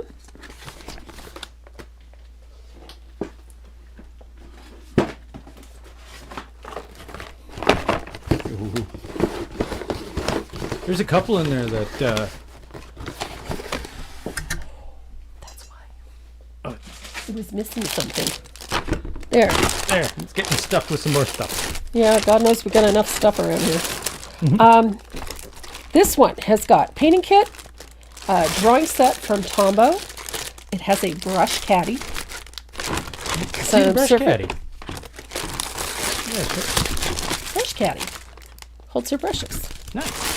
Oh, It's brush caddy and some surfaces from Southern Ridge Trading, paint from Decor, and a set of brushes from Dynasty Brush. And this is going to still crossing my fingers. This one's going to Deb Pels.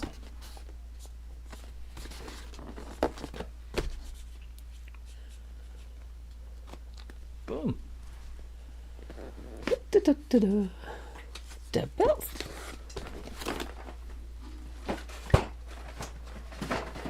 Oh, this one's hip. Yeah, there's 317 names to go. Oh my, this one is loaded. There's some Tombow drawing sets, blending pens. Oh my goodness. There's a set of Dynasty Water Lily, some surfaces from SandyMcTierDesigns.com, and some paint from DecoArt. All kinds of goodies, not to mention some stencils from Southern Ridge Trading. Lynn Poineco. Awesome.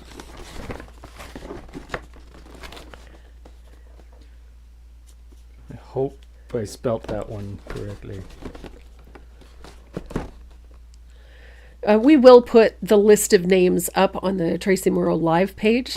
And if your name is on that list, please send us your shipping information so we can get your goodies out to you quickly. We are shipping through Purolator, so... Get it within, what? Oh, I don't know. 5 business days? Well, it's varied because of the backlog, but yeah. So we will try to get them out as quickly as we can. And what's in this one? This one is quite heavy. That way, Oh, Andrew there's... Swindlehurst can win. Oh my! Must be Diana's husband's account. There's a colored pencil book on drawing canine breeds, dogs. Nice. Yeah, nice book. There's a set of watercolor pencils, a surface from tollpaintingdesigns.com, some stencils from Southern Ridge Trading, and a set of Dynasty brushes, black gold. Awesome. 2 more. 2 more. Oh, this one's really heavy. Really heavy.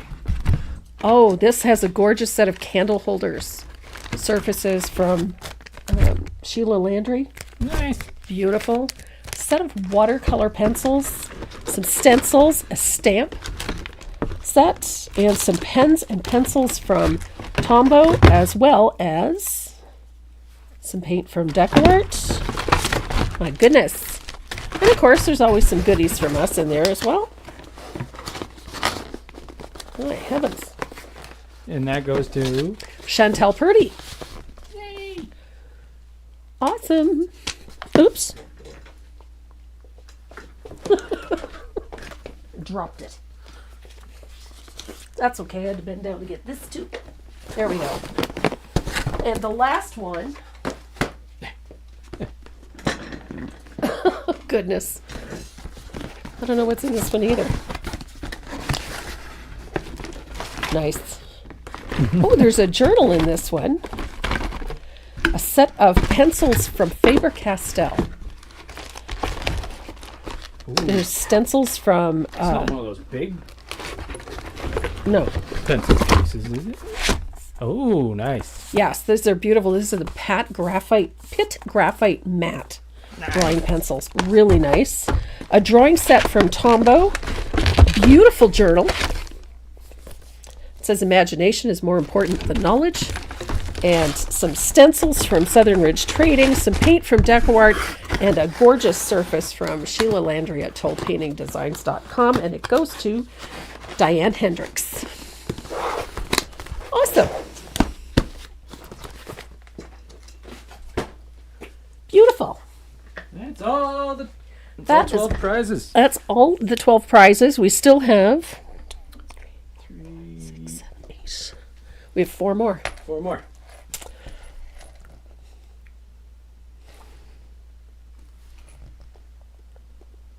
No? Okay. Okay. I need the other wheel. He's trying to convince me to give away more pieces. Like I've only prepped for 12, so. Okay. So That one. No, you wanted to do that one last. yeah, that one's last. that one. Simplify with the... That one. I don't want to take it off the wall. Okay. I'll knock stuff over.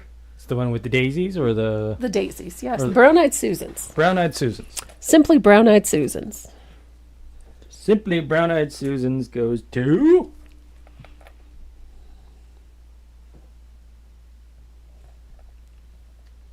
JC Mann. I think that's Virginia.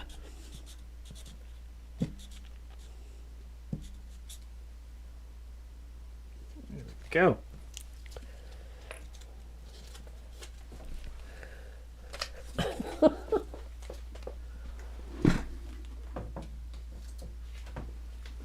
And now the daisies. Now the daisies. That one's called Simplify. Simplify. That one's going to...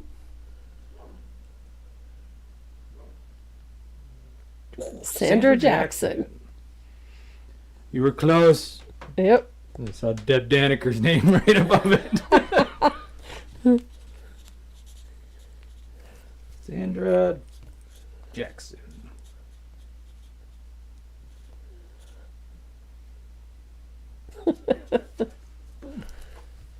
Okay. And Farm Fresh. Berries. Farm Fresh Berries is next.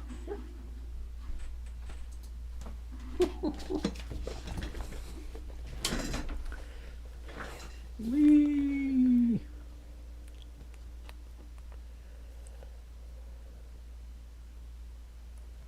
Gail Jensen.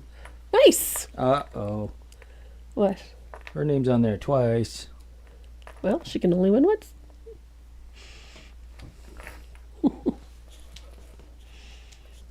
Gail. Sandy, I'm squealing.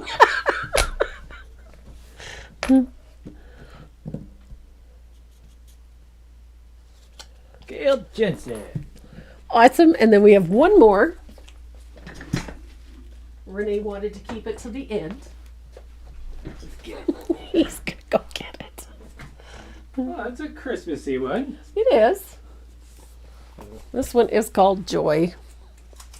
There we go. Yay. So it's the last one. Renee wanted to keep that one till the end.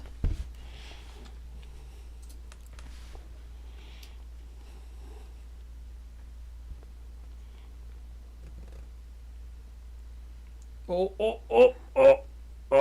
Judy Galt. That's twice the Deb Daniker's name was just below it. Sorry, Deb. This is fun to watch. It's fun to do. Judy Galt. Awesome. Voila. There we go. That's awesome. Cannot thank you guys enough. Yeah, let me get rid of this here. Boom. And boom. I cannot thank you guys enough for coming and joining us every Saturday. We have so much fun doing this, and I enjoy spending some time painting with you all. It's just a great way to spend a Saturday. Your generosity today is exceptional, and I'm thrilled that you got involved in all this madness. It was so much fun to do. And we really do appreciate the support that you've shown us in our efforts to help feed the puppers. So today we did... Give me 1 second. He's just going to quickly give us a number here. What do you got on there? Oh, I can't see it here. Hang on. 953. Yep.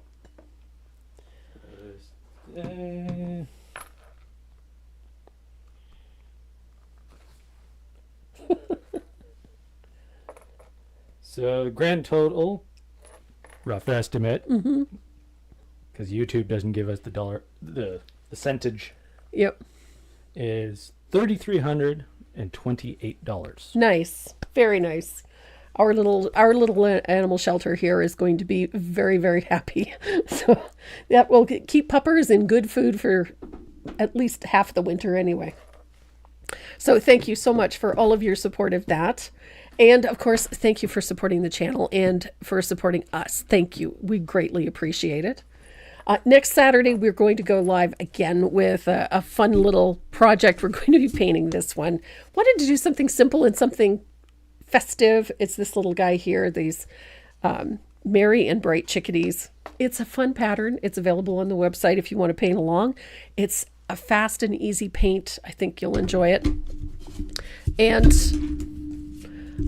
before I forget, on the website, all the print patterns are 50% off, and there are selected e-patterns are all 50% off until the end of the week, or until Sunday. So if you're looking for something in particular, even in the Christmas patterns, go and check them out because they're all 50% off right now. And we've got lots of surfaces. Everything has been restocked. So if you're looking for the sled kits, we do have some. All right. I think that's it. Thank you again, everyone. We greatly appreciate it. You were amazing. Thank you. Mwah. We love you. Stay safe. And pet your dog. And pet your dog. And Oh, show the finished sled. Almost forgot. yeah. Da-da-da. Ta-da. It's so pretty. Why, thank you. Well, What? are you doing something tomorrow or No. no? Okay. Anyways, No, I got a day off tomorrow. pet your dog.